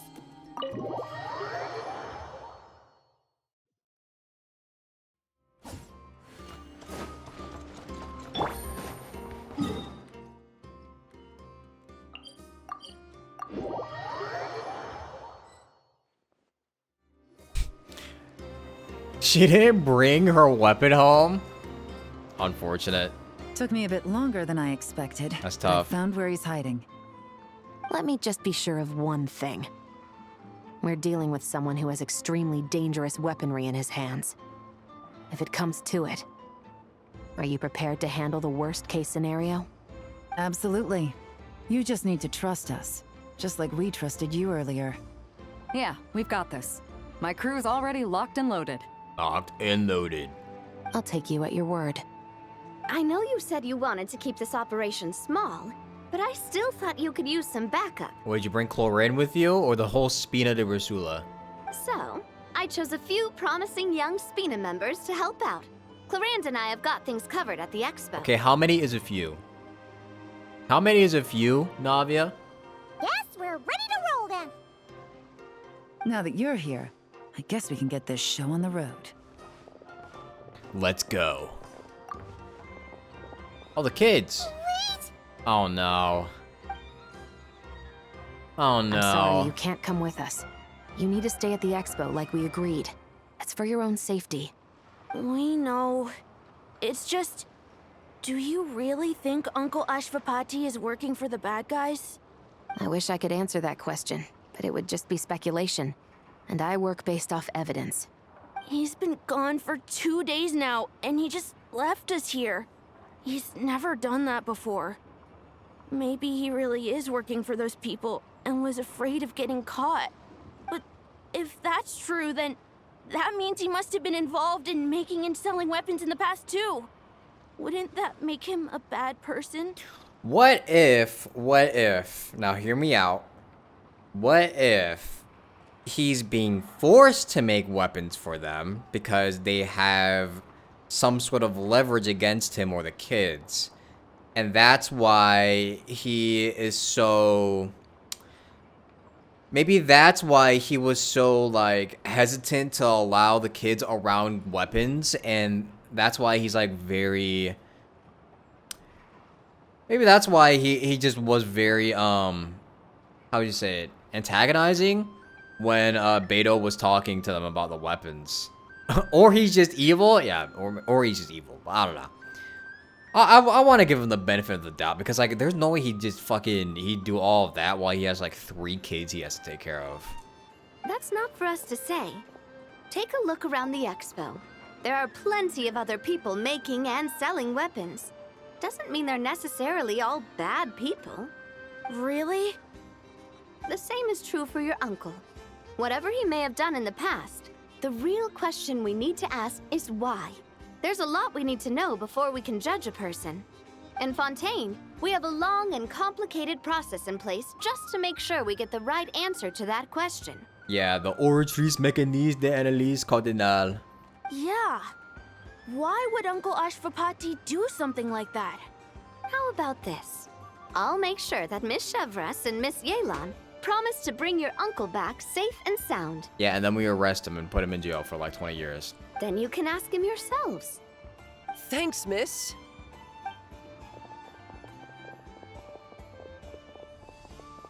Fucking This Dory's situation head. is complicated and unpredictable. Isn't it a bit early to be making those kinds of promises? It's all right. We're prepared for whatever we might face. Regardless, it's a promise we have to keep. After all, when the children get their answer, it will shape their understanding of what justice means. Then, let's all do our part to make sure this ends as well as it possibly can.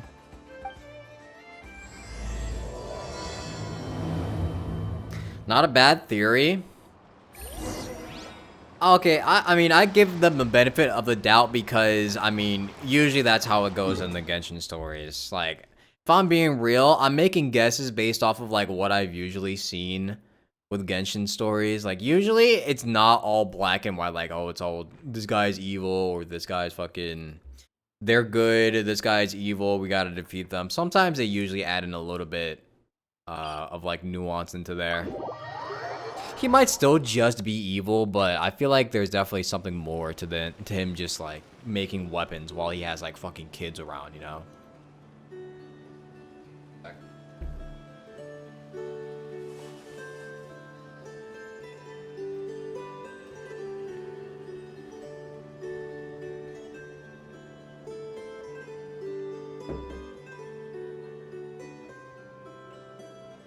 I forgot my drink in the fucking kitchen.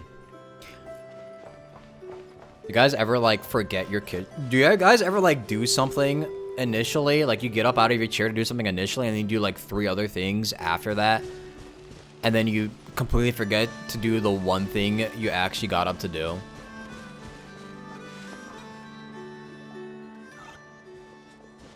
I feel like that's been happening to me. That's been happening to me way more often nowadays. Also, holy fuck. Wait, tough? Is this tough or nah? Wait, why is wait, why is Paula putting her hands up?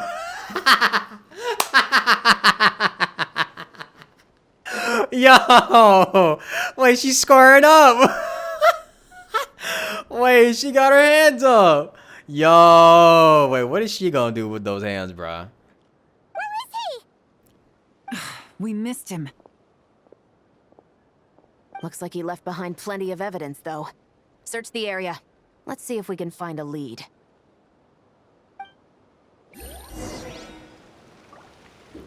Oh, hey, there's 2 Yealons. Search the area. Let's see if we can find a lead. Strange. Did he lead us here on purpose? Or maybe someone ratted us out.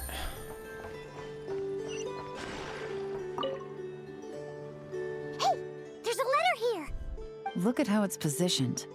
It was begging to be found. I think it might be for us. You think he knew we would come here? If he did, he's a more impressive opponent than I anticipated. Let's keep going. We can read it together when we debrief.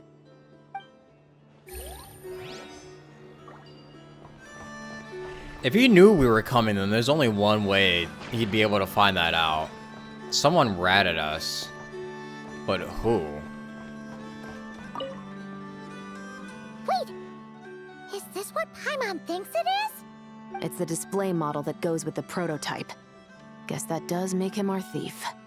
What's worse is that, with his technical background, I bet he managed to bypass the security features on the prototype.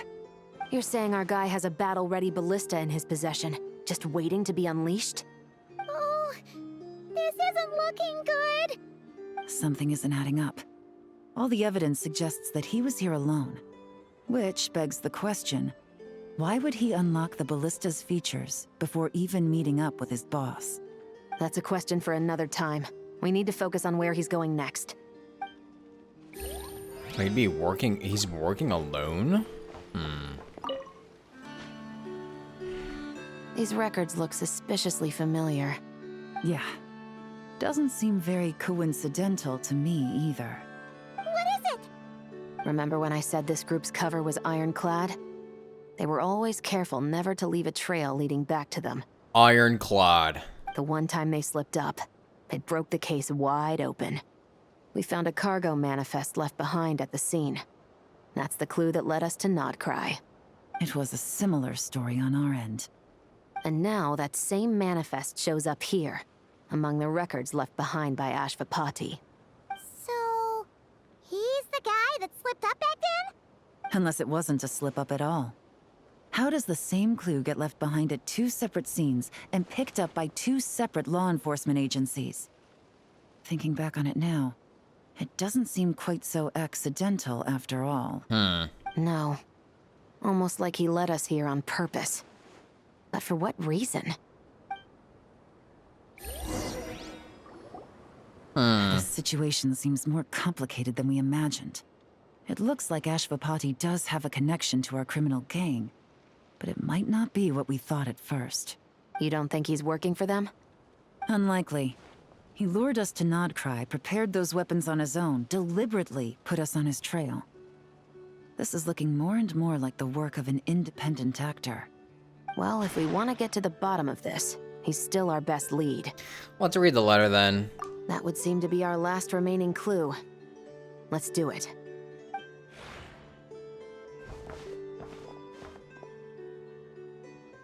To the officers of the Special Security and Surveillance Patrol and the Liyue Qixing, you certainly live up to your reputation. Within a single day, you were able to eliminate over half of the gang's forces. I appreciate the effort. I doubt my secret hiding spot will be a secret much longer. So I suppose it's my turn to throw my hat in the ring. I'm just glad I no longer have to run.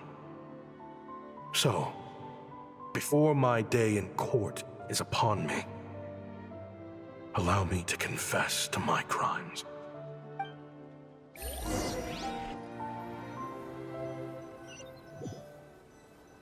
Brother, why would you do this? It all started with a Ksharawar researcher, expelled from the academia for violating a taboo. He had dedicated his life to the pursuit of knowledge. But when he found himself in the desert, it wasn't even worth a pail of water to quench his thirst. Tough. That's rough, man.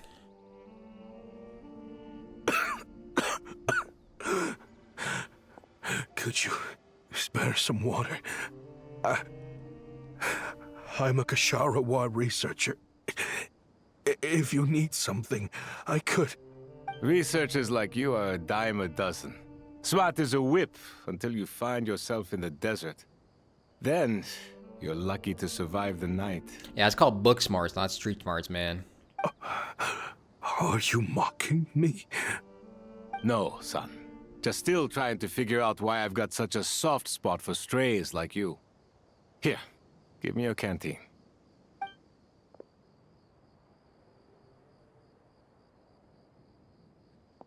Oh, what a nice guy.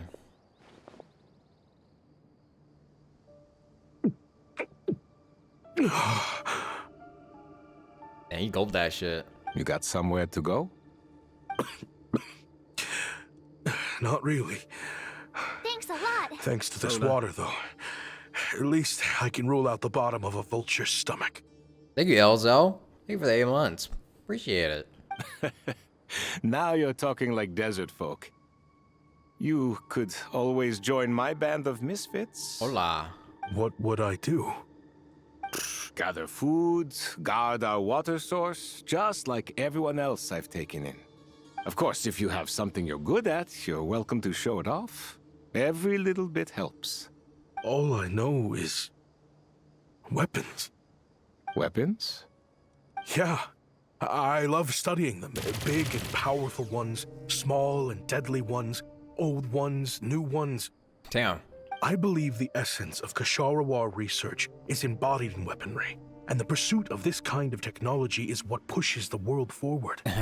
Oh. My lifelong goal has always been to become a foremost expert on all kinds of weapons, so I can invent even more advanced ones. Jesus Christ. So I might have borrowed a few sensitive techs without permission, but you see the vision, right? The higher-ups in the academia just didn't understand. Yeah, actually, maybe it's probably good that you didn't. Maybe it's probably good that you didn't get to advance very far, because at some point, you know how this usually goes when it comes to advancing weapon technology. The academia could have 1,001 reasons for exiling you out here, and it still wouldn't matter to me, son. All I care about is what this specialty of yours can do for us. Hi. I can help upgrade your weaponry. That should come in handy in a dangerous place like the desert, surely.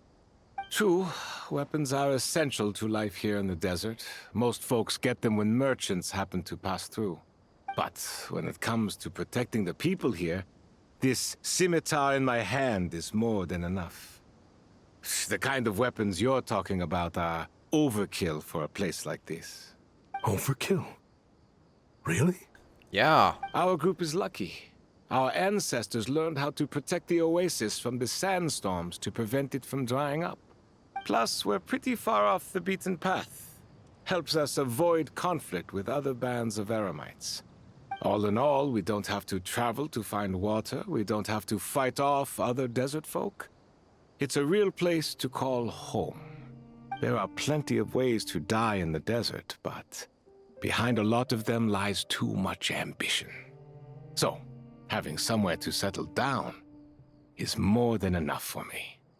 I see. Wow, so content. Guess I could do some odd jobs then.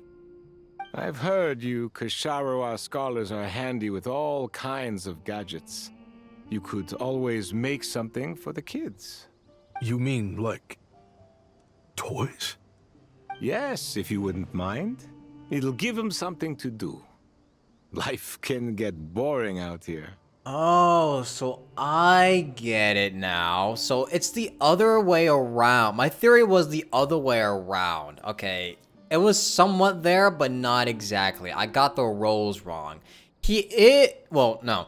I got the intentions wrong. He is kind of making weapons for somebody. He is making things for somebody else, but he's not fulfilling his own desire or purpose. He does want to build weapons, but he's being forced to make toys instead. That's what I got wrong. I see. Sup, meme lord god. How you doing, bro? All right, then. And just like that, a Kasharawar scholar at the cutting edge of his field ended up in the desert, making toys for children. It got boring from time to time, but all in all, those days were quite pleasant. The Eremites accepted me as one of their own, and all the children loved me. Looking back now, I wish I could have lived like that until the end of my days. But then, those despicable people showed up, and it changed everything. Don't rush me. These materials are in short supply. Oh, they've got a lot of nerve showing their faces back here. Send the gem? It has been a while. Well, we have a right to this oasis too. Our ancestors were part of the group that discovered it. You hated this place. After that giant sandstorm when everyone else was trying to figure out how to help, you got out of Dodge the first chance you could get. Because I knew better than to be stubborn. Stay in one place too long around here, and it might just be your grave. Dang. You abandoned this place. If we'd done the same, the oasis wouldn't even exist anymore. You gave up your right to be here a long time ago. I heard they joined another band of Eremites after leaving us, but got kicked out. I bet they're only crawling back to us now because they've got nowhere else to go. Chief, should we drive him off? I'd like to see you try. I'm warning you. You won't get rid of us that easily. Leave them be. This oasis has always been big enough to sustain more than one group of people. It's not worth spilling blood over. You sure? All that matters is keeping the people here safe. Oh, this guy's gonna end up getting killed by him. I can already see it now. At the time, I didn't think much of it. Just Chaim Wazet being the kind-hearted man he always had been. And so, normal life continued. Much unchanged. Well, mostly. You can take the scholar out of the academia, but putting your life's work behind you is easier said than done. This guy fucking loves weapons of mass. This is like... This might be a little bit fucked up to say, but like, this guy is like if Peter Thiel was forced to make fucking toys for children instead. I often found myself flipping through my collection of blueprints and sketches. The ruin drakes scattered around Sumeru were of particular interest to me. As far as I knew, no one had been able to analyze or reproduce the technology within those mechanisms. You start playing this again even though you don't know how to build characters? It's pretty, not too hard to build characters. There's a lot of guide makers out here that are pretty good at explaining. But I was able to design a kind of lure to bait them into attacking a specific target. In effect, turning them into a weapon. Somehow, the new arrivals at the Oasis must have caught wind of it, because they soon started taking an interest in me. Hope you don't mind me asking, but is that a weapon you're researching? I do mind, actually. It's none of your business. Rumor is you used to be a researcher at the Academia. All that knowledge going to waste out here in the sticks. What a shame. What do you want? I want to team up. The rules and red tape that got you kicked out of the Academia, they don't exist in the desert. You could take this research to the next level. As things stand, all you've got is a blueprint and a pipe dream. But what if you had access to the right funds and materials? What are you suggesting? Me and my men can get you what you need. In return, all you gotta do is bring this sketch to life. We've always had a good eye for business. Just never the right product. But this thing right here, the different bands of Eremites are gonna shell out Mora left and right to get their hands on it. You want to sell it? It's a win-win. You provide the goods, and I earn enough Mora from these people to fund the research of your dreams. I don't know. I understand what you're worried about, but listen, it won't come back to bite the people here. Well, these people don't think bigger than this place. They don't get involved in conflict. I mean, come on. Their biggest enemy is the weather. You've made a bad name for yourself around here. I don't want any part in this. Well, it's your choice. But it could be the last meaningful choice you ever get in life. So I'll ask you again. Do you want to finally develop the weapons you've been dreaming of and realize your academic ambitions? Or do you want to stay here building toys for kids? How I wish I'd made the right choice back then. Damn. Folded. Yeah, we increased our prices. What about it? You gonna back out? If you had a drink every time they said weapon, you'd be dead. So, you're really as money hungry as they all say, huh? Cash is king. That's just business. Fine. I'm done. I want out. What are you talking about? We're making bank here. I know what the weapons have been used for, and I refuse to be an accomplice to all this any longer. An accomplice? Listen, that's got nothing to do with us. People would be at each other's throats with or without our weapons. So they die to a machine instead of a scimitar. What difference does it make? A lot, actually. Can't you sell more than just weapons? Surely this can't be all the Eremites are interested in buying. If you want to make the big Mora, you gotta push what sells. That's just how it is. And that right there is why I want out. Fine. I've made more than enough to leave this dump in the dust anyway. If you want out so bad, have it your way. What was that? What the fuck?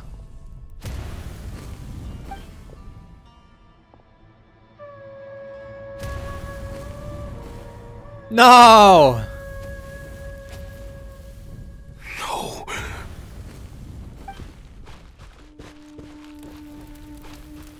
Kaim was it.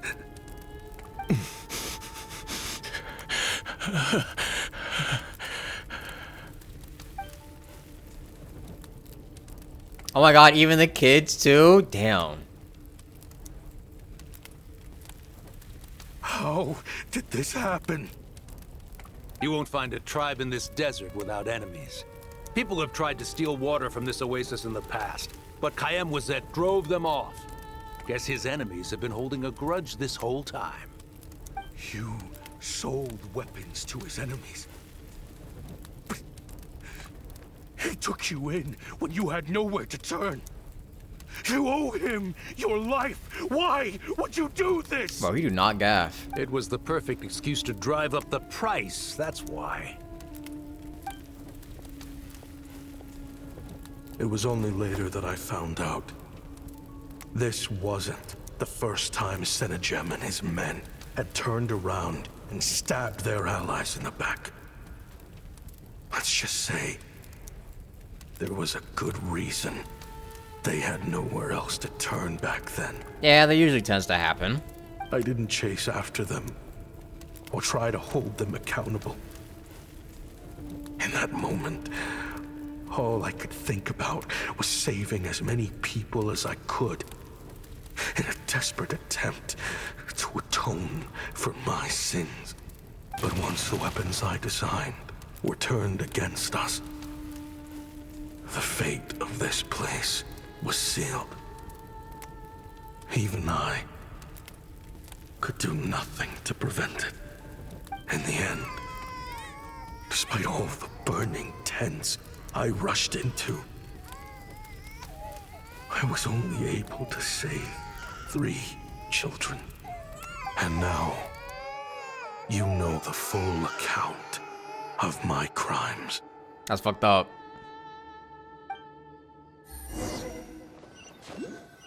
That is fucked up. I've been raising them ever since, while attempting to hunt down the men who made them orphans in the first place. This confession is for the kids to read too. So, I hope you'll pass it along to them. They deserve to know the full truth of what happened. So, like, what do you do here? If you're Yelan and fucking Chevrolet and the Traveler reading this, what do you do here? Do you actually send this guy to jail for creating weapons of mass destruction and selling them to fucking... and selling them to all the Eremites to basically do mutually assured destruction of everything in the desert? Or do you let him go? Because like he does also have kids at the end of the day that he has to take care of. And he doesn't even want to be creating weapons in the first place. So, but at the same time, he also is just already like, you know, he already did steal all the things that he took from the fucking... He did steal the models from Beidou. Guys, I think he might be going away for a while. I don't think I was wrong when I said that he might get one last word in with them, and then he'll fucking... he's gonna be locked up for like 20 years. Actions have consequences at the end of the day. It's a crime. Yeah, unfortunately, I think he's probably not gonna get away with it, because he did basically just fucking... He did already just commit a crime that was pretty... I mean, that was pretty serious, and they were investigating in the first place. But also, he is basically the reason why they were even doing this investigation in the first place. Kind of, you know? Like they did say before that they were investigating why there were so many fucking Eremites, like doing a whole bunch of fucking high-class weaponry shenanigans and all of that. Yeah, I think he's done. I know I'm in no position to make requests, but please, help them find loving parents to take them in. Above all else, they deserve a true family. Back then, I failed to see this through to the end. But I won't make that mistake again. All right, on to you, Hoda. You got 3 kids now. Congrats. Woo! Hope you can handle taking care of 3 kids while working at the fucking Curatorium of Secrets. Jeez. If this is true... He's after the same target as us. And he's out for revenge. He even lured us to Nodcry to help him get it. I think I know what he's planning to do with those ballistas now. If I'm right, this doesn't bode well. Then we need to find him ASAP! It sounds like he's about about to do something super dangerous. But we promised the kids we'd bring him back safe. I can't just let him get rid of our target either. This crime ring runs deep. There are still many other conspirators we need to track down. So where do we go find him? Just send him to Arlecchino? I feel like that'd be worse. Low-key, I low-key feel like that'd be a little worse because at the end, I mean, she is still low-key making child soldiers at the end of the day. So I don't know if that would be even much better. There's a line which is stupid as fuck. Which one? Oh? You got something? He knew we'd be out of the picture investigating this place. I think he decided to spring the trap that we set up. He's gonna ambush the target when he comes to pick up the goods. Oh, snap. He's not working for them. So our original plan could have worked all along. The meeting will be happening any time now. Quick, we need to head to the rendezvous point. And down the line, I wonder what it could be. The one thing I don't have a waypoint for.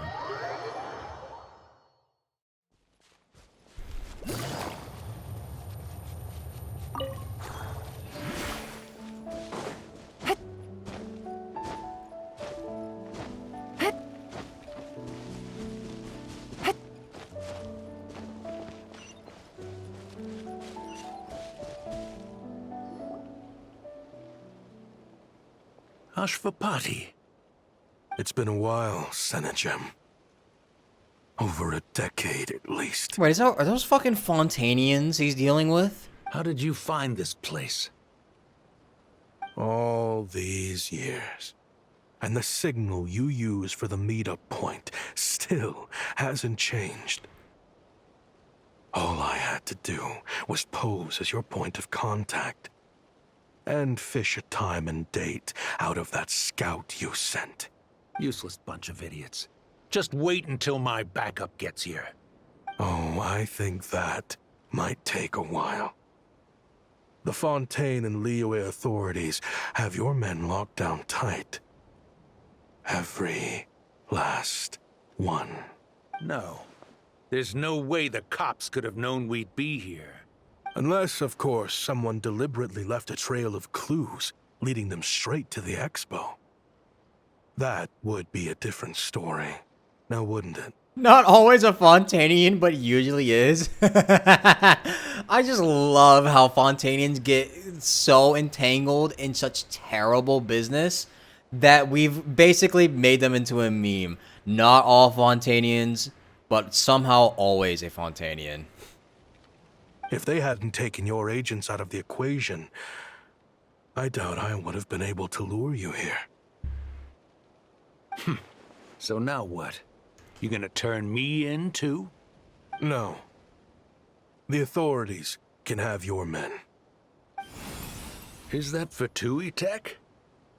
Looks like your skills are as good as ever. Listen, I know you're mad that I've been racking up Mora without you all these years. But it looks like you still got it. If you want back in, we can work something out. After everything he's trying to bargain, don't do it. What makes you think I would want back in?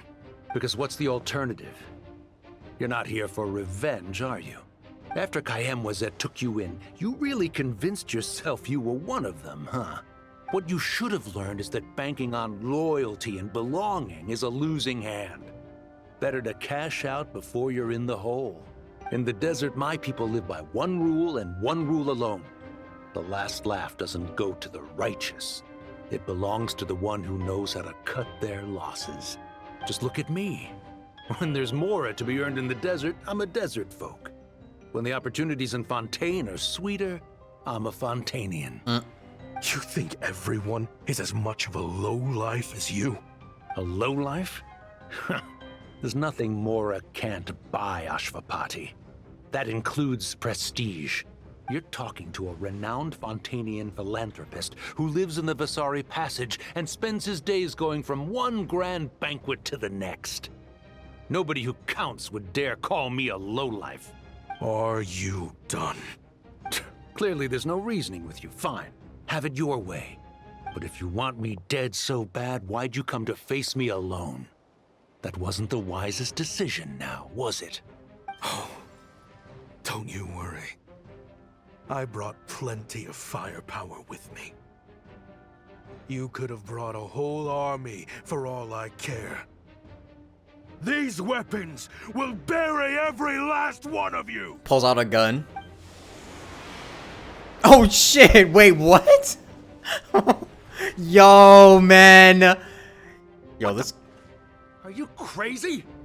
If that thing fires, you're not getting out of here alive either. Yeah, he's sending out nukes. Yes, that's the plan. It's high time both of us paid the price for our sins. Nuke alert. He's mine. Get him. Start breaking his bones until he removes this barrier. Hold it right there, all of you. Otherwise, I've got enough firepower to go around, too. Guys, we have more problems than just the people inside of the bear. They're sending off fucking ICBMs, bro. The Maison Gardiennage. You got here sooner than I expected. Hey, what's that in the sky? Looks like bad news. Ashvapati, you have my word that these people will face the judgment of the Fontaine courts. Remove the barrier and come with us at once. Fontainian justice is too merciful for them. You should leave us. Stubborn fool. Ati, Neb, and Raya are waiting for you. I don't deserve them. Yeah, I don't think he cares at this point. I have to atone for the things I've done. And I'm not gonna lie, it doesn't seem like he's learned that much of a lesson if he's creating missiles still to like do mutually assured destruction. Like if he's this willing to kill himself in the process, I don't think he really cares. What is it you feel you need to atone for? Weapons research? You're from Liyue, right? Your ancestors were the first people to master the recipe for gunpowder. And yet, they turned it into fireworks and firecrackers that even children could play with. Surely, it's choices like that which make Liyue what it is today. I hear that it's a very peaceful place to live for the most part. But me, I chose to use my research skills to create weapons of war that brought death to countless people and destroyed the only home those kids had. That's why I have to atone. Because I have blood on my hands. Sounds like you don't know as much as you think about fireworks. They might be harmless fun in this day and age, but they started out as weapons too, you know. What? That's right. Fireworks and firecrackers were originally developed for use as weapons.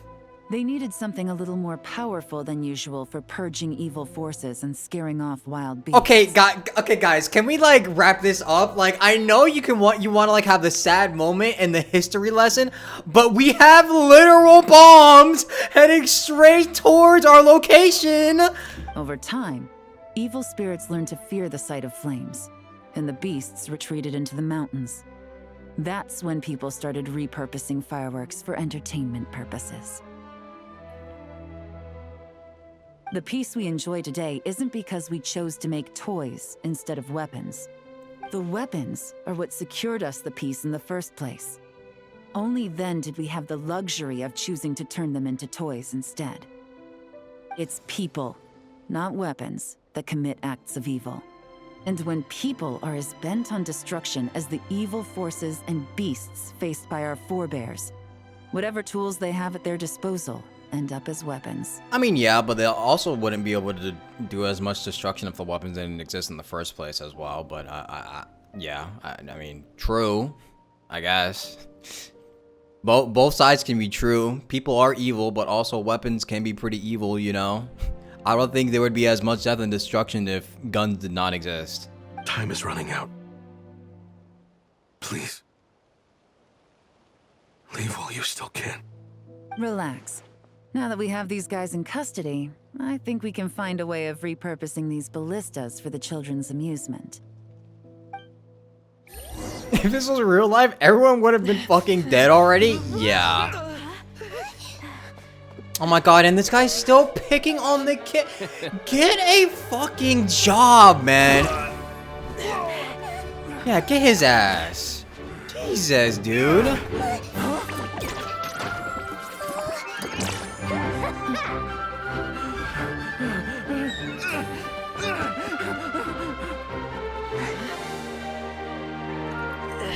God, what a bum.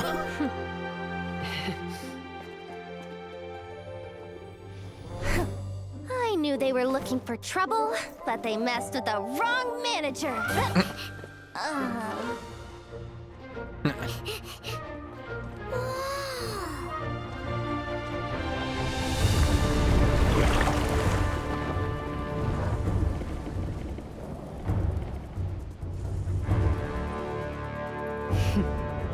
Wait, tough.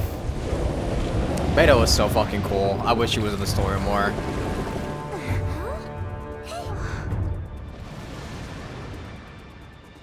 Yo, these are the slowest moving missiles ever.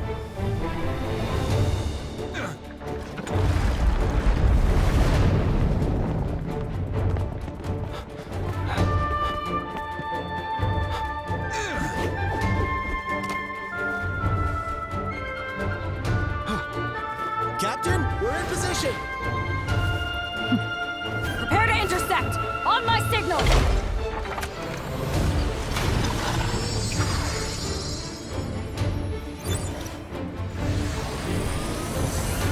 Fire! Yo, she got some crazy accuracy if she hits this. First try, too. Wait, what the fuck is the Melusine doing here? What the hell is the Melusine doing there? Oh, so they are just they're just fireworks. Okay. Huh? A fireworks show?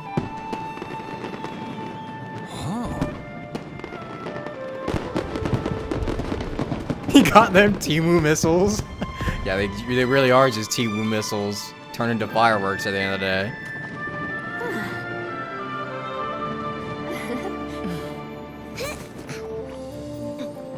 Recording mode on. Has this always been part of the show?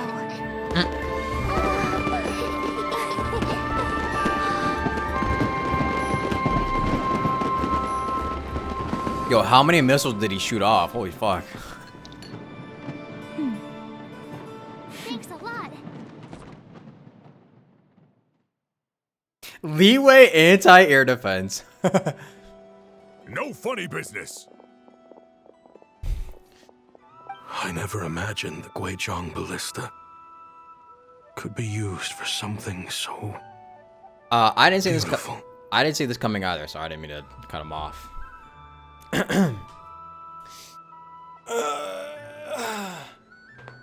Oh fuck, this was kind of long.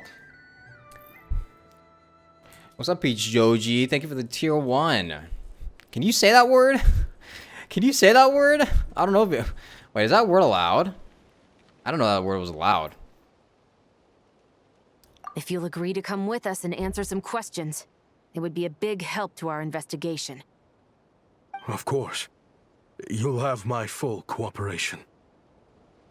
I know I'm guilty. Just not sure of the precise crime at this point. Honestly, me neither.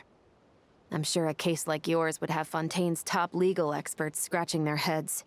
As for these arms dealers, though, I can confidently say that none of them will be getting away with this. So at least you can take some solace in that. I know. There's no sentence the court can give them that will satisfy you. But at least the trial will be a public declaration of their crimes and the punishment they will receive. The victims deserve that much, considering the alternative was them dying in obscurity to a revenge killing with no one left behind to tell the story. This looks more like real justice to me. I guess you're right. I guess. You just call Randon Navia? How's that word blocked? Some words on Twitch are blocked. Also, I don't know what words are appropriate to even use, because like some words that you can use to describe gay people are also kind of derogatory. So I don't know. I don't know which ones are allowed and which ones aren't. I think it depends. Chests around that map looks so tempting. I'm gonna leave them there forever.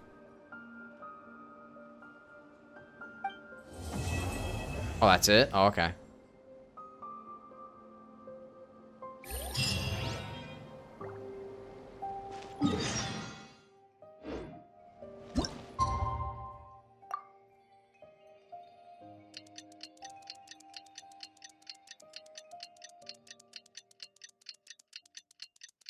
Lesbian isn't derogatory? I know it's not.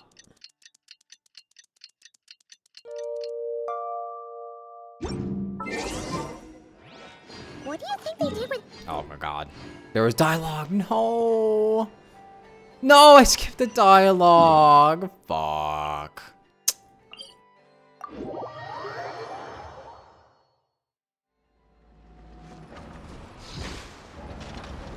Low-key misogynistic of Twitch, right?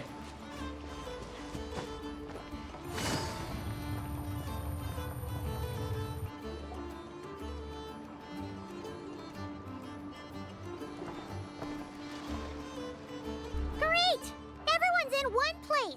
You missed it earlier, but but also someone said too gay, and then it got automated. You missed it. Like I just don't know why some like. Bro, Twitch is so fucking weird. It's just like some things get automated and some things don't, and it's like so weird. Like, I don't know. Twitch is just so fucking weird, man. Now that we are on the other side of this incident, I suggest we put any remaining questions to rest here and now. The Voynich Guild won't be responsible for any disputes remaining after this meeting. Understood. Well, there's been no serious harm to me or any of my compatriots. And with the arms dealing operation closed down, I've achieved my strategic objective. I'm happy to let the Fontaine authorities process the culprits from here on.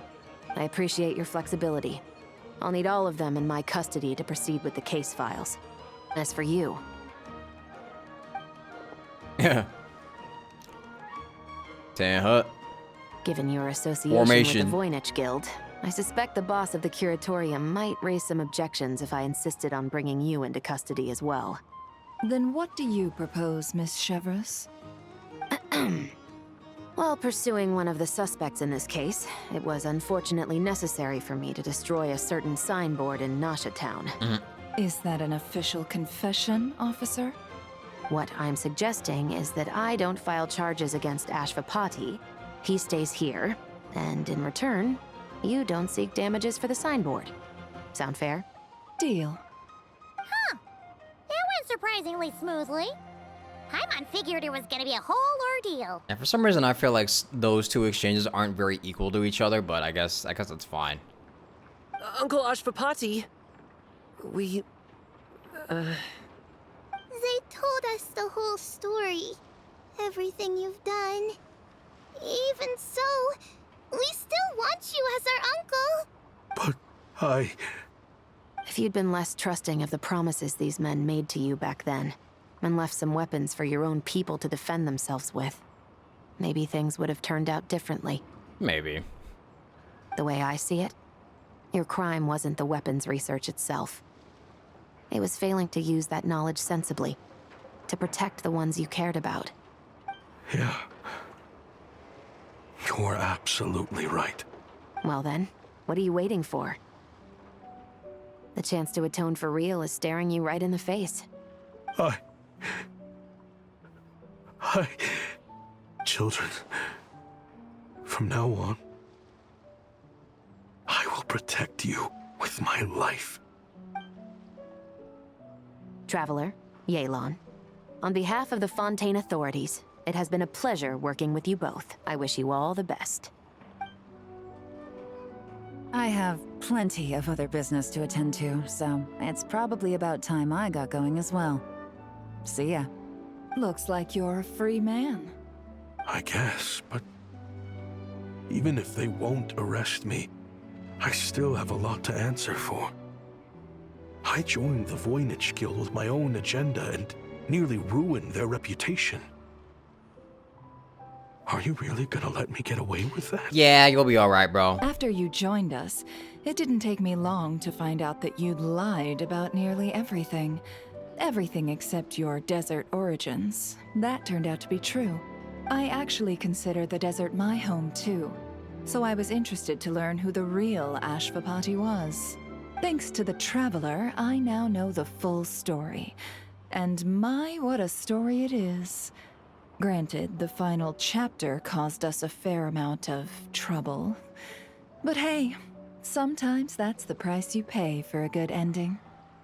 Are you serious? I mean, obviously I can't let you stay in the guild. Not after all the rules you broke. I completely understand. I'd recommend that you take these kids back to the desert. Why? The desert has been plagued by seemingly endless conflict since as far back as I can remember. But your story offers a glimpse of a different way of life. Maybe there really is hope for peace in the desert. The Sumeru of today is a different world than what it once was.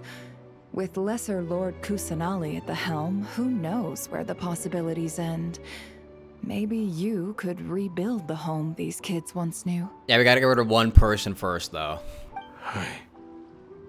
I'm flattered, really. But that was a lifetime ago. I'm sure the sandstorms will have buried any last trace of that oasis by now. Sure, we could put up a few tents and call it a settlement. But what then? It would be a brutally harsh existence.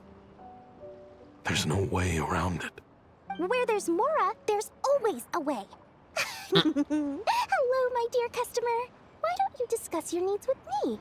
If you can dream it, you can buy it. Why did they focus on Dory's smile? Because you know she's always scheming.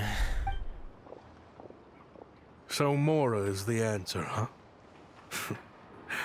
All right. Say I wanted to buy a hometown for these children. You telling me I can buy that from you? Don't take her so literally. She's just doing her sales pitch. Sure can. Huh? Ta-da! I present to you one magical gemstone created by none other than the renowned mage Alice herself. What? Where did you get that? Simply plant it in the ground and a spring will instantly start growing. Before long, you'll have yourself a fully fledged oasis. And the best part is, it's designed to work flawlessly, even in the most arid and sandiest of deserts. Where did you get this? What the? Huh. Looks genuine to me. Goodness. They always say you can find everything at the Not Cry Trade Expo. Turns out it's more than just marketing hyperbole. Still, surely a treasure like this must cost the world. As much as I'd love to buy it, I don't think I'm the kind of clientele you're looking for. Also, yeah, isn't that just literally like the solve world hunger button? Why do I feel like that's like solve world hunger button right there? Actually, this could be your lucky day. The mage who tasked me with selling this insisted on setting the price herself, and she priced it as whatever keeps the kids happy. Needless to say, I could have found far more lucrative options. But alas, none of them would be worth breaking a promise to a mage over. Whatever keeps the kids happy? So what is that in Mora? Good question. I got it! How about I charge you whatever you three kids earned at the expo? Then you can say you bought back your hometown through nothing but your own hard work. I think that would keep the kids very happy indeed. Wouldn't you agree? Is Adi 20 years old? Nah, he just hit puberty early. Deal! Hooray! Puberty hit him early, but only for his voice. Well, this was a strange turn of events. You never know what to expect with Dory. Wow, look, the gang's all here. Look at that. Wow. Yeah, Alice is her supply. I already know that. But like, they really gave Dory the fucking solve world hunger and end all deserts button. Like, what? They just be giving Dory anything.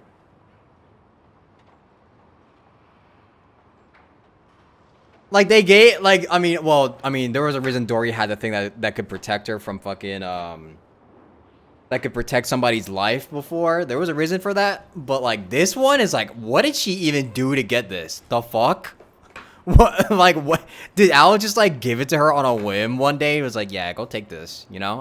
I made this one day. You want to have it? Here you go.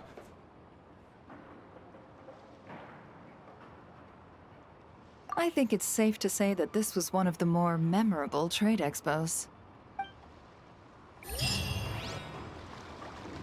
Awesome. Cool. Yeah, I think that's it. Yeah, that's it.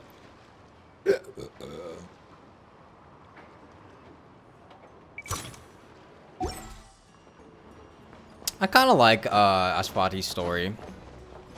It was pretty cool. What you doing, Yehoda?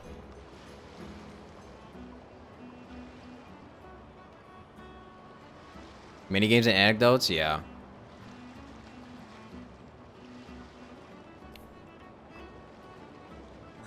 It's her! The boss of the Spina di Rosula! Hmm? Huh? Uh-oh. Things are about to kick off. What are you worried about, Yehoda? Shh! Don't you see him over there? Parasol Lady's the head honcho of the Fontanian underworld. Rumor is she pulled the crumbling organization back together and avenged her father with her own hands. Oh, we don't want to get on her bad side. An eye patch over there is a merc captain from Liyue. She has a fleet of her own that sails the seas. Most people know to steer clear. I feel like if you told a fairy tale to Yehoda, she would believe it. It was true. I was worried this expo might not be big enough for the two of them, if you catch my drift. So I kept their booths far apart. Looks like they wound up meeting in the end, though. You don't think they're butting heads already, do you? What am I gonna do? Let me handle this then.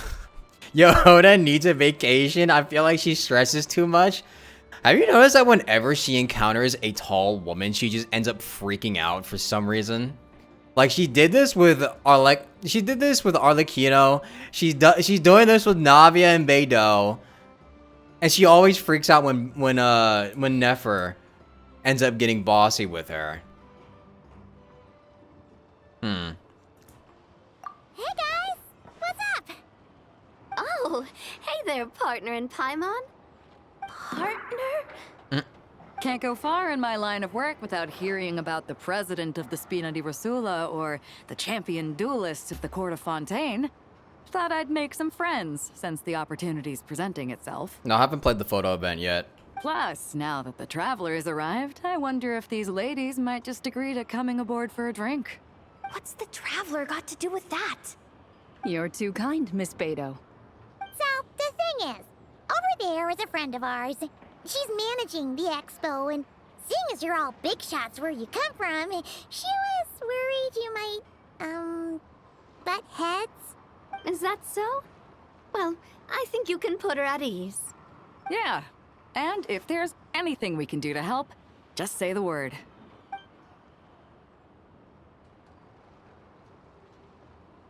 See, nothing to worry about. There you have it. Nothing to worry about. These people are your friends. How is that even possible? Girl, you don't have any friends on you? You don't call me traveler for nothing.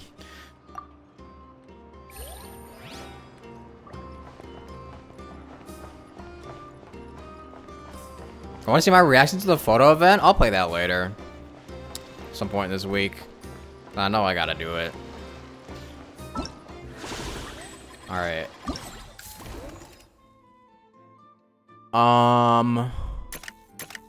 We did these. Let's,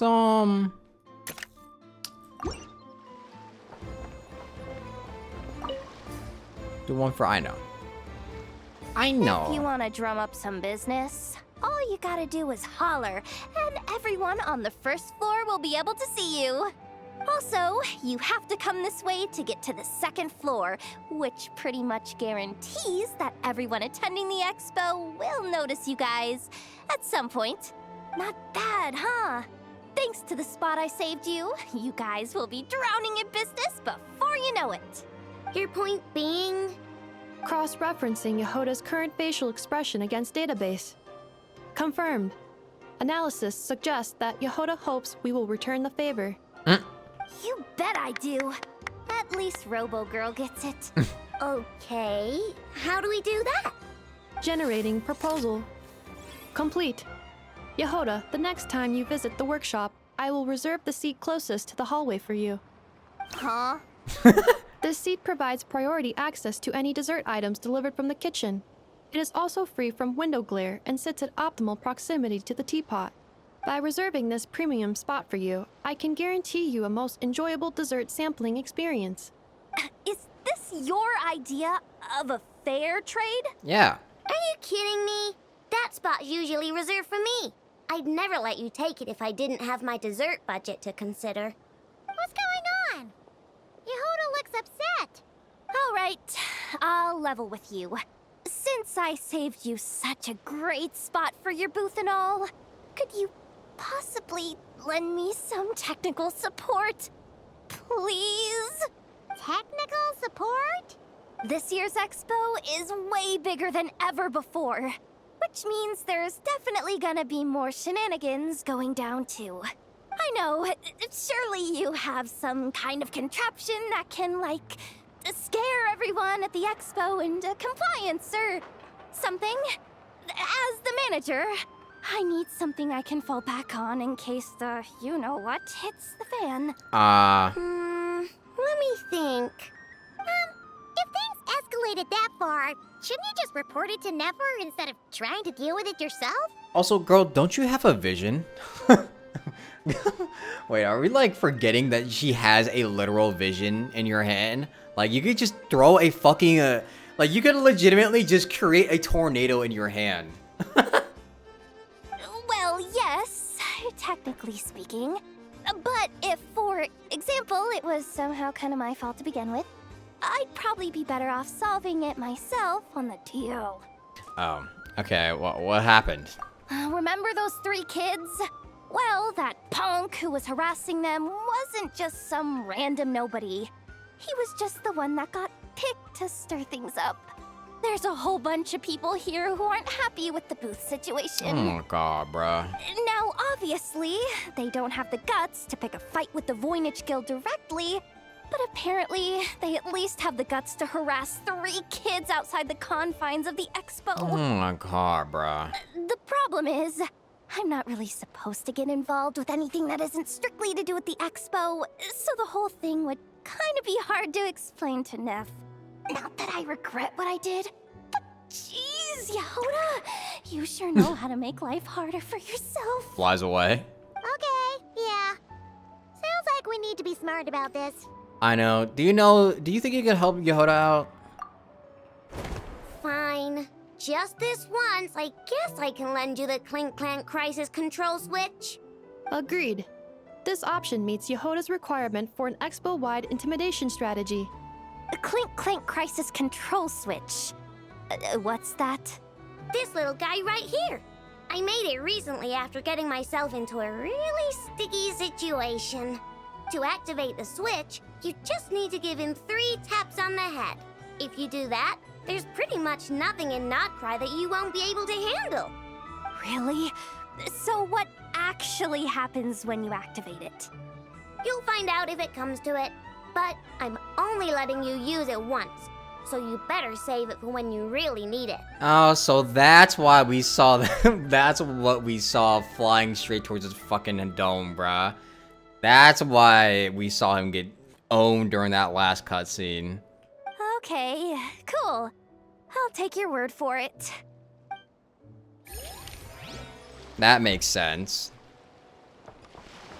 Man, experiencing these events would be a lot better if I just play them as they came out, wouldn't they?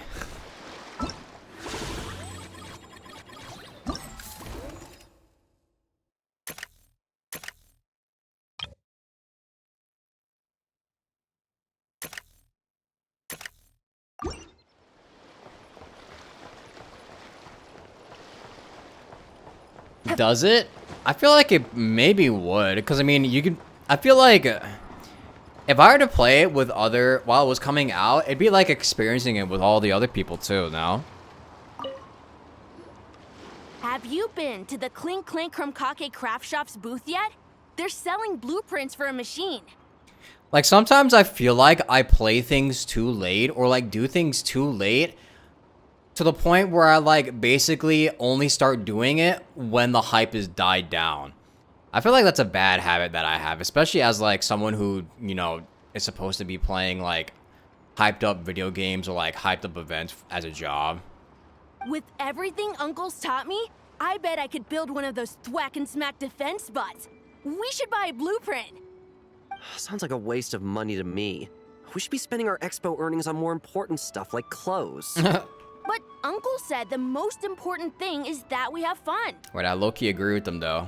Guys, Spend it all on clothes. fight. All for the drip. I hate to break it to you, but I'm afraid no one really comes to this expo looking to buy toys. If you make any more here, it won't be nearly enough to buy yourselves a blueprint. I doubt it'll even cover your new clothes. Oh, hi, Yehoda. Hi, Traveler. I came here to make sure you kids stay safe, so listen carefully. If you want to look around the expo, that's fine, but you need to be extremely careful when talking to any strangers, okay? Okay. A lot of crazy people show up to this expo, both sellers and buyers. You don't know what they might be capable of. So if anything happens, don't try to deal with it yourselves. Call for me right away. You got that? Yehoda's really serious about looking out for these kids. Well, it's kinda my job. I'm supposed to be the one in charge. Yeah. Oh, just take a look around. This booth is the only one being run by a bunch of kids. If there's anyone out there aiming to cause trouble, you can bet they'll start with the weakest target. True. You used to be like that, and then you got burnout. Yeah, I mean, I got burnout as well. Everybody knows that. But I feel like, I mean, I know how to manage my fucking, I know how to manage, like, my levels more now. And also, I feel like it's definitely better for me to just, like, actually play things while they're coming out. So I don't have to, like, play them later. Because I feel like it's a form of procrastination, which is already a pretty bad habit that I've always had. Like, I always save things until the last minute, but I feel like I want to get rid of that by just actually doing things as they come out or when I need to do them, you know?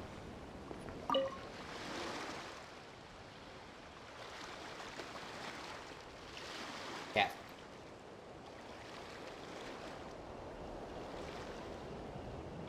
Watch out, Yehoda. Just keeping an eye on things. Looking out for any problems that might need me to step in. Hey, you three! What are you doing here? There should be at least one of you manning the booth at all times. Accessing booth operation logs. Analyzing. Neb left to try and buy a new blueprint. Ati soon followed to try and stop him. Finally, Rhea came to mediate between them. I keep telling you, we don't have that much Mora to spare. I just wanted to have a look. What's wrong with that? Guys, seriously, stop fighting! Here's the thing, Neb. Even if you could afford to buy a blueprint, I'm afraid I couldn't allow it. I know you like building stuff, but these designs aren't for toys like the kind you're used to. They're for weapons, which are very complicated to build and extremely dangerous. That's a load of baloney, dumpster diver. Actually. Yo! Huh? You build a machine that can blast monsters into the sky And in your mind, that's a toy? Yo, why she had to fire? Why she had to fire like that? That's crazy. I mean, at the end of the day, is there really that much difference between weapons and toys anyway? Not where Knuckle Duckle's concerned. That's for sure. Draw. That's not the point. Anyway, you there with the brown hair, you want a blueprint? Yeah! I want to make some thwack and smack defense bots too. I also have some design ideas of my own. And with your bots as the basis, maybe I'll be able to try them out for real. I get it. Your head's so full of ideas you want to bring to life that you can hardly sleep at night. You try eating some snacks to take your mind off things, but it doesn't seem to help anymore. Exactly!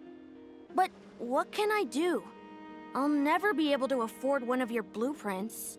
Well, you must have blueprints for the toys you've made too, right? Let's trade. One of your toys for one of mine. Aw. Really? Thank you so much, ma'am. Is it ma'am or... It's Boss. Boss of the Clink Clank Crunkaki Craft Shop.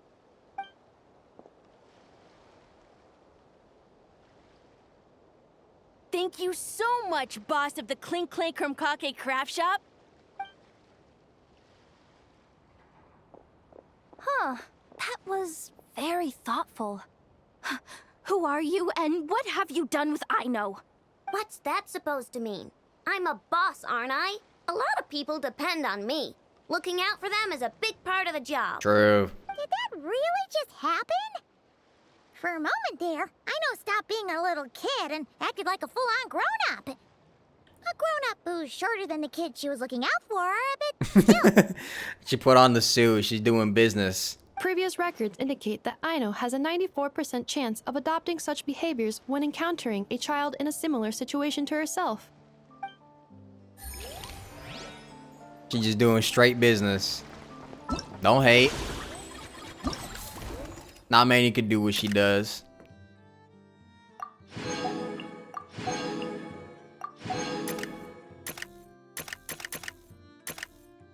What have I not unlocked yet? What do I need to unlock Dory's second thing? Oh, is it this? I think it's that. Do this. You love Aino? She's so cute. I really do think Aino is like one of the best characters from Not Cry. She's really funny. Every time I have an interaction with Aino, she's always so cute to be around. I really enjoy interacting with Aino and Anefa. Fancy seeing you here. They're a great duo to have as an addition to Not Cry. Ah, Traveler. Paimon. How do you do? You here to buy some stuff? That's our secondary goal. To put it in Mr. Flintz's words, it's important for Lightkeepers to spend some time in the land of the living every once in a while. That sounds like something he'd say, yeah.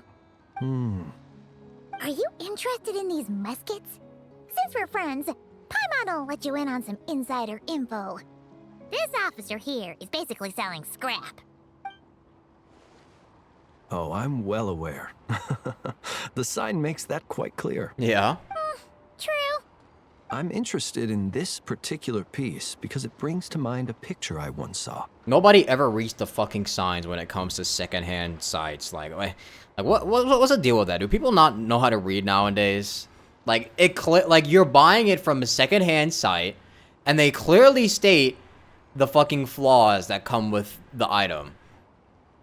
It featured several Ratniki and a Fatui officer who fought alongside them. The weapon that the latter used was identical to this one. The Fatui teamed up with the Lightkeepers? That's not unusual. I've heard similar stories from our older members. The owner of this musket must have been a hero who stood against the Wild Hunt as well. But why would you sell a hero's firearm? That's just how the rules work on our end. Everyone agreed to it. Whether it's a no-name sergeant like me or a renowned hero.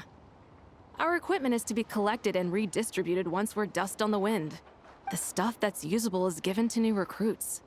And the scrap is sold for whatever price it can still fetch. So like, does that mean that Senora's weapon would like be out here somewhere for sale eventually? Is that what I'm getting from this? That way, we can at least put it towards feeding the grunts, you know? Better than following them to the grave. Huh. A thought-provoking perspective. I think I'm going to buy this musket, Mr. Flint. Could you tell me a few more stories about it when you get the chance? Of course. People don't bother reading anymore, that's what I'm saying.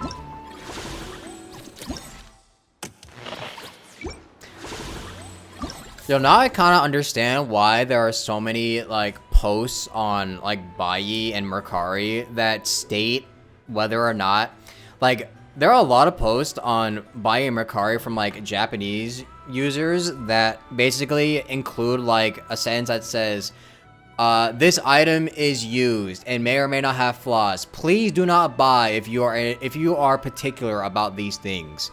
Like, a lot of posts have that. And I feel like it's probably because a lot of people just don't fucking read anything.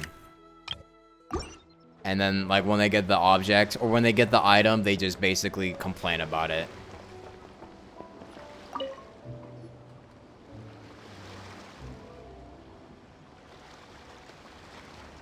Ahem. So what's the situation in need of mediation? This person's been glaring daggers at me from behind since she arrived. Hey, you! I'm a member of the Fruity Order, you hear? What a coincidence. So am I. Wait a minute. Wait, this is the whole fucking gang? Dude, I remember this shit. Dude, I have a VOD of this world quest from, like, all the way back then. Holy fuck, it's been so long. I remember this group. Wait, really? I first encountered the humor and intelligence of trendy Zaytun Peach in the New Tide anthology. Then I heard the legend of intrepid Valberry while I was in the Fortress of Meripede. The more I heard about your order, the more it drew me in. I've been searching for so long, but I was never able to find an actual member. So when I heard that the Nodcry Trade Expo was being held again, I applied under your name. And now, I finally get to meet you. It's those idiots. Stirring up trouble again, huh? So what I'm getting is that this guy's an imposter? Among Us. Our orders won the expo rights several years in a row, so we announced that we were backing out of the running this year to avoid conflict.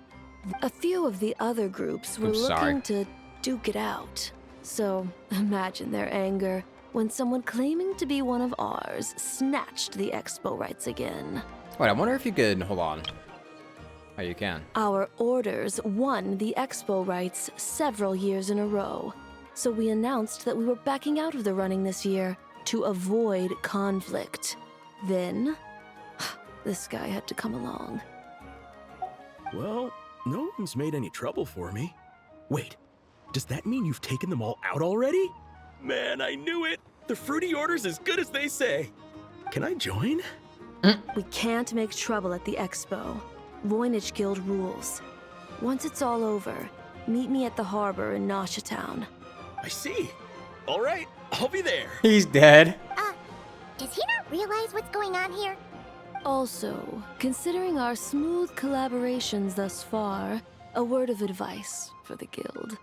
This guy has only been able to keep his head in his booth because the Fruity Order took care of any rival factions. But if there's one thing the treasure hoarders have in spades, it's sore losers. Since our order has proven untouchable so far, they're sure to find easier targets to vent their frustration on. So look after those kids. Huh. So this guy has been responsible for more than one conflict so far. God damn it. God damn it, man. No.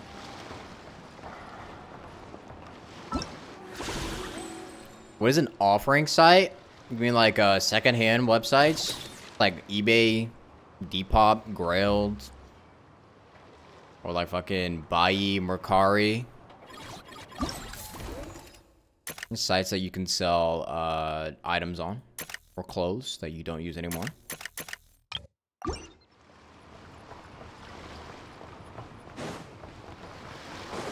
No for Genshin? I don't know.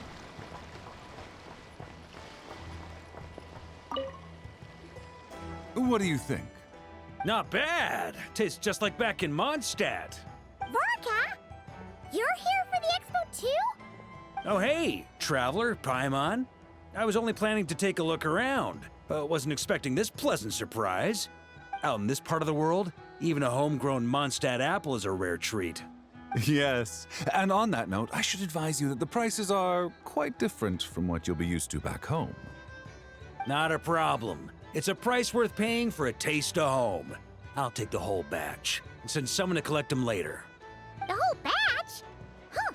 Looks like you've already made your money back, huh, Levin? Yeah. Oh, and Varka, since you're looking for a taste of home, have you tried the Mondstadt wine next door? Apparently, he uses special connections to keep the import costs He's gonna be like, nah, that shit fake. Yeah, I've tried it. It's pretty good, but not Mondstadt wine good. Yup. Besides, I wouldn't be able to buy any even if it was.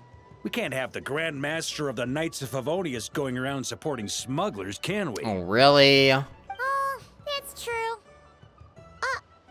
not gonna reprimand him though, are you? Don't worry, I know it's Nefer's rules here.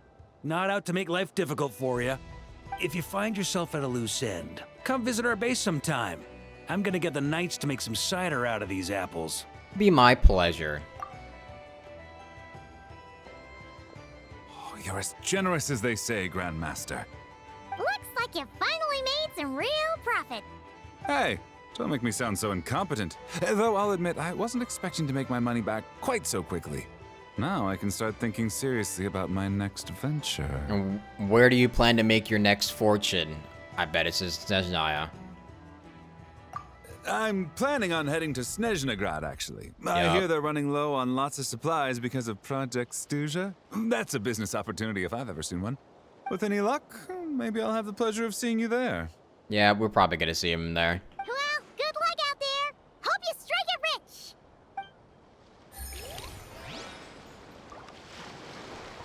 How secure is eBay? You remember the fear-mongering people did back then? I think eBay is pretty good. I've used eBay dozens of times. I think most of the time, I mean, okay, I've only been scammed like once. What the fuck, D-Luke's here. I've only been scammed once on from buying like secondhand stuff, and that was from I was on Grailed, but I didn't do my due diligence. I've only been scammed once, but most of the other cases where I bought stuff, I've just been like, I usually buy from like good people who only have like reviews and even good reviews. Usually you should, like, the best rule of thumb to go by is to never buy stuff from people that don't have reviews, or don't at least have like 4 or 5 star reviews, you know. Most of the time you're gonna find like vendors who usually have 5-star reviews, or at least some reviews, you know. But if they don't, you probably either shouldn't buy from them or just be very, very wary, you know. GameStop is buying eBay, so things might get messy. Yeah, I saw that. Where the fuck did GameStop get buying eBay money, bruh? Which is a little bit crazy because eBay also did just like try to merge or buy fucking Depop too. So I'm kind of wondering how that's gonna go. I don't know. That's gonna be a little bit weird. Thought GameStop was okay. I mean, okay, they used to be going, they had a lot of trouble back then. Like, I remember years ago, they said they were kind of struggling with their business. Like, everybody knew that GameStop wasn't as good as it used to be, and they weren't in good financial spot. But I guess nowadays they're just making fucking bank to even try to buy eBay. I guess that fucking Pokemon, all those fucking Pokemon cards they're selling are probably making them fucking millions, I guess. They got money from our Wall Street people. Yeah, I did forget that they got like Wall Street bets people basically playing with their whole stocks. I can't believe you came all this way to investigate me. Still, As a member of this expo, I'm protected by the Voynich Guild. There's nothing you can do to stop me. I know. That's why I'll be taking this up with them directly. I feel like GameStop's value is theoretical. Might go bankrupt again. Honestly, that's a good way to put it. Like, GameStop is basically just potential business. They used to be good, but nowadays they're low-key a little bit just potential business. Like, I don't really feel like they have much going for them other than just, like, you know, selling the same old stuff how they used to. Like, anytime I've gone into a GameStop nowadays, it feels like they haven't fucking changed in over a decade. Like, it kind of feels like a time capsule. Only thing that's really changed is, like, the products that they have. Because, like, they sell toys in there, like, a whole bunch of toys in there now. Like, it's all just a bunch of fucking Five Nights at Freddy's merchandise. And just a whole bunch of shit in there, bruh. I don't feel like much has changed from it. Yeah, and Funko Pops. Like, it's a bit odd how they're making that much money while not really changing much, you know? It's been a while. What brings you here this time? Are you representing the Dawn Winery, or are you here as Owl? Owl. Take your pick. Even Owl would take issue with people smuggling the winery's products. I understand. But please be assured that I would never pit the rules of the Voynich Guild against the interests of the Dawn Winery. Our long-standing collaboration is far too valuable to me for that. What's up, Palak Boy? No faction exists in Nodcry that can impose their will on everyone else. The rules we have now are a result of the tug-of-war between them all. In any case, I only allowed this gentleman to sell his so-called Dawn Winery vintage here because I'm confident that it poses no threat to our collaboration.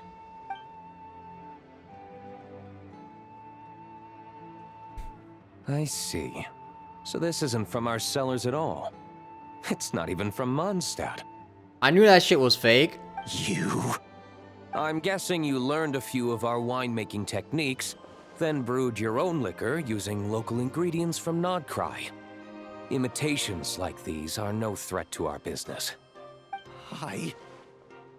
Just you watch. One day, my wine will leave the Dawn Winery in the dust. Wait, Esmeralda, you might be right. I might actually low-key be beautiful near. I'll grant that your wine is a perfectly palatable product. But the fact that you didn't dare to sell it without attaching our name to it speaks volumes. That alone tells me that I'll never need to worry about any serious competition from you. Leaving so soon? Can't I persuade you to come to the Curatorium of Secrets for some tea with me and your two old friends? Hey there! It sounded like you were discussing some pretty serious business, so Paimon didn't want to interrupt. I'm afraid I'll have to decline. Alright, well. That's a shame. Damn. Next time you're back in Mondstadt, pay a visit to the Angel's Share. At least there, I can offer you a genuine Dawn Winery vintage. Damn. Never hitting on Batman? Nah, yeah, it's just straight business. Just business.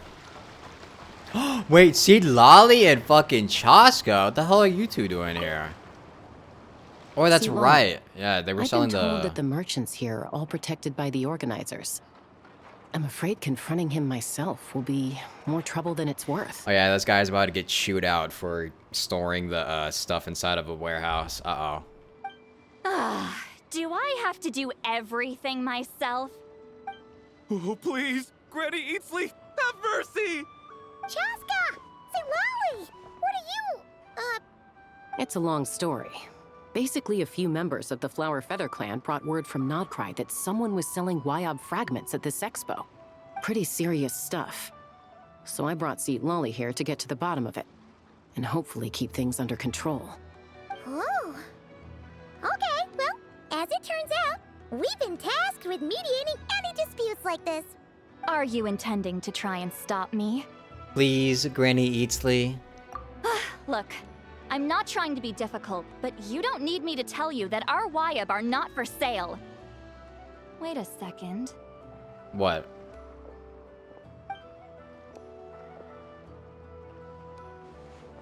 this is just a shard of a bwaap pillar. And its power is long gone, so it no longer has any connection whatsoever to the bwaap. So, tell me, how much did they pay you to ship these out of Natlan? About 800,000 more apiece. Damn, holy fuck. What? Wait, they scammed your ass. Apparently, people outside of Natlan don't know all that much about our culture. Some people take one look at those pillars and start bragging that they found a bwaap fragment. I didn't want to correct them, cause that way I could drum up the price. Wait, you actually been scamming people. Ugh, forget it. Since you asked me so nicely, I'll let him stay here until the expo's over. No point making a mountain out of a molehill. Yeah, he is scamming. Yeah, I misspoke. Thank you, Granny Eatsley. Oh, thank you, Granny Eatsley. Oh, don't start thinking you're off the hook. Once this is over, you're going straight to bwaap to face the music.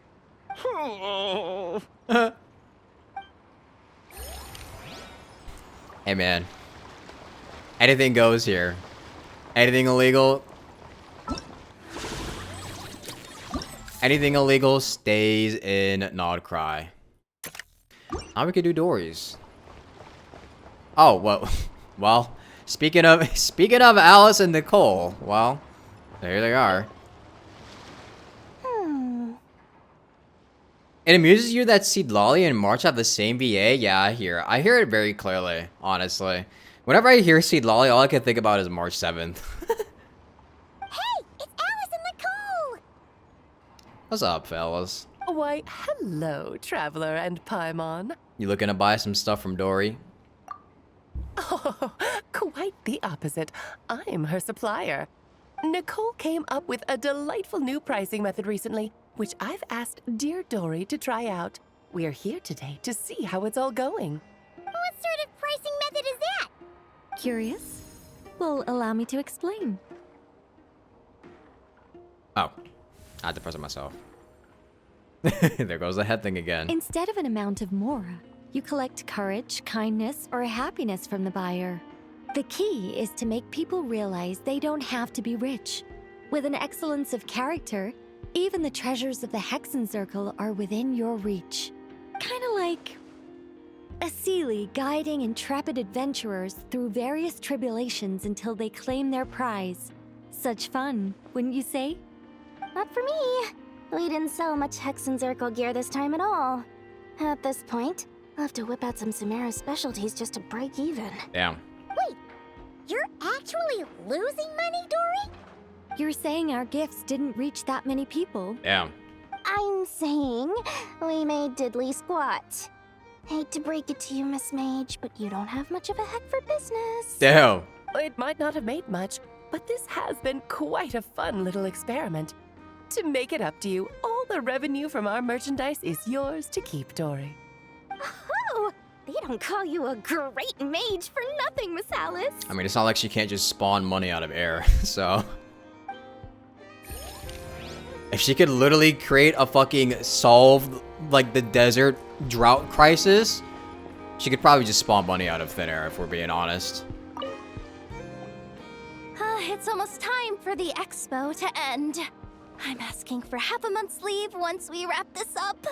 Finally got time to relax, huh, Yehoda? Yeah, thanks to you. Oh, things are pretty calm right now. Should be smooth sailing from here on out. Sorry, but I've got a problem over here. Same here.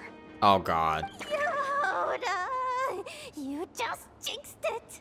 Someone made off with a batch of my goods using the goods first, pay later method. I thought the guild was the guarantor, but then I went to redeem my money and no dice. Oh my God, you got hit with the Klarna scam, bruh. The same thing happened to me. Goods first, pay later.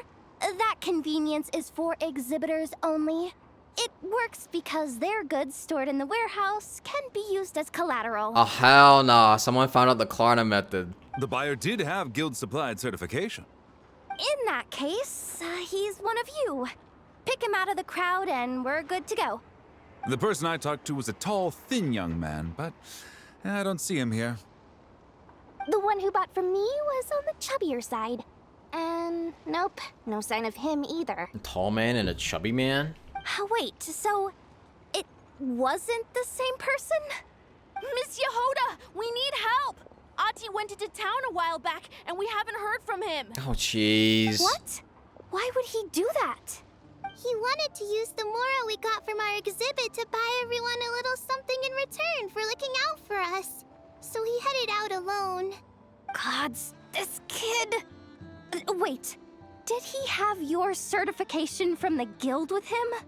Yeah, he's our older brother, so he's in charge of all that stuff. Oh, this is bad. Okay, let's not panic. What happened? There's too much. Remember those people who targeted Ati a while back? I'm worried they kidnapped him and are using his certification to scam goods off the other exhibitors. Sorry. Oh, this isn't your fault. Should we rescue Ati first? But Notcry's huge. Where would we even start? We could go for the goods first, but we're dealing with a group. If they split up, it'll be impossible to nab them. Ah, never help. Never care us. Oh, come on, Yehoda, come on. You promised Boss Nephew to uphold the guild's reputation. And you promised the kids you'd protect them. This is all falling apart. Looks like you're down to your last option, dumpster diver. Oh, right. The Clink Clank Crisis Control Switch. Clank Clank Crisis Control Switch activated. Awaiting orders. Awaiting orders. Wait, yo. Awaiting orders. Yo! Wait, she got this shit set up all over the island. Oh! Yo, man. Activating the switch gives you temporary control over all the robots in Notcry. If you wanted, you could turn this whole place upside down. But it won't last long, so think about what you want to do first. In that case, let's get the stolen goods back first. All units, advance to rescue Ati. Miss Yehoda. Orders received. Orders received. Orders received. With the help of the robots, Adi is quickly rescued and the people holding him scatter and flee. The classic black screen. Ati, you're all right. Classic black screen of plot. Sorry. I made you all worry. If anyone should be apologizing, it's those awful people who took you. You just wanted to repay everyone's kindness. They stole my expo certificate. Did that cause trouble for anyone? Let's just focus on one thing at a time. Inventory complete. All goods have been retrieved. See? Told ya. With the Clink Clank Crisis Control Switch, there's no problem in Notcry you can't handle. With so many bots around, we didn't have to choose between the rescue and getting the goods back.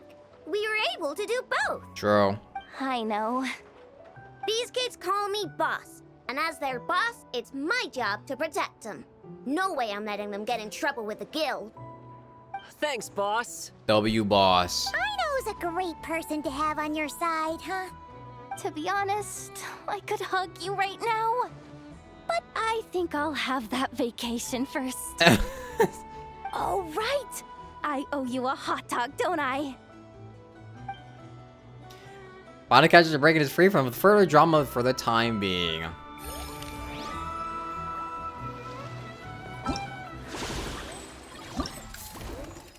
Is there any more? Nope, that was the last one. That was all. Poor Yehoda, bruh. Somebody care her. Alright, now we gotta do all of these. Hope Yehoda's in the summer event. I hope so too. That'd be kind of nice to see. Thanks to you two, everything's finally settled. This Notcry trip certainly wasn't without its drama, but it left me feeling thoroughly refreshed nonetheless. Now you've witnessed the mid-air interception capability of the Guizhong Ballista. What do you think? Really gets the blood pumping, right? How about another round against the enemies on the ground? Let's do it. Last enemies of Guizhong Ballista is so fun. Palma could happily go another 7 or 8 rounds at least. I definitely could tell you guys You could definitely tell they wanted to avoid a 6 or 7 joke here. That's the spirit. By now, you must feel like you're one with the Guizhong Ballista. Just let it rip. Extreme. Ooh. What team do you usually use with? It's like this, right? What else do I use on the fucking? Don't you need fucking what's his name? Yeah, Iglua. I don't have Iglua. I could use Goro though. Do I have him leveled up? Where's Goro? Oh no. No, there's no way.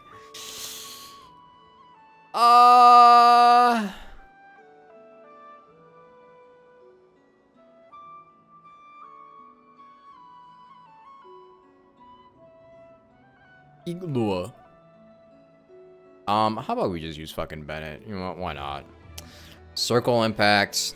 Let's bring in the circle impacts. Where's Bennett? There he is. Use Fiorina, so 2 Hydro, 2 Geo. I guess. I mean, why not?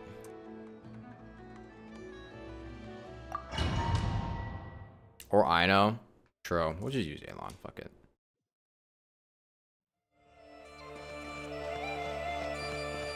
Locked and loaded. Waiting on your signal. Game's up. Time's over. A gift from the land of the young. Ba-boom. That didn't work. The glaive will shine! Without further ado.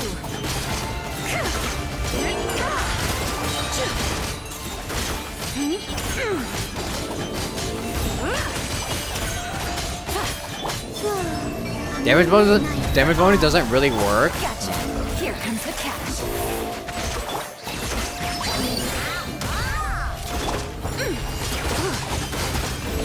Careful! Hold out till fire support ready! Select a target!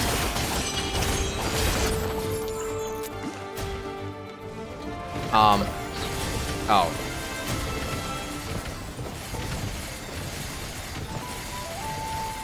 It's like I'm using a fucking COD kill streak, bruh. Here comes the mother lode!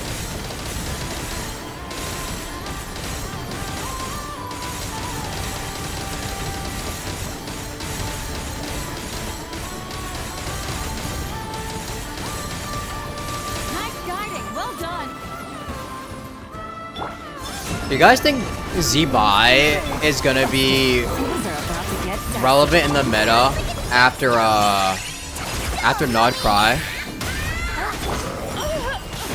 Ow. Ow.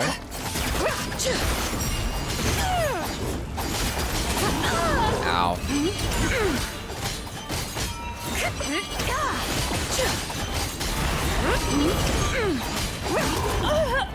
Smite the dust! Divine light, shield them!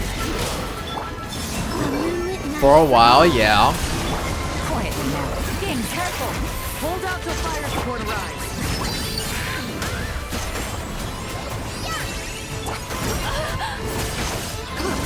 Ow, man. Be cleansed!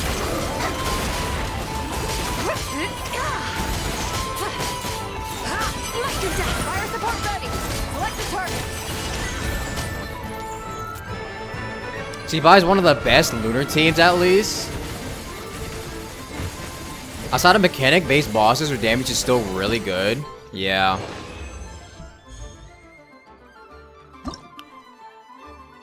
She's still pretty good. I just wonder how she's gonna... I just wonder if they'll ever, like, add a boss that just, like, basically nullifies her entire existence at some point. Varka. Varka, you say?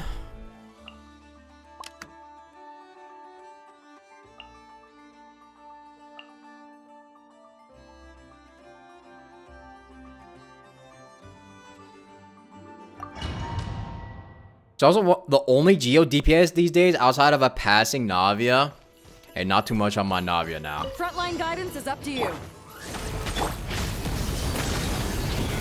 That's my girl. Time for She's been holding my she's been holding my fucking.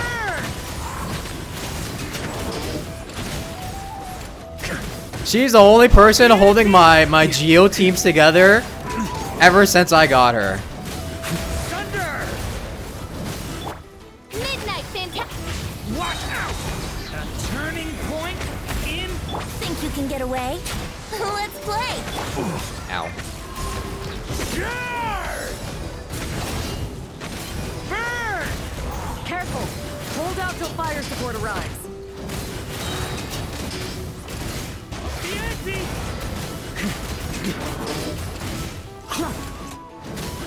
Thunder!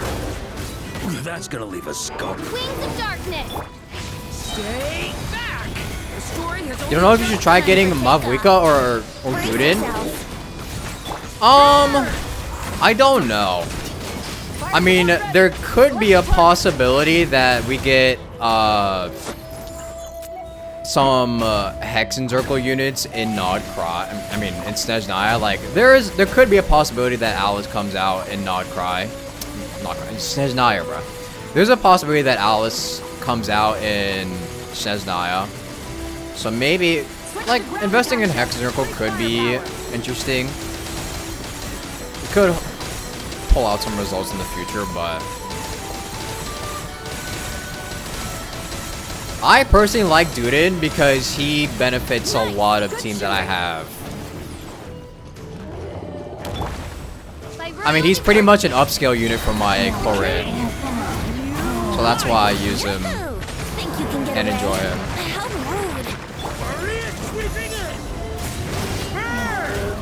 You don't plan on getting Nicole, but you do have Barca and Venti? Yeah, then I think using Duden would be a smart choice.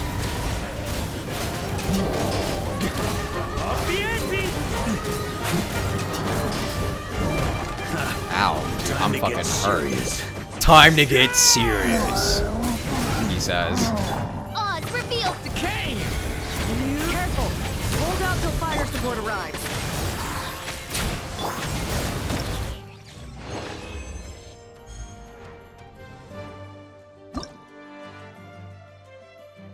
You said you have 10 pulls? Well, good luck with that, but...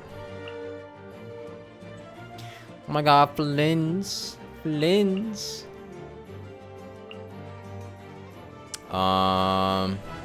Where's Columbina?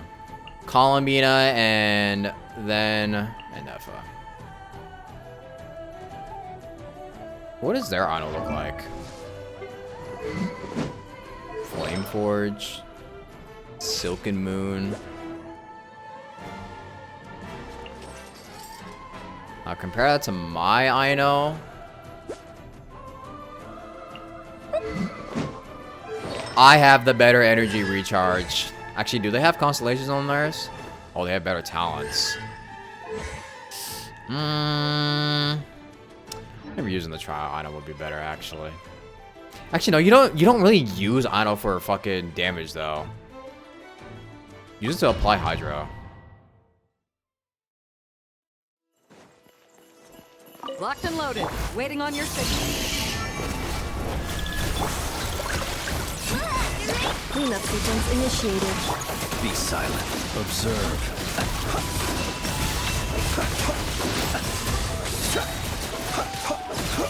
Be silent. Be silent. Oh. I had to run across the fucking map for that.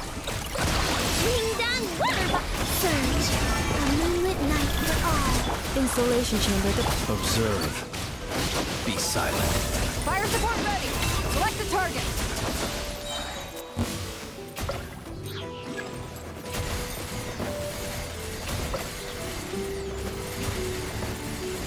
You're so jealous you didn't get the Natland summer weapon? Yeah. I mean, this is what I'm saying, bro. We gotta have a way to get these fucking weapons, bro.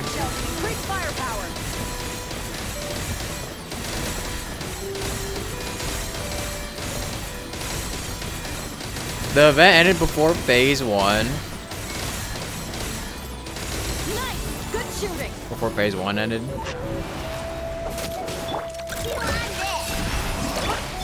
Three moons converge. Defensive mode engaged. Close your eyes. Be silent.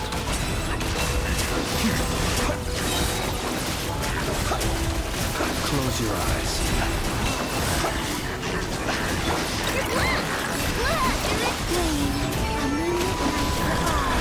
Installation chamber deployed. The night comes.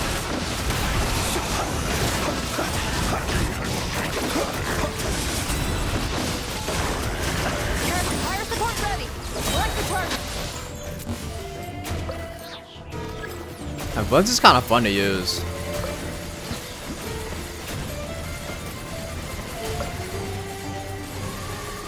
Oh my god, I'm just missing everything. Hello? Here comes the mother load.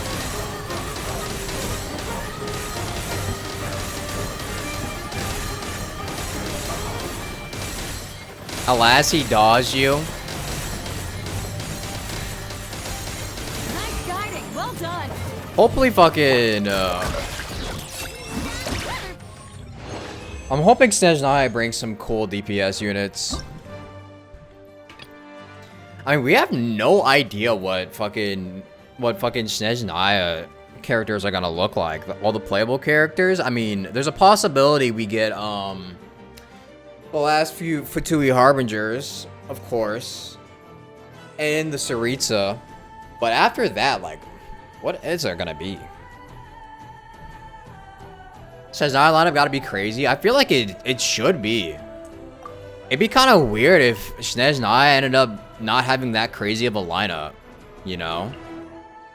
I feel like they've gotta have been preparing to like go crazy on the fucking designs and the kits for Snezhnaya, because like there's no way they fumble with that.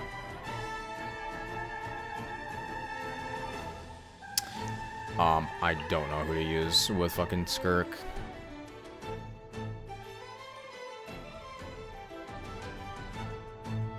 Maybe we just do double Hydro, actually.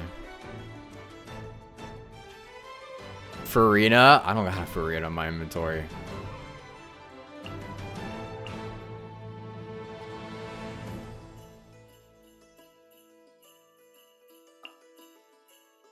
Maybe we just do this. I think I've used this before.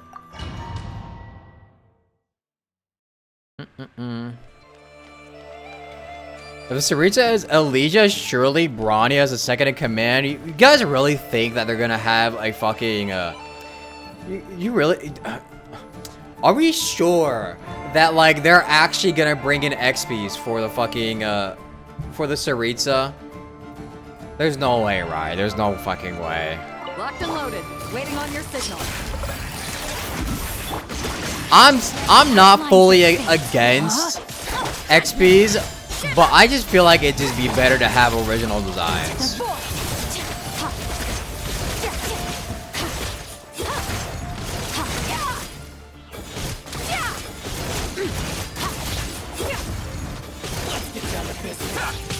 Ow. Here comes the cat. Yes, look at Farina. Outlines your fate. Let me. You can't run. Where's my energy? Hello? Okay, I got it. Careful. Right when I switch. Hold out till fire support arrives.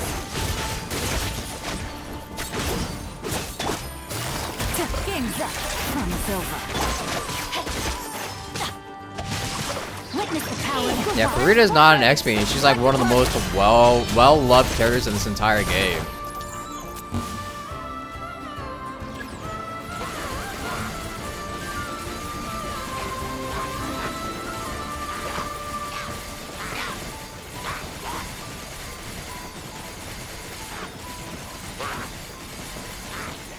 Here comes the mother load.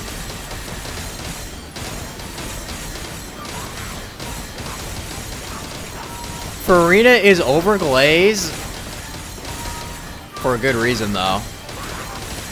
I mean, she's been one of the best Hydro applicators for a long ass time, and she has like a great story to boot. Like, I think it's well deserved. Things are about to get dicey.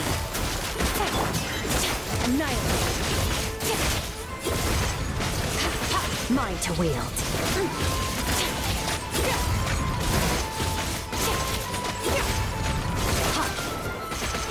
Busted.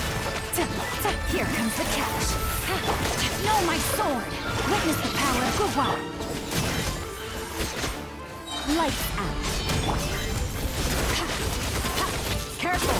Hold out till fire support arrives.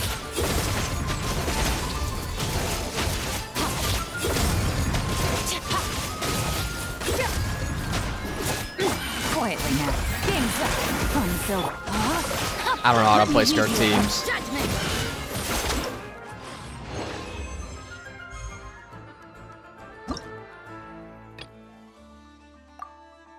Never.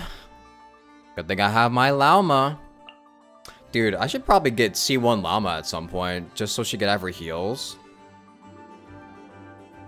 Having a C1 llama would be awesome, actually. I don't have a lot of Dendro on my account in the first place, and having a healer for Dendro teams would be kind of sick, actually. It's just like double Hydro, I'm pretty sure, so fuck it. Actually, Columbino, right? Use Columbino on these teams.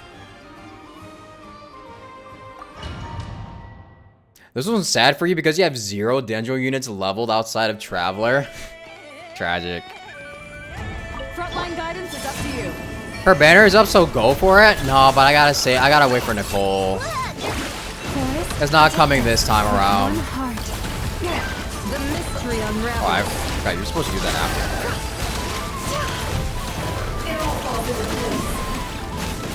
Can't hide the truth.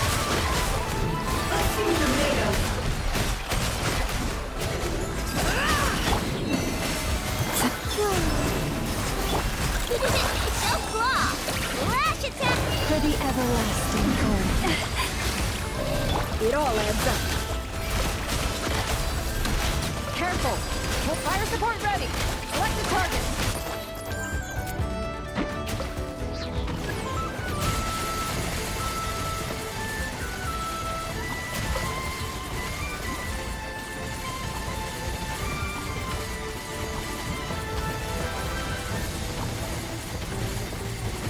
Land the projectile in the middle of the enemy formation.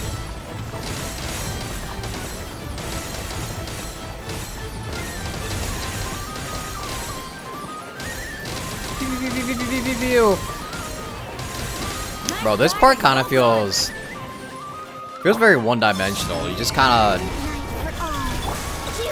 I feel like that was the problem when this game was around back then. Though, no?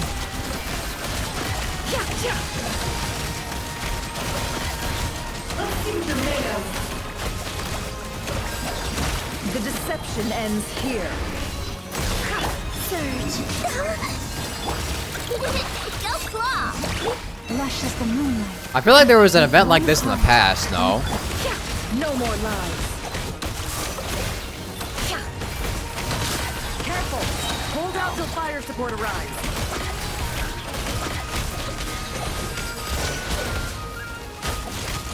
Leave this place. Fire support ready! Select the target!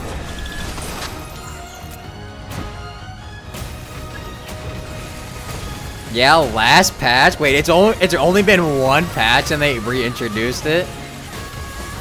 Boy, what the hell?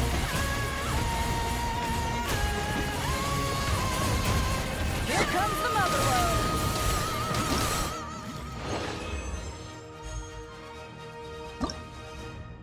load. Yippee! We did it. Is that Nefer animation canceling? You see that? You saw it, right? This Unk still got it. I can animation cancel like the kids do.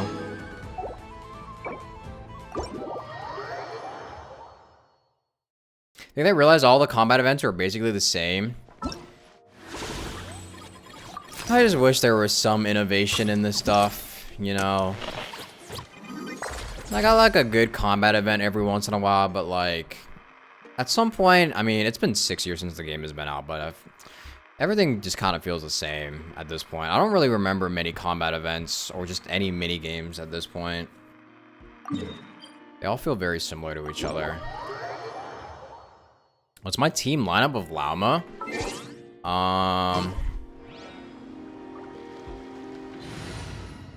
What do I have for fucking... I don't really have... This is what I have for her, but I don't have a Dendro DPS, really. That's one thing I do need to get from my account, is a Dendro DPS. Maybe getting that for one day would be good. No Nahida? No, I don't even have Nahida.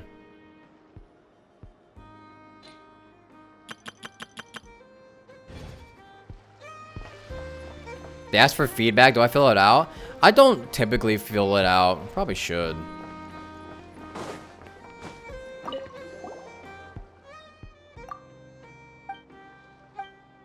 I don't create this store because you want people to not only gain a solid understanding of how thwack and smack defense bots work, but also to have a good time trying them out. If Ano's putting that much effort into this, she must really be proud of her creations. Toro is about to begin. What I got Nilu, I ain't blooming right. Oh yeah, isn't this the Plants vs. Zombies one?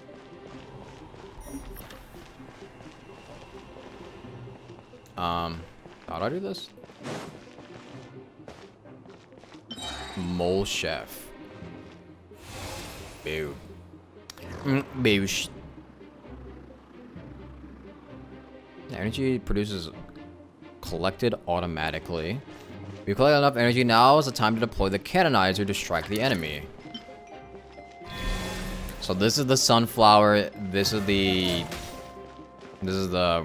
plant pea shooter.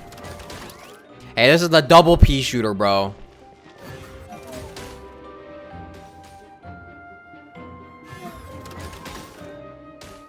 Bombing technique? Oh. Okay. Throws a bomb at you.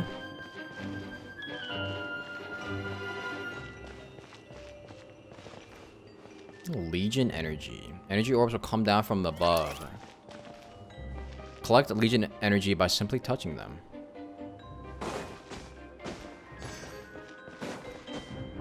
You're gonna pinch, you can also get Legion energy. Move closer to the motion and dismantle and receive some energy. Combine 2 cannoneers to create a new mechanism.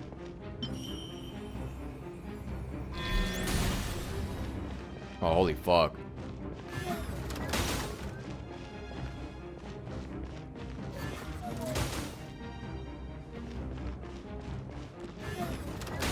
Throws a bomb at you.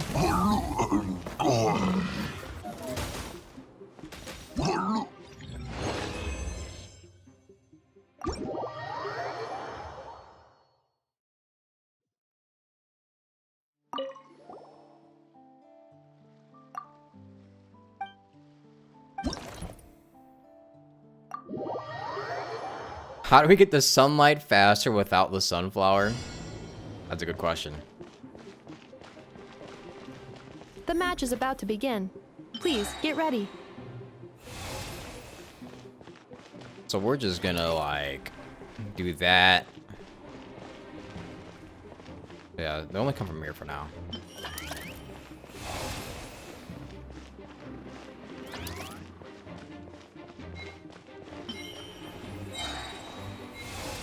I'll just gain a bunch of energy for now, maybe.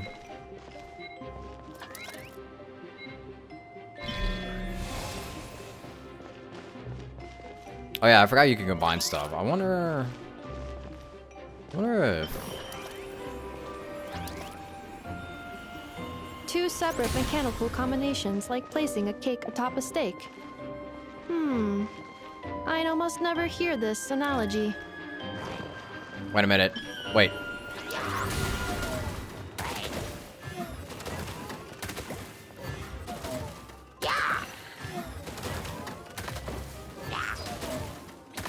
Ow, stop hitting him. Wait, this is a good old strat. Hold on.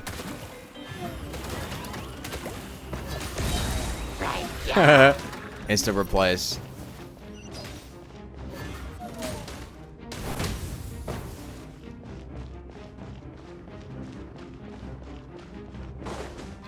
We're gonna come on this side.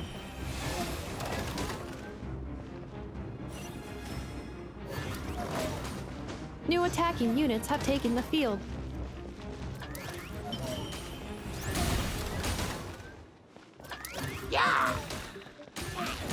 There's something called defending your fort. Oh my god, like Fortnite?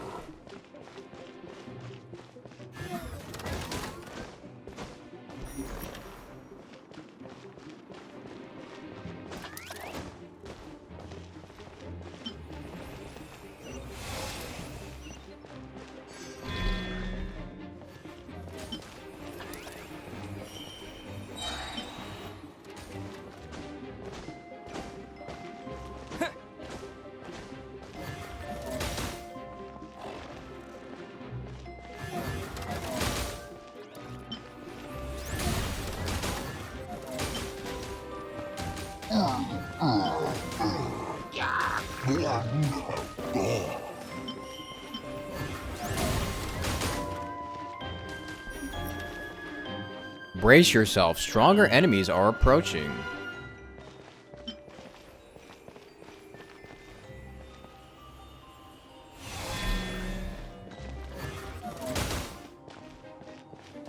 Oh my god, scary. Throws a bomb at you. Takes away half your HP. Sets a bomb under you. It fucking missed? Oh my.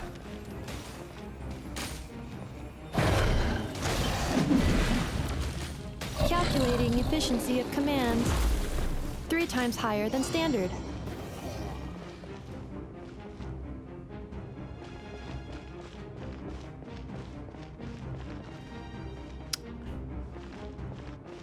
This will be my final attack. Ha, ha, ha. Yes.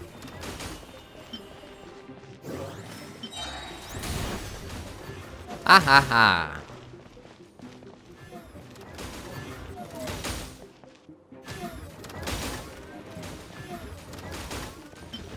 Can I watch this? Watch this though. Boom. Boosh. Oh fuck. Wait, hold on.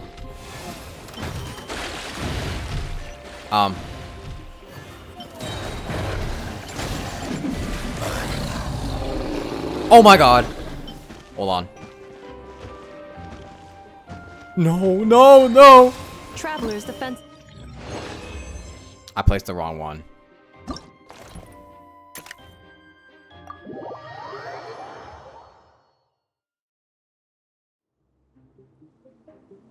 They can bypass mechanisms and fly directly toward the stronghold. Deploying field support cannoneer modes is an effective way to deal with them.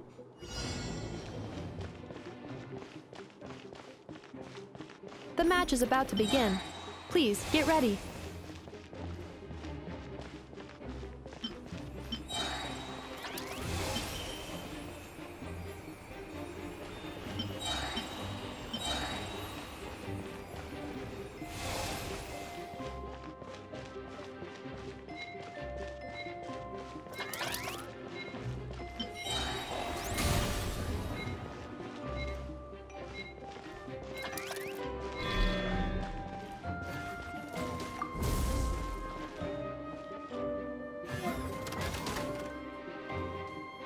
See you, Esmeralda.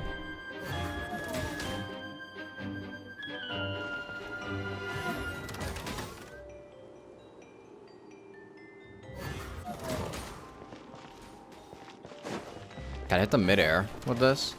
Special reminder, please check your starter rewards. Oh, you can.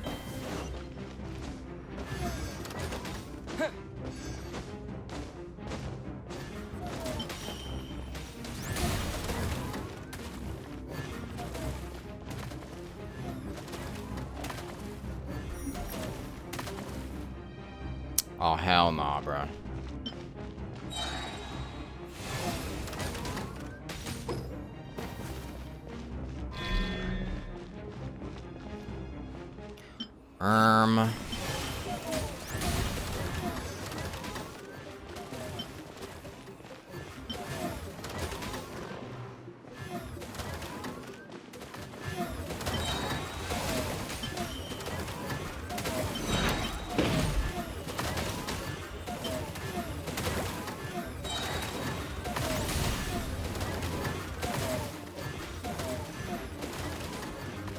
Blocks your path. Yeah, what are you gonna do about it, man? You can't move.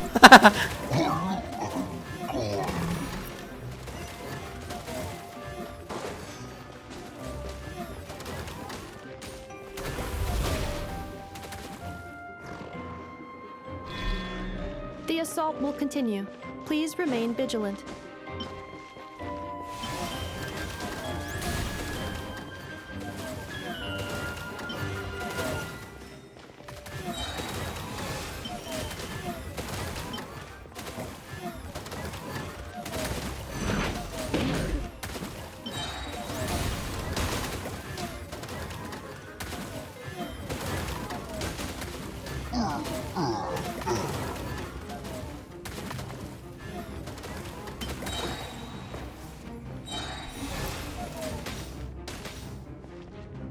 Oh, hell no. How did you let them go by like that? You know what? Wait, can I hit this? Boom.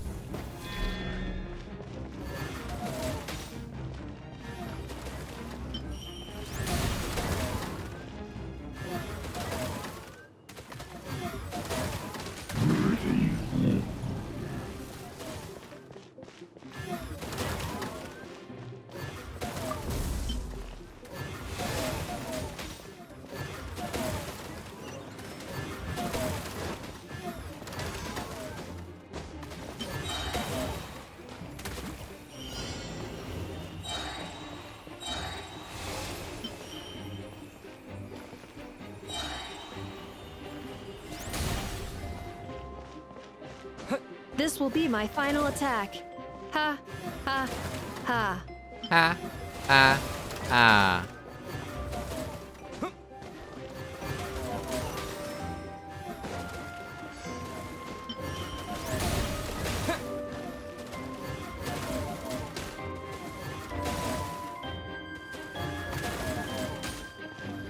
Oh geez, you guys aren't doing too well here.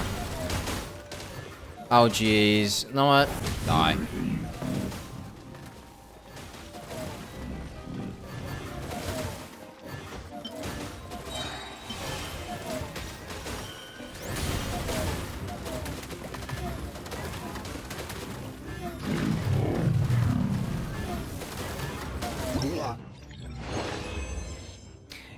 Nefa, even as a robot, is still silly than whatever the hell D-Luke is. He's a serious man. No funny business. You will face a large number of enemies that can teleport, allowing them to bypass the first mechanism in their path. Deploy suppression cannoneers to effectively stall their advance. Okay.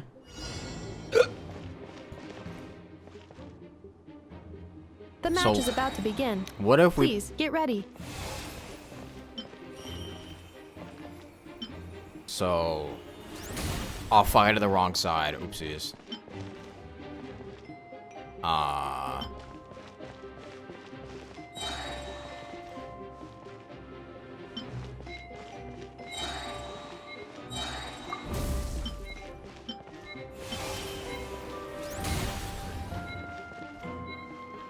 We'll salvage this, don't worry.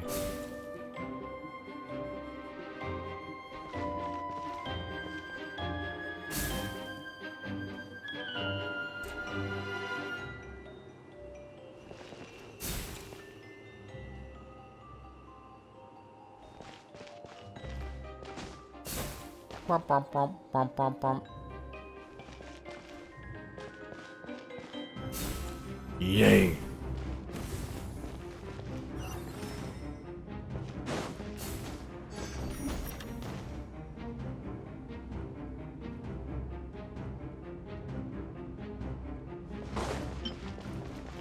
I guess we don't have has a... suggested making Krumkake-shaped energy blocks for the defense bots. I mean, true. However, the chances of her accidentally consuming one would increase by 80%. I'll just try to kill these myself.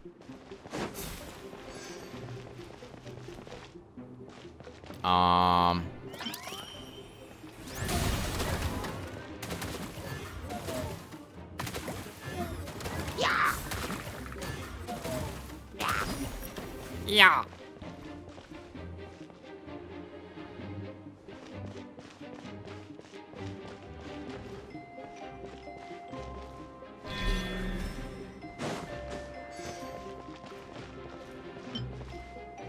I'm gonna just leave one mole chef around there. We're gonna, can you take care of it? Nope. Definitely not gonna be able to. Guys?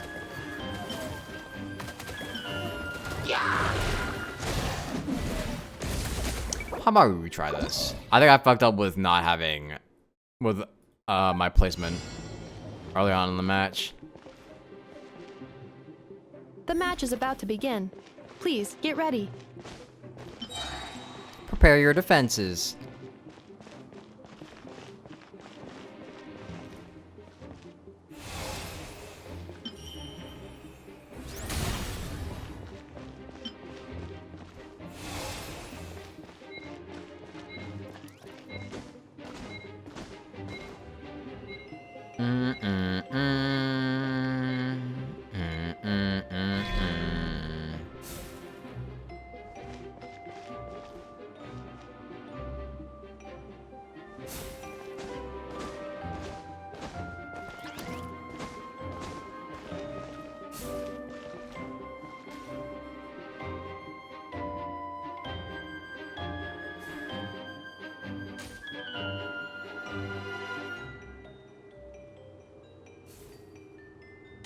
Oh, this is so exciting. Blows you up.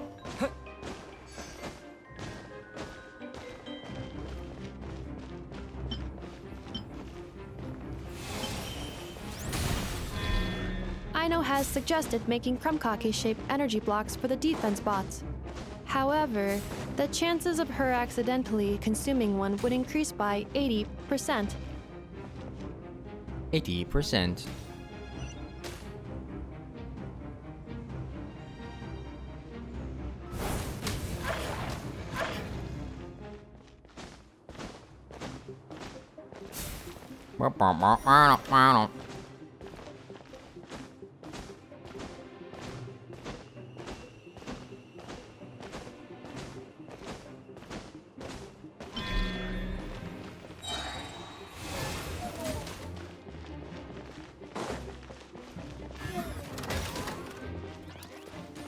I need some energy.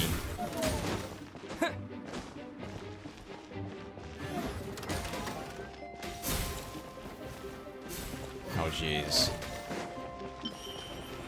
Produce faster!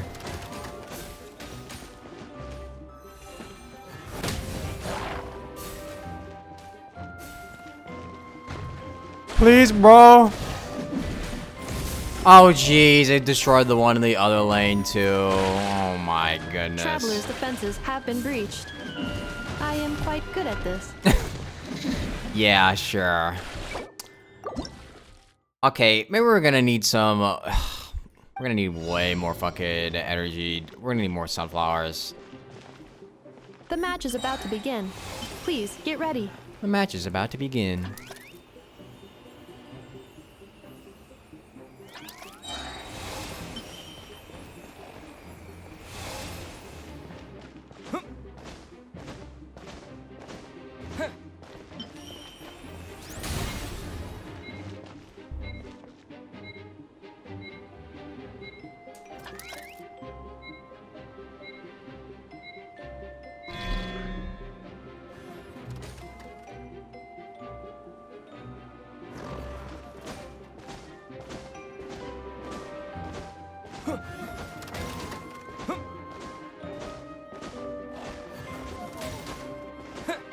Bro, is there a speed up button? Like in fucking Bloons Tower Defense?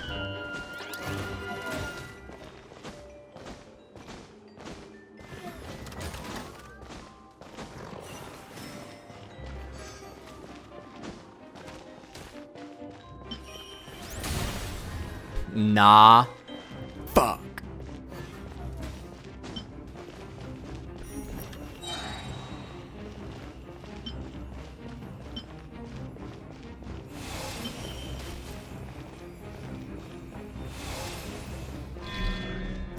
has suggested making Kumkake-shaped energy blocks for the defense box. However, the chances of her accidentally consuming one would increase by 80%.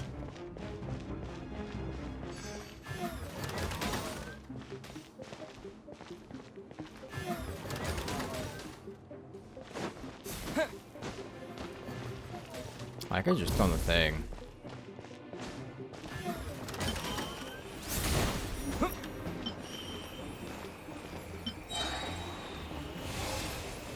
Could have just thrown out my bomb instead.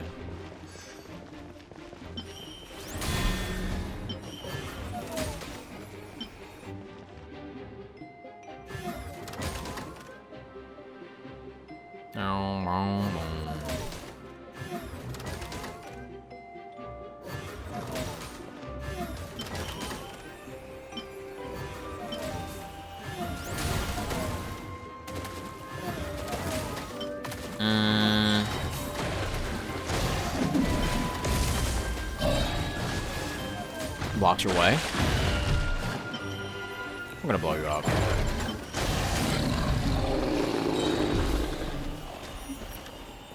Oh!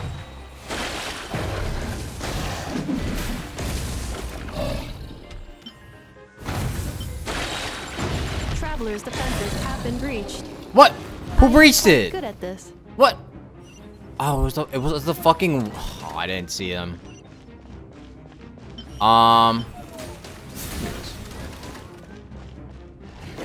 What?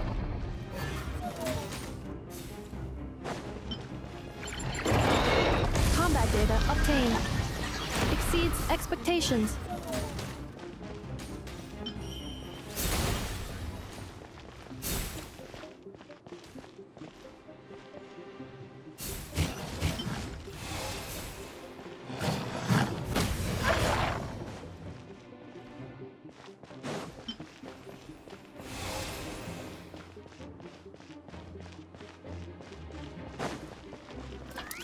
Traveler victory imminent. Greatly increasing value of malice parameter. Monko. She's getting serious. She's hacking, guys. I can't fucking. How are you supposed to deal with a literal robot that can like cheat their way through everything?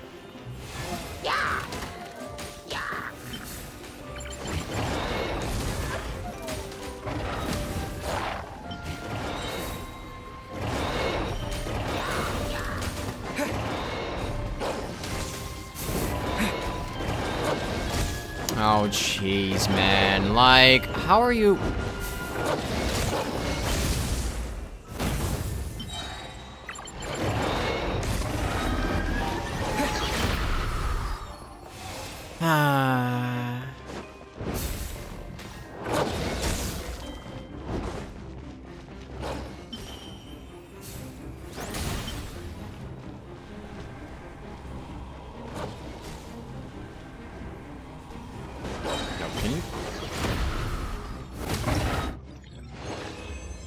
Yeah, the wolves are fucking annoying. Deal with the heckler first. During this stage, Hydro Samatros will join the fray. They will keep their distance and heal. Oh, awesome. Even more annoying enemies.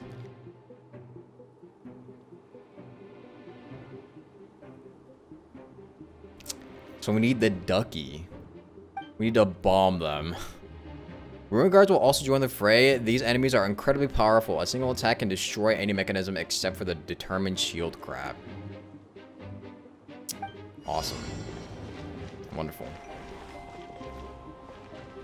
The match is about to begin. Please. Get ready. We're gonna... Actually, no.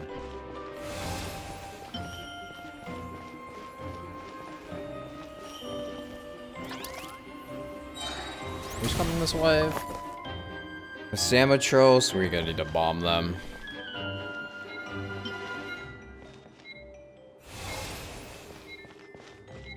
Bombs?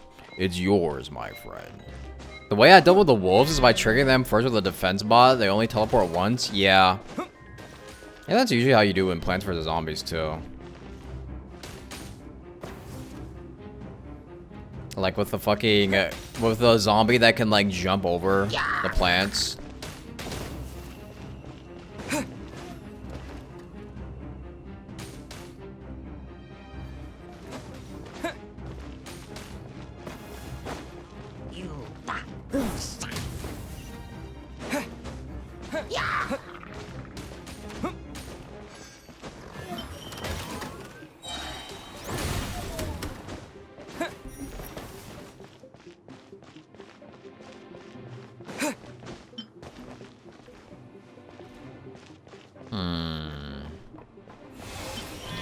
We'll do that and we'll target a flying right. I need more energy, work harder.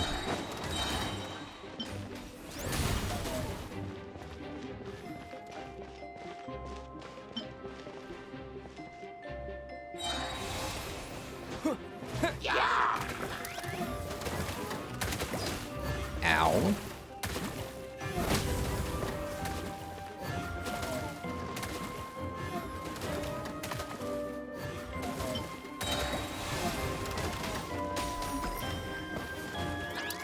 Oh geez, and the wolves are coming too? Oh no. We're just gonna bomb you.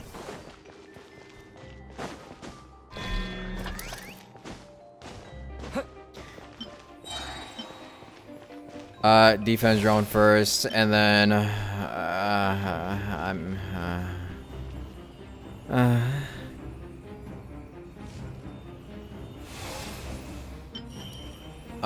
explosion. Yeah, that'll work.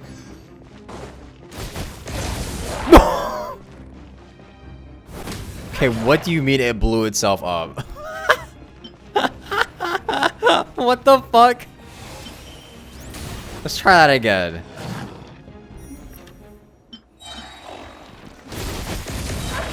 It really can't just blow itself up. What the fuck? That's crazy to me. Ha ha. As long as I do not attack, I cannot be defeated. Ha ha.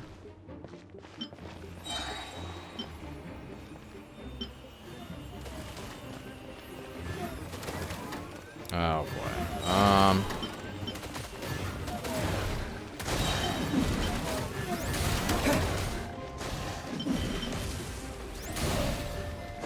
Okay, there's lots of micromanage here. I'm gonna place an explosion here because I'm a little afraid, but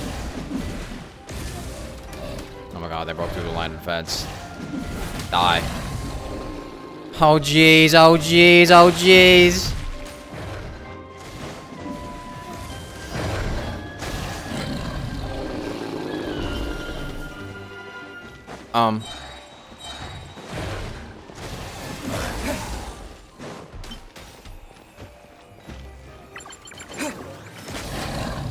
Traveler victory imminent. Greatly increasing value of malice parameter. No, no, no, no, don't do that.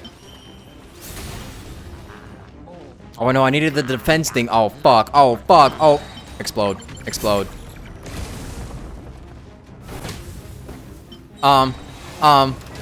Medic! Oh! Traveler's Oh my defenses have been reached. Jesus. I am quite good at this.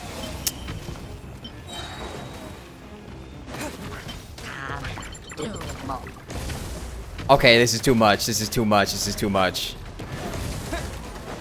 I'm not prepared. Okay, this round is fucked. This round is fucked. Okay, we're trying that again. I will be your opponent during training mode.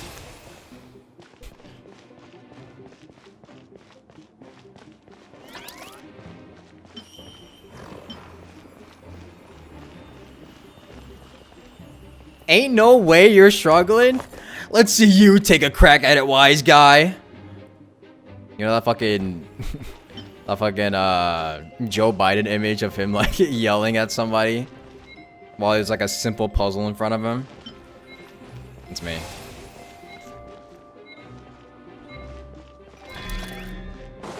You've already cleared?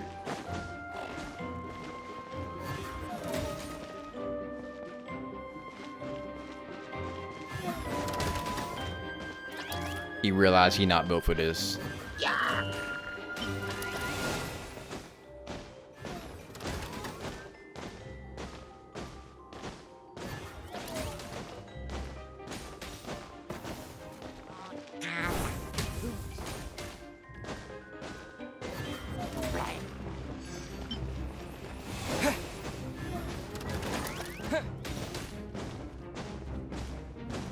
This is your least favorite part of the event?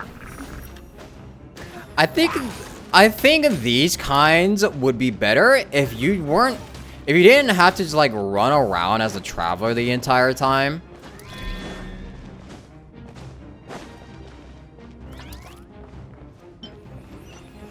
I'm gonna do this.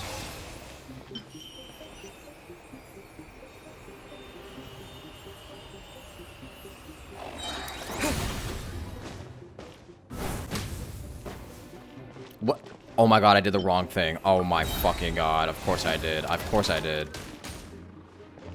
I put energy one instead. Oh my god, bruh. Oh my god. Just...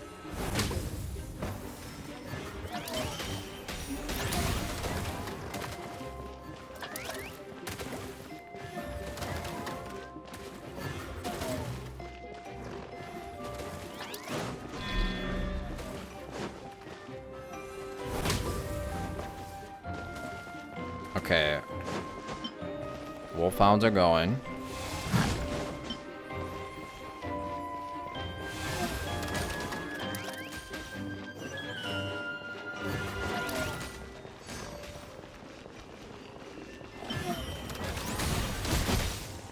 Oh jeez. Oh jeez.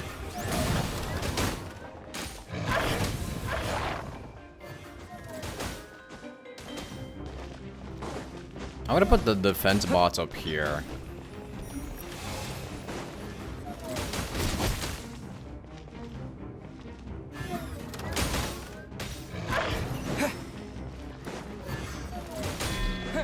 Ha ha.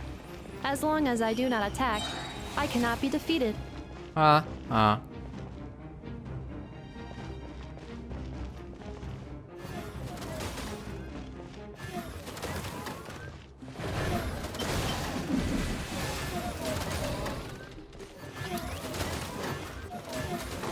Hold the line! Hold the line! Hold the lines! Oh my god, wait, what, did it just fucking go? What? What? Wait, why did it go past? Uh-oh. Uh-oh. Oh my Jesus, man. Oh my god, and it still lived. And it's going back for the fucking defense.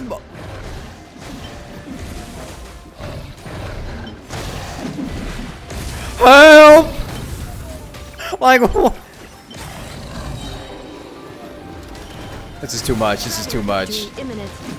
Greatly increasing value of malice parameter. Defend. Oh Jesus, man! Like, I just. It's too much. It's too much. It's too much for me to handle. It's too much.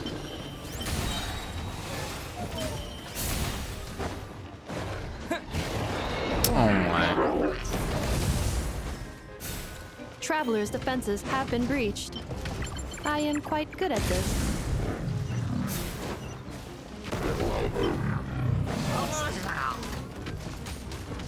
Okay, I think you need to use bomb. Like, you can't just use one. You have to use bomb, no matter what. I'm trying to like use the correct things for it, but you 100% need to use bomb. Like, that is without a doubt.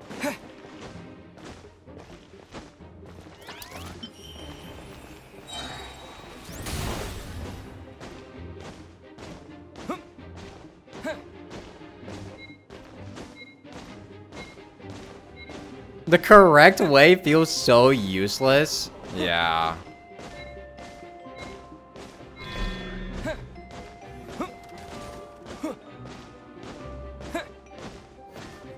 Patches might be hops though.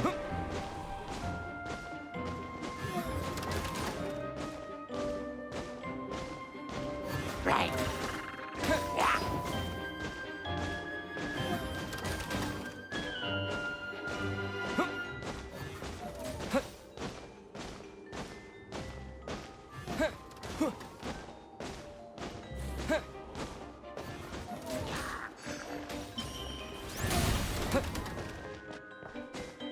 I think it's really funny that they could just blow themselves up though.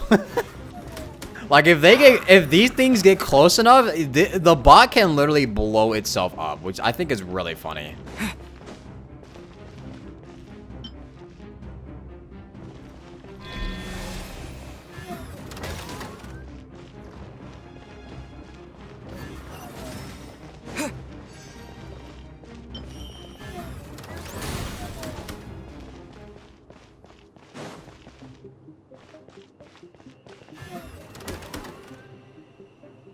Blows you up. Why aren't you hitting this one? The hell? Okay. Alright, just don't hit the guy that's right in front of you. Get more energy. More energy.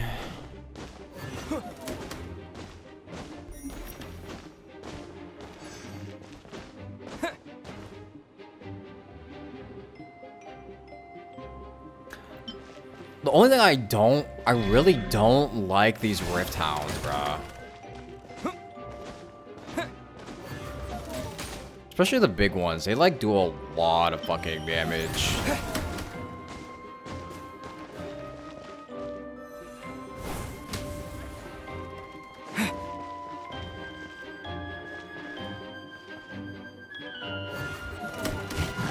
Sir, oh my god. Gotta do everything myself, huh? Stronger enemies approaching. Which lane are they gonna do it though? Ha, ha. As long as I do not attack, I cannot be defeated. Also, we're gonna put these back here. I feel like the longer they're back here, the better.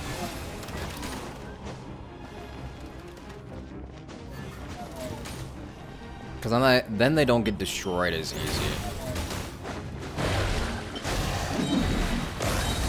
Yeah, I knew that was gonna happen. Actually, hold on.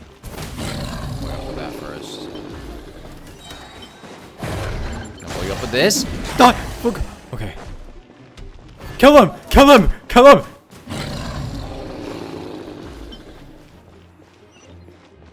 Oh my god, you don't even have a... Wow. Dude, why is the cooldown so... Okay, I just missed that fucking sunflower. Why is the cooldown so long? Traveler victory imminent. Greatly increasing value of malice parameter.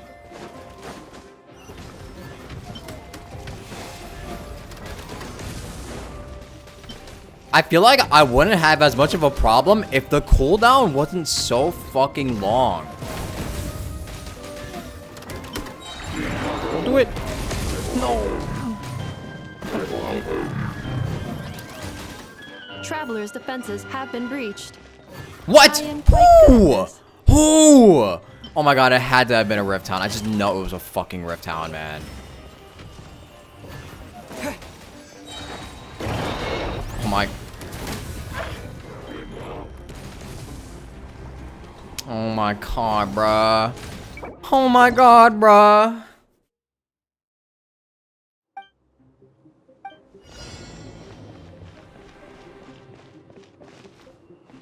The match is about to begin. Please, get ready. Like, holy fuck.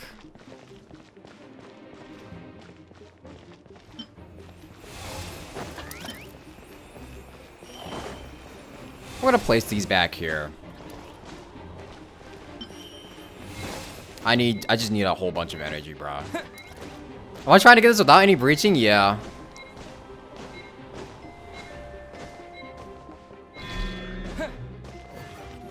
I'm gonna be hard as fuck if I'm being honest, but I will prevail. I will prevail.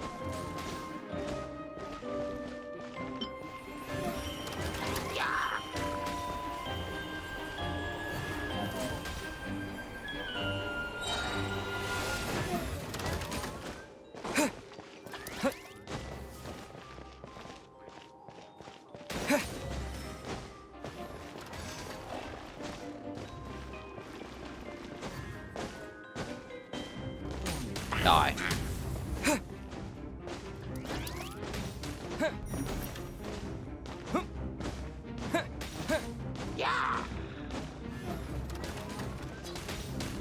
Bro, you let them hit the sunflower. What the hell? Where are you? Oh, I didn't mean it to attack! Fuck! I didn't mean to do that. Fuck it, it's okay. We'll leave it like that. Do that. Now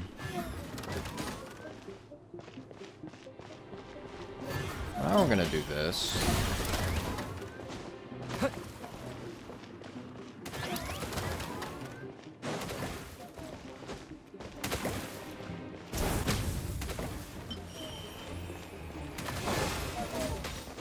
Which lane does the Rift Hound come in first?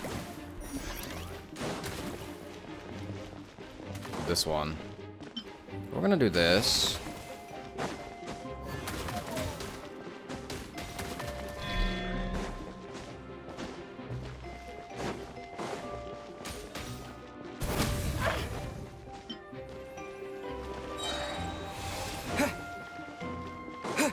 We're gonna start building defenses first. Oh, where's my orb? There it is.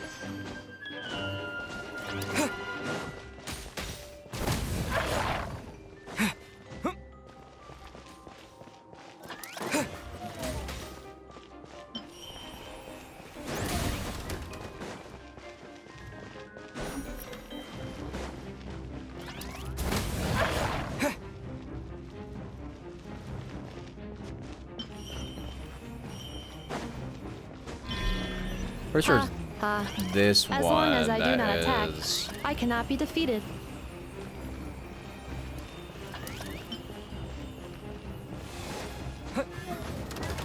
No, okay, it's both of these actually. We'll do you first.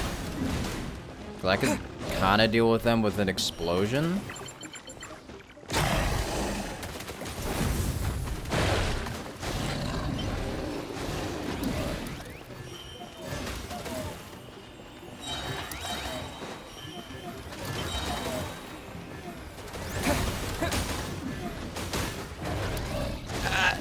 Save him. There we go.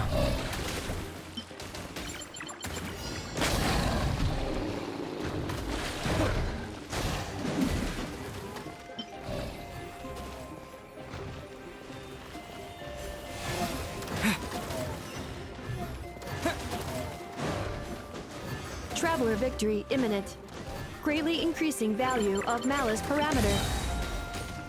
Oh fuck, wait, I don't have a... What? I don't think so, actually.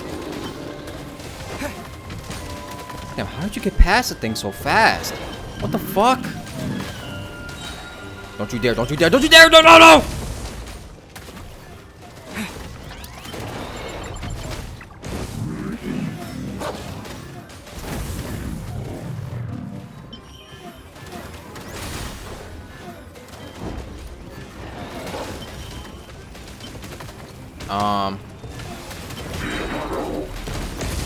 Okay.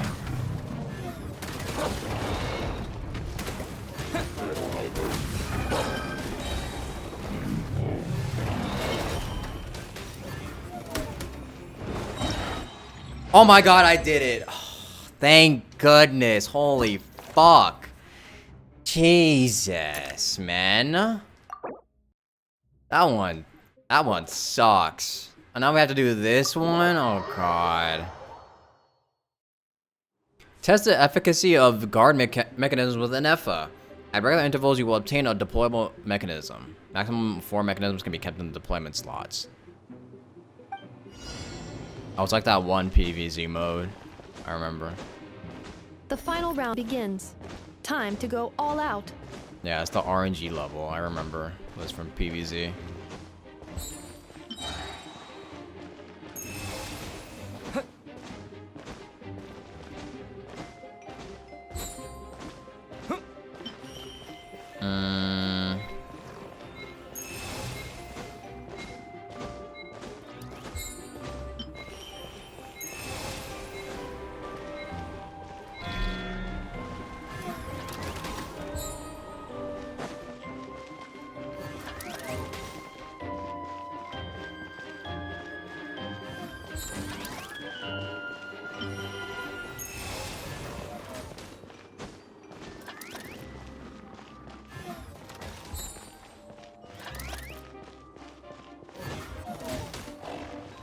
wait. Actually, no.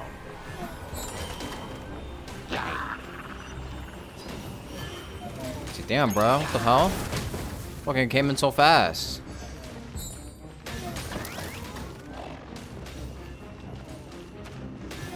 I need defense stuff.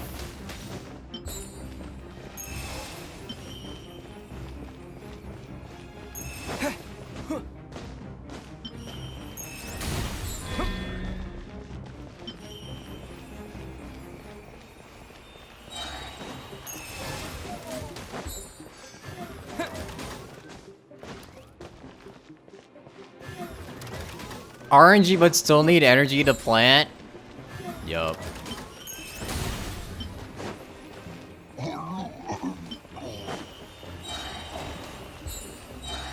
Explosion.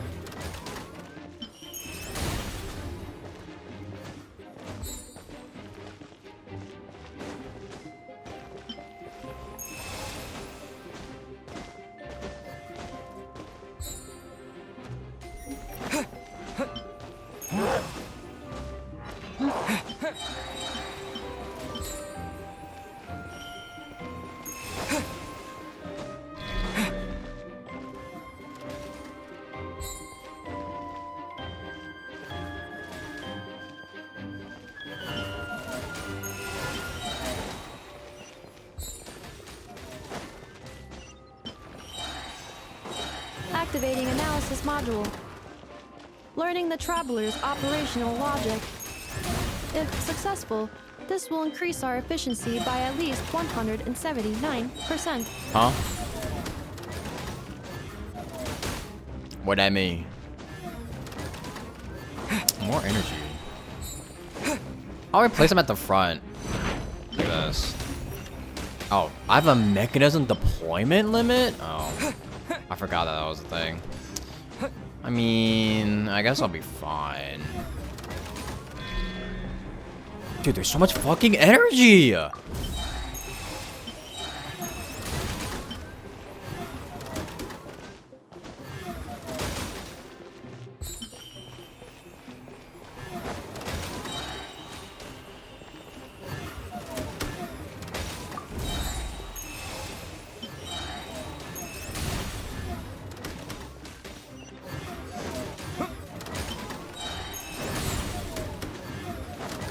Can I get a defense bot, like, once? They gave me a whole bunch of defense bots before, but now they're just, like, not giving me anything.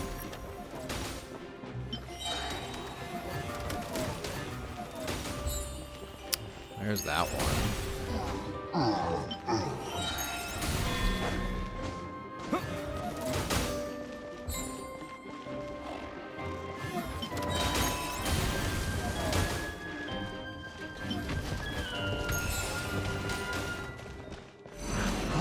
The assault will continue.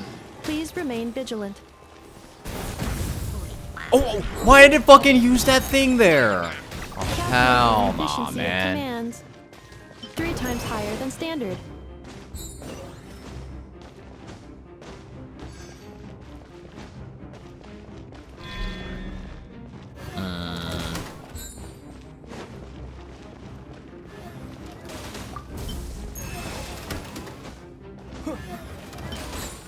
Oh jeez, they're getting past. They're getting past.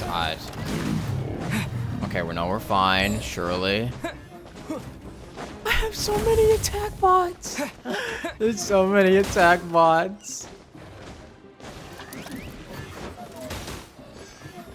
I just gotta like keep deleting and rebuilding them, like.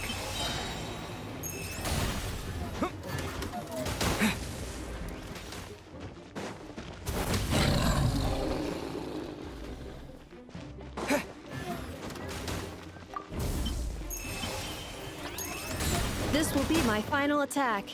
Ha, ha. Could delete the ha. flowers? Maybe.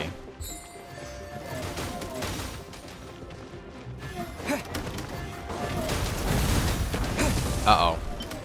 Well. Come on. Okay, he died. There we go.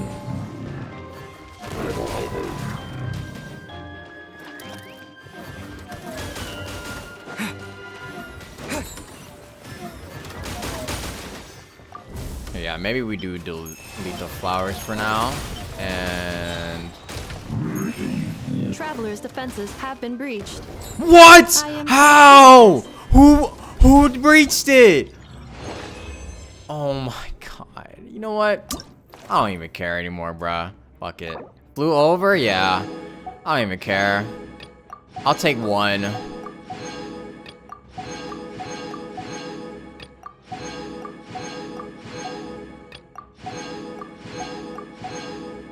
I'll take one. I'm out of that game mode. I feel like that would have been fine if, like, okay, before, on the other levels, the cooldown, if they reduced the cooldowns, it would have been better. That's like the only problem I had with that. My dear partner and dearest Paimon, how about testing the latest invention? It's a masterpiece of Fontaine technology endorsed by Spina di Ursula, by the Spina di Ursula, and built using theoretical foundations provided by the Fontaine Research Institute. Okay. Pneumosia. So, like, this is like the thing where you, like, switch your powers or whatever. Switch the experimental shield to absorb incoming projectiles and accumulate energy to defeat your opponents. Okay.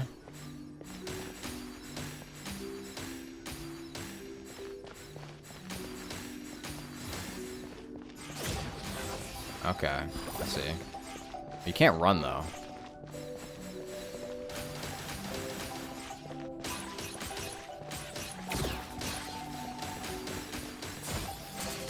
Okay, this is a little overwhelming, but I'm sure we'll be fine.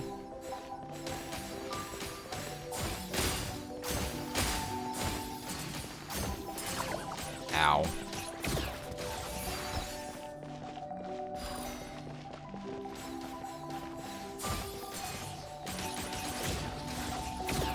Equipment upgraded. Now's our chance. Oh, I didn't expect to hear Chlorine there. Ow.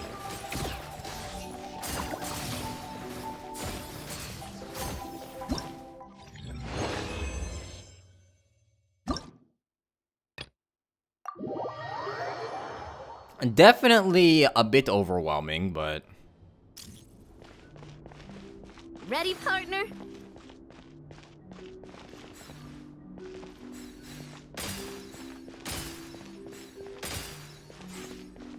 Ow, oh my god, I accidentally pressed shift.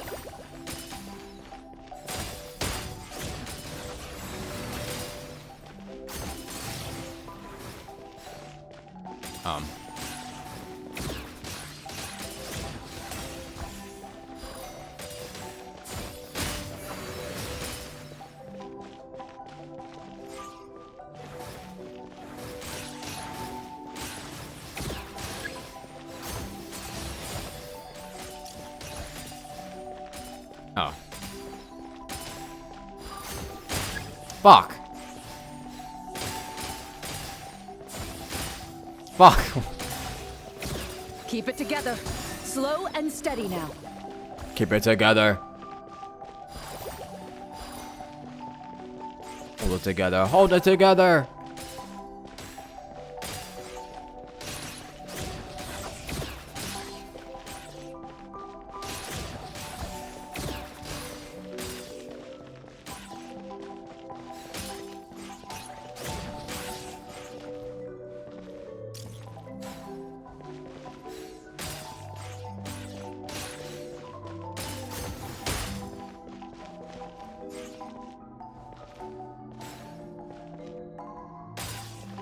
Ow. Oh my god, bro. Can you... Here, hit me. There we go.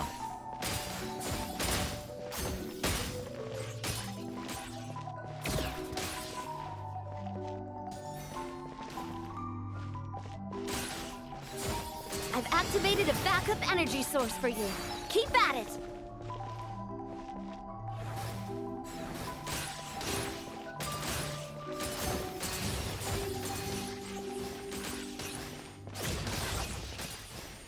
Oh.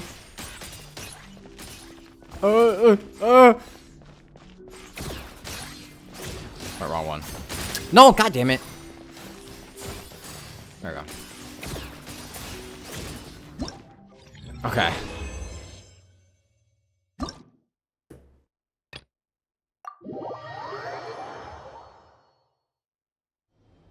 Bum bum bum bum. This is just a simulation, but be on your guard.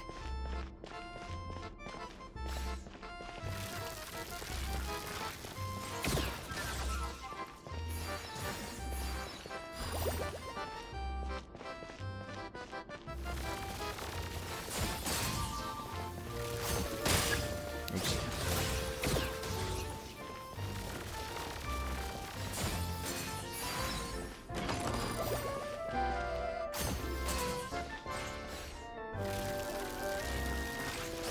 Keep it together. Oh my god, it Slow and reflects steady too. now. Holy fuck.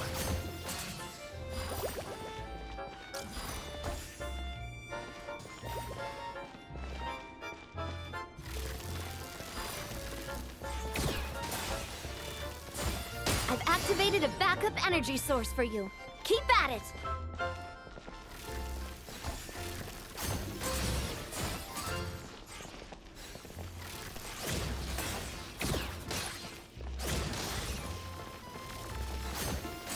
Wait, I'm locked in though.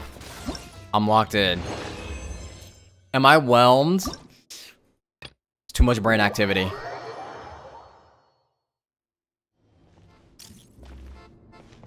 This is just a simulation, but be on your guard. Oh my god, I was not locked in there though. Fuck, I'm not locked in. Oh my goodness, jeez.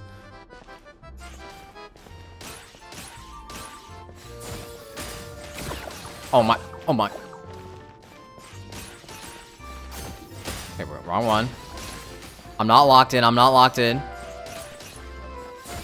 Oh my god, I'm just really not locked. Okay, hold on. Can I just like... No, let's just redo that one.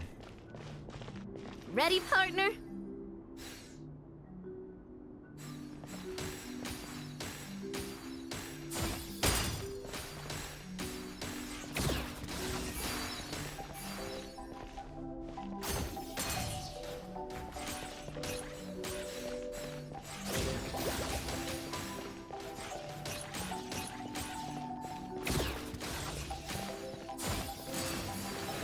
Okay, now we might be locked in. Oh. Ow. That was unfair.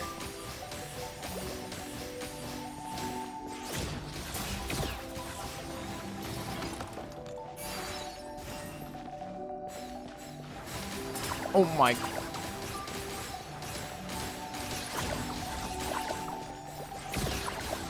How am I supposed to... Okay. Fuck off, yeah? Been upgraded. Now's our chance.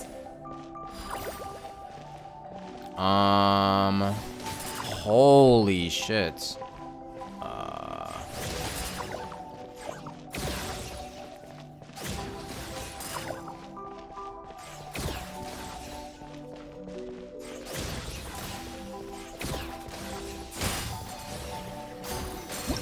Okay. Imagine people doing this on mobile? Yeah, that shit would be awful. Can't lie, that would probably be awful. Yeah, this event ends in like a day or so. Day and a half? Here comes the toughest mecha. Time to go all out. Oh, fuck.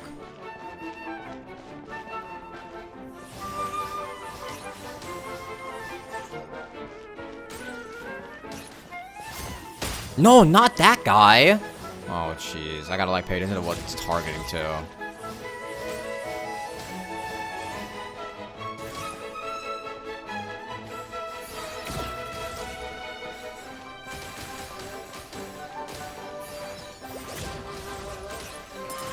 Oops. Keep it together. Slow and steady now. Hold it together. Hold it together. Release me.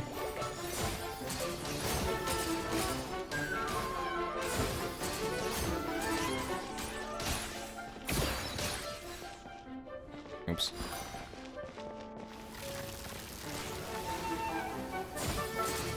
Equipment upgraded. Now's our chance.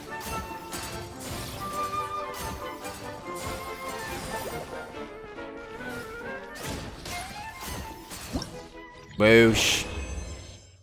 Boosh. That was a little overwhelming, but fun.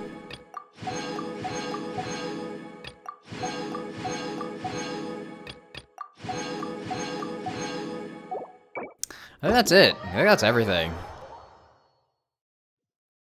Is that everything?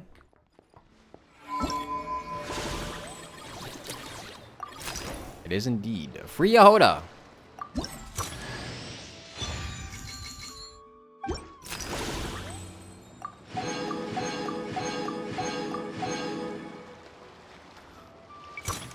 I indeed got everything done.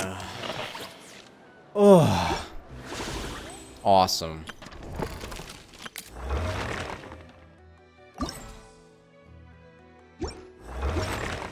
I didn't do my ley line overflows. Let's go do my ley lines. I beat Genshin Impact. Yup. It's raining again? Oh, this isn't good. If the rain washes away the traces, it's gonna set us back a long way.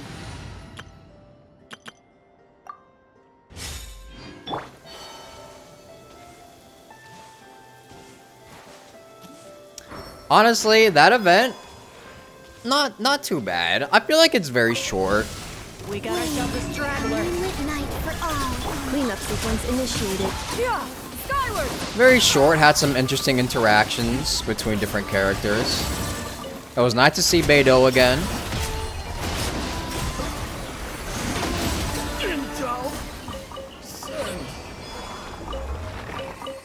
But the mini games are okay, at best, I'd say. They were aight. They were aight. Holy battle pass. Alright, what's my Primo Gem count? Not too bad. Not too bad, honestly. My Primo's not looking too bad. I think I could get a... I can go for the 50-50 for Nicole. Don't know about getting her guaranteed, though.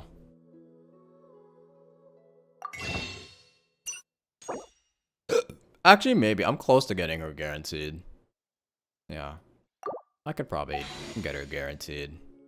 Although I'm more hoping that I just win the 50-50. Oh, I forgot about these two. Make sure you claim the Stardust Fates.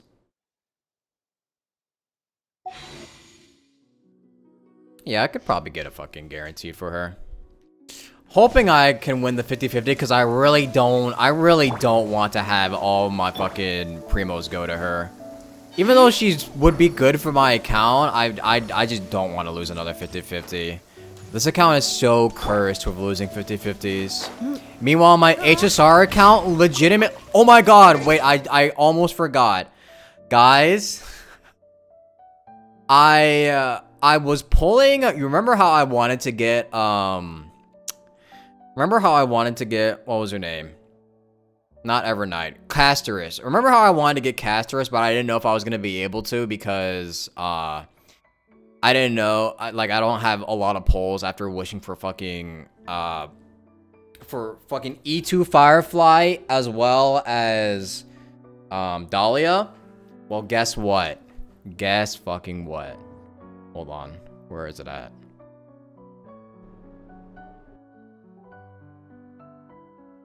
You can't hear my voice in this, of course, but...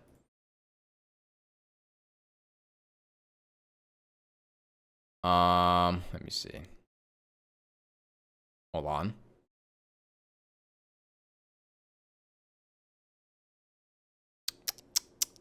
I used up a lot of fucking tickets for this, actually. Like, you can kind of see. Hold on. Switch scenes. Look. I was also listening to stream. I was listening to the Super TF broadcast while doing this. So I was like doing this off stream too. Thank goodness I had my replay buffer, but I only had like 10 wishes left, and I was at like 60, like what, 60 pulls, I think? What did I?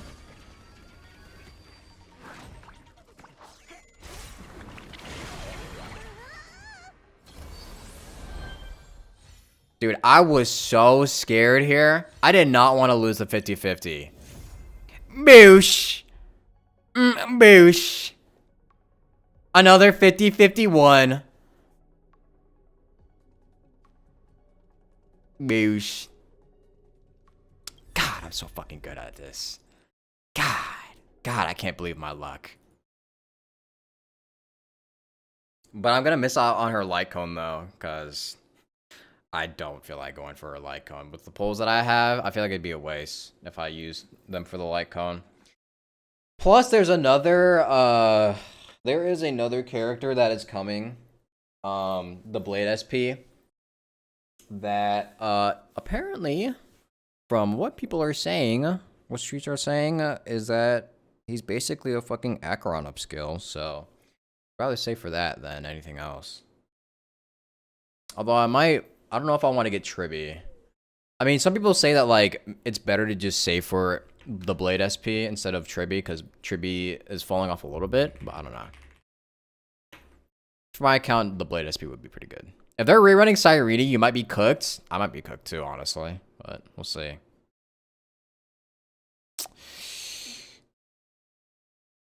But yeah. Alright. What's my mail? Oh. Kale's B-Day. Isn't it funny she had a B-Day on like the same day they did like the Nod Cry, or like, yeah, they did the fucking Sumeru trailer or whatever.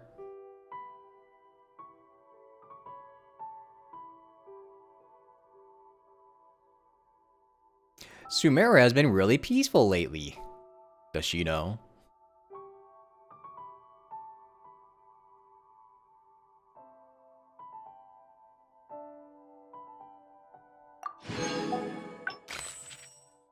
Restless undercurrents.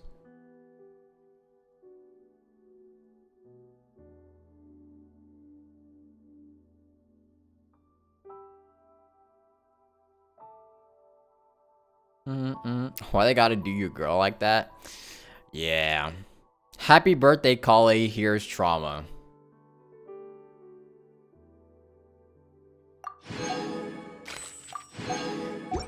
Alright. Reviewing outstanding items on today. I'll do fucking, I'll do this camera event later.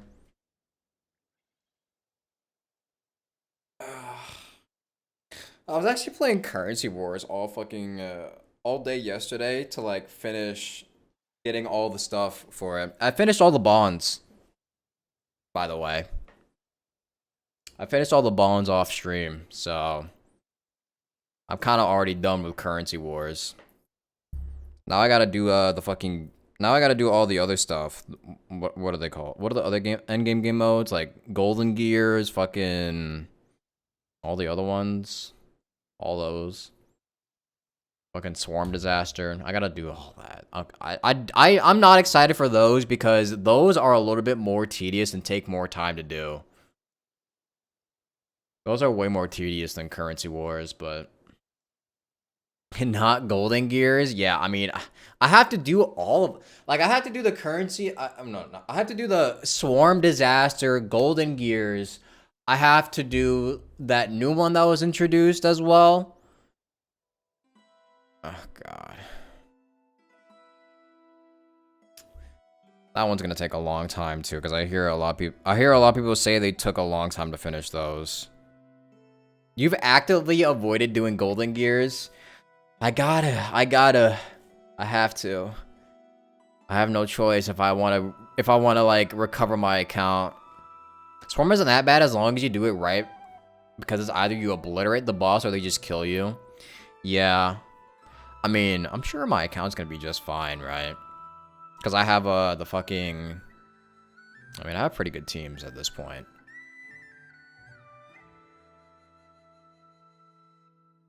Well, about that, oh boy. It's HSR, yeah, I don't know. Oh, I guess I'll see how it goes. Also need to do the HSR event as well. I forgot that they have events in that game.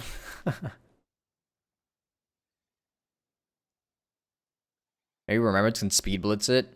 Maybe, but I don't have full Remembrance. I have Casters and Evernight and Remembrance Trailblazer, but I'll see. All right, I'm done for today. I did what I wanted to. Holy shit, it's been 7 hours. Jesus. All right, I'm done. Thank you all for watching.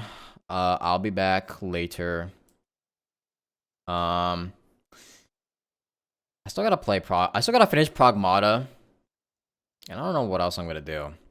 There's a Fortnite update coming later this week, I'm pretty sure. Some people say there might be an Overwatch collab coming out in Fortnite. Might have to pull up the Fortnite on stream, maybe. We'll see though. Anyways, thank you all for watching. I'll be back. I hope you all have a very good day, good afternoon, good evening, good night. Make sure you all stay safe. I'm gonna be working on the next M4's video as well. I gotta record that. Be sure to be on the lookout for that. It'll be out by the end of this week. And yeah. And make sure y'all drink water.